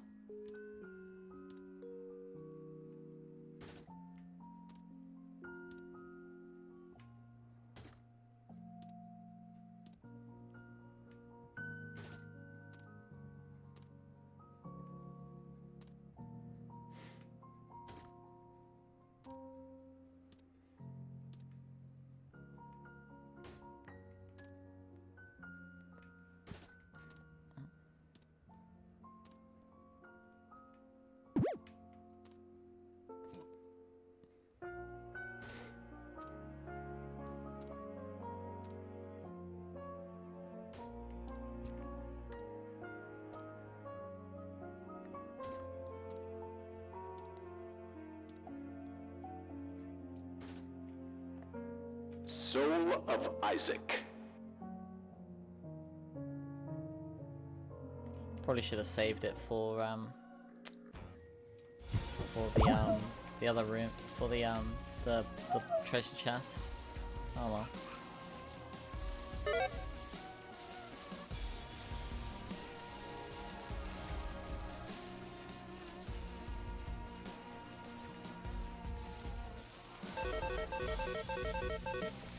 We got the funny shield. Whee!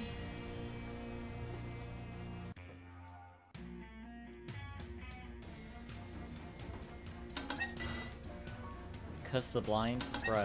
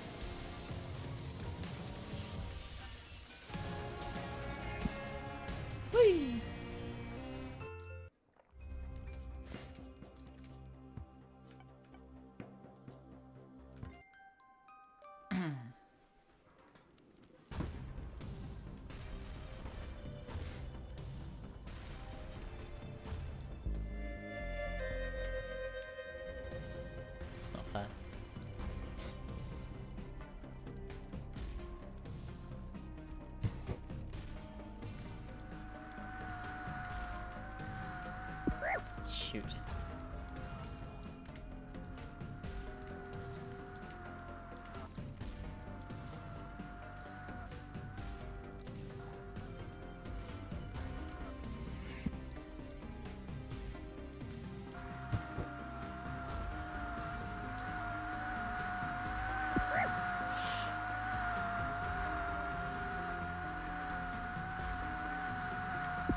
Uh-oh. Not like this.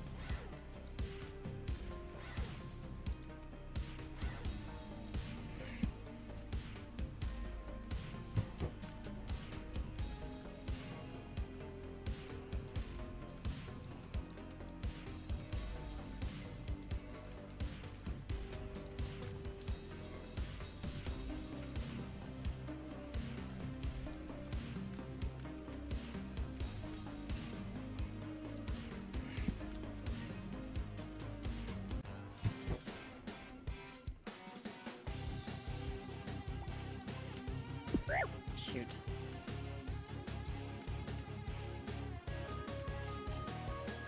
It's on Steam. Yeah, 2 people playing Haunt's game. Achie.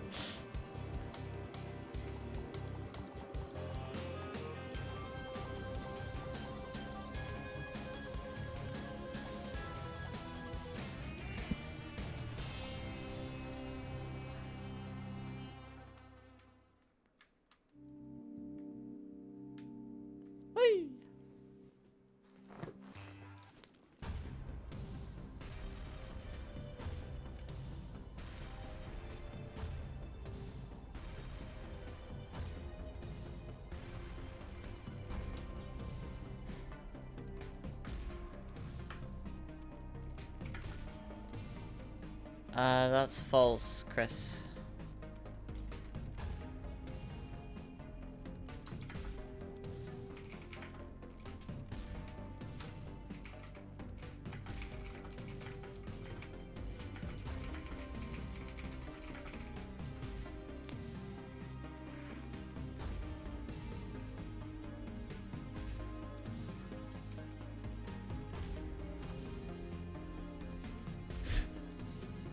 We're playing as Kane, you know what that means. Come near.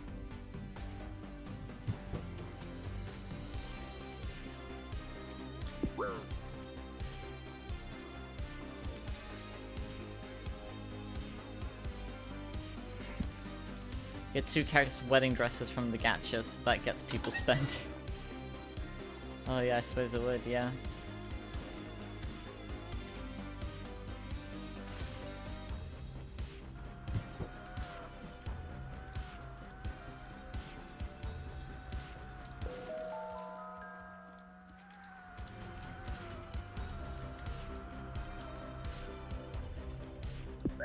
Achie.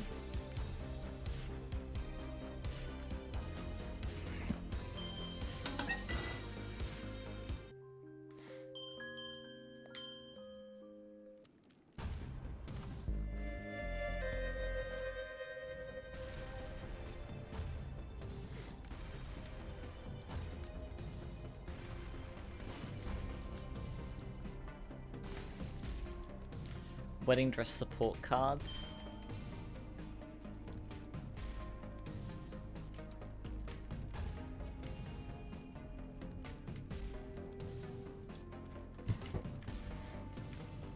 Marketable loneliness.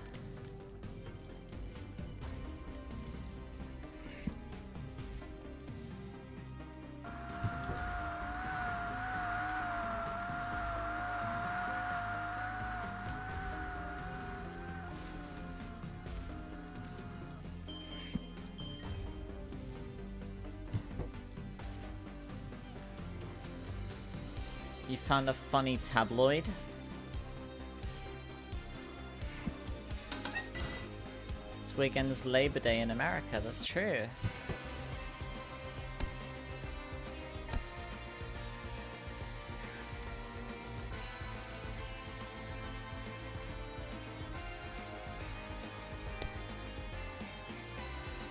The day where I guess you are thankful for labor.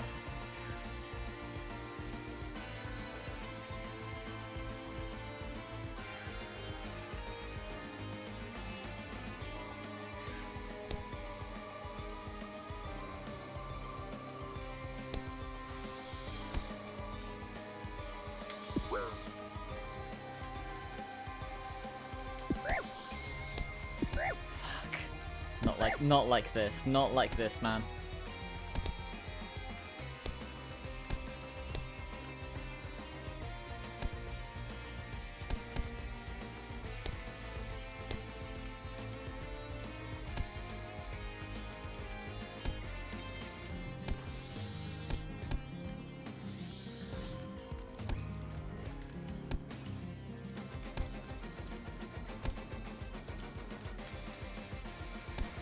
Bro.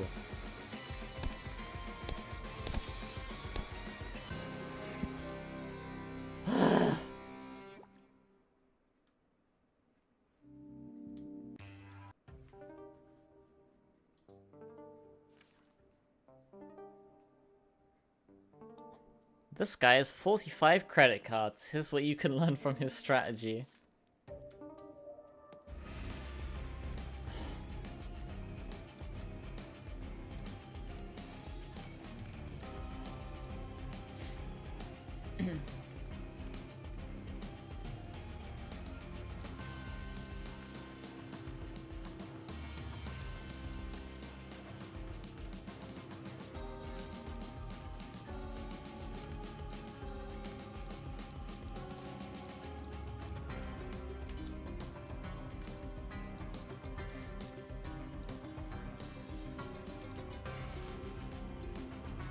Use each credit card to pay off the other credit cards.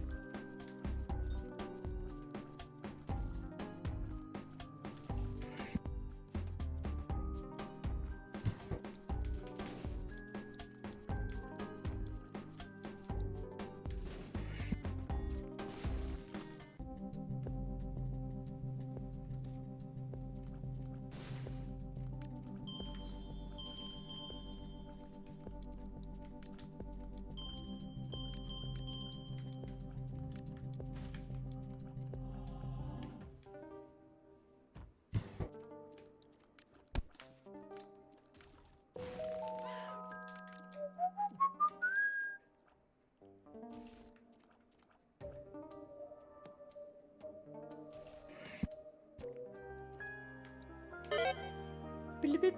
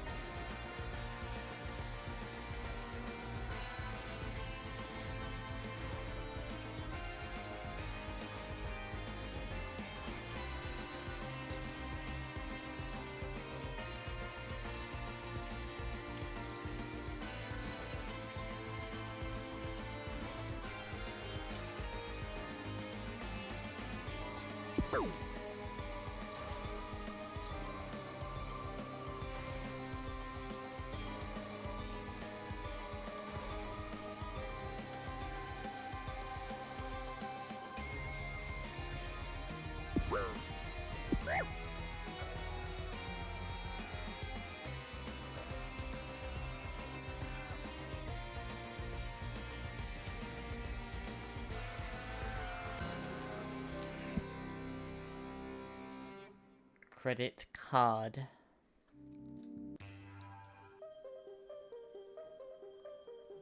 Oh, library.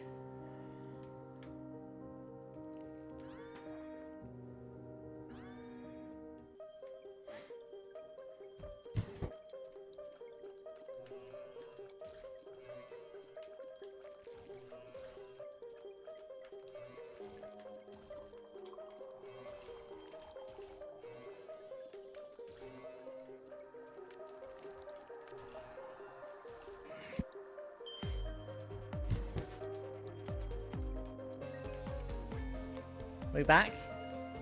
Little disconnect.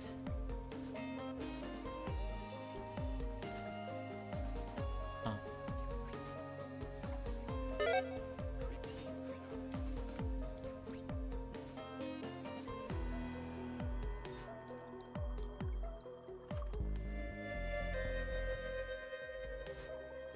Okay. Say undefined.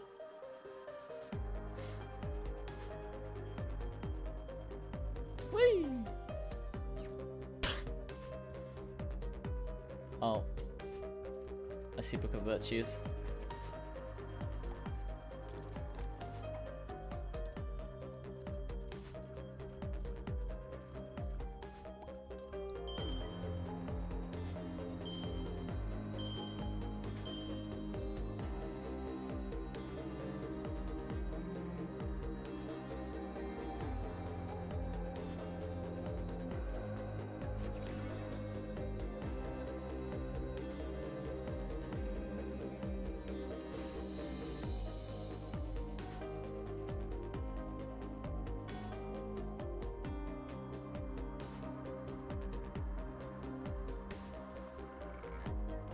Whee!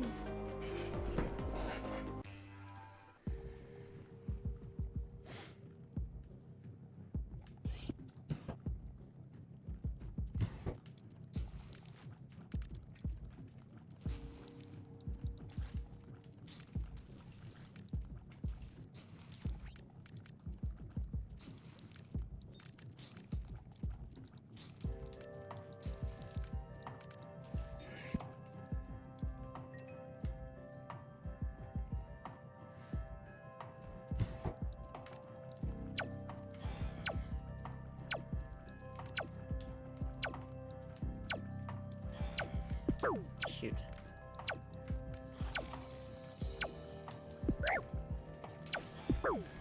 Uh-oh.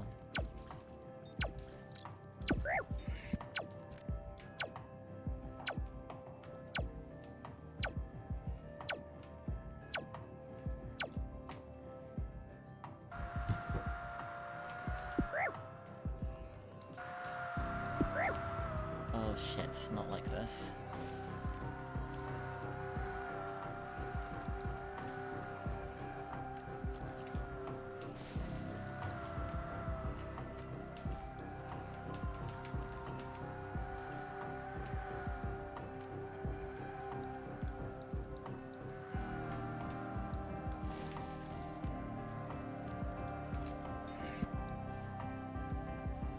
The seed kind of sucks.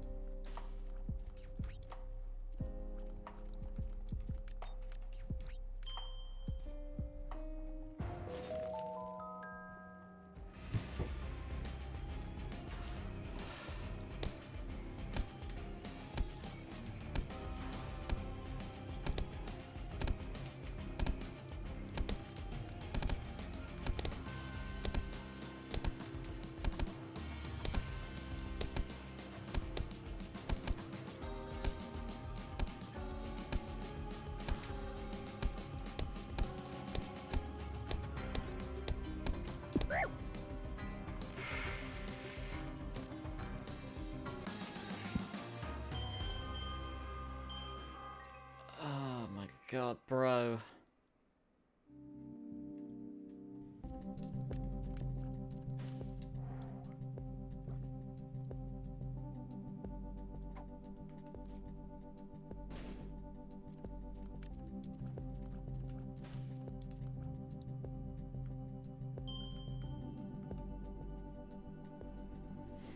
Alright, Skeleton. Appreciate you popping in.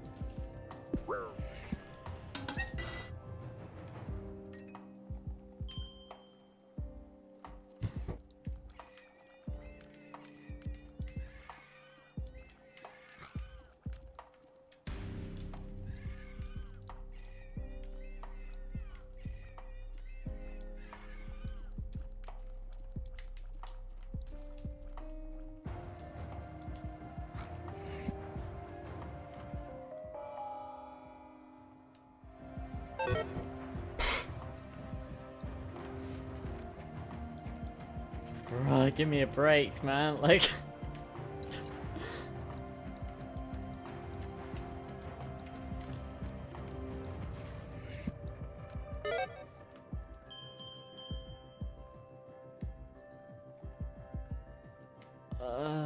God. What a terrible seed.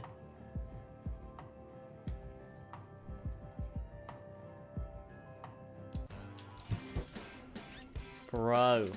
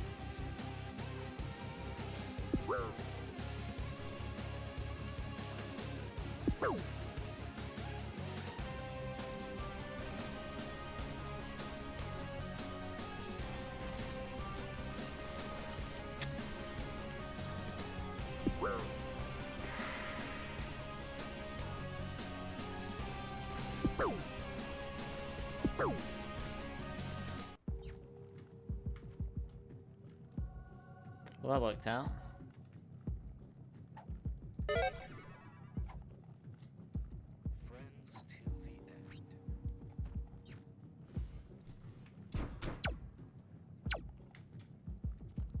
Shit.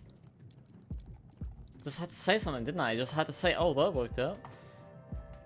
It's not fair.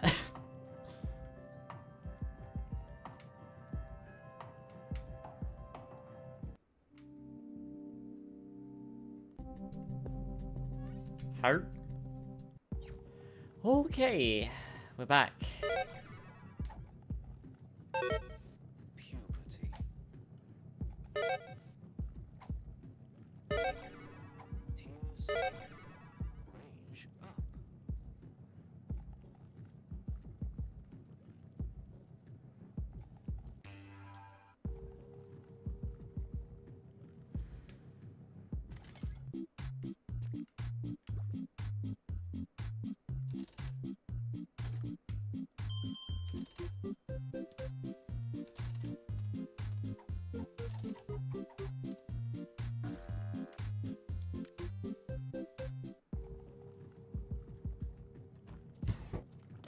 Bruh.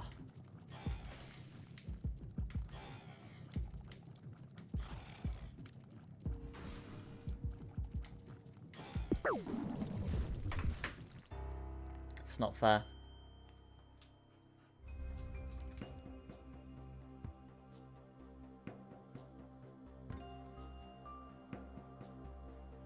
It's not fair. I'm the greatest trainer in Isaac.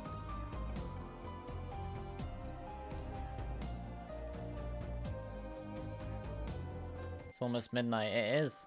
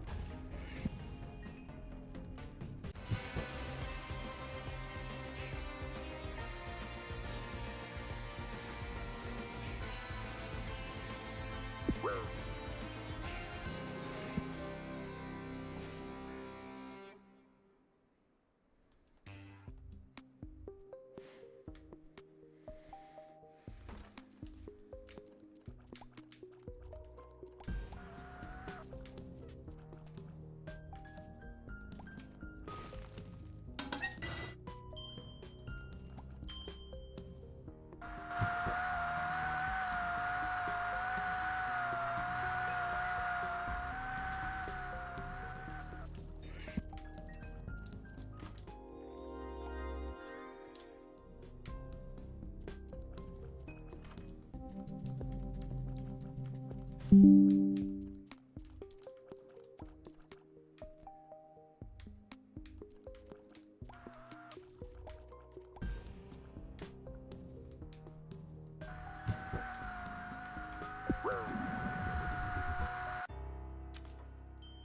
I should go to bed. Mahalo for popping in all. If you haven't already, be sure to like, comment, subscribe. You can also check out the links in the description, by the way. Links to my Discord, F9 for mods, TV shows, for series, Blue Sky, and my Patreon. Be sure to have some cereal and a sandwich, wear a mask, wash your hands, get vaccinated, and until next time, goodbye!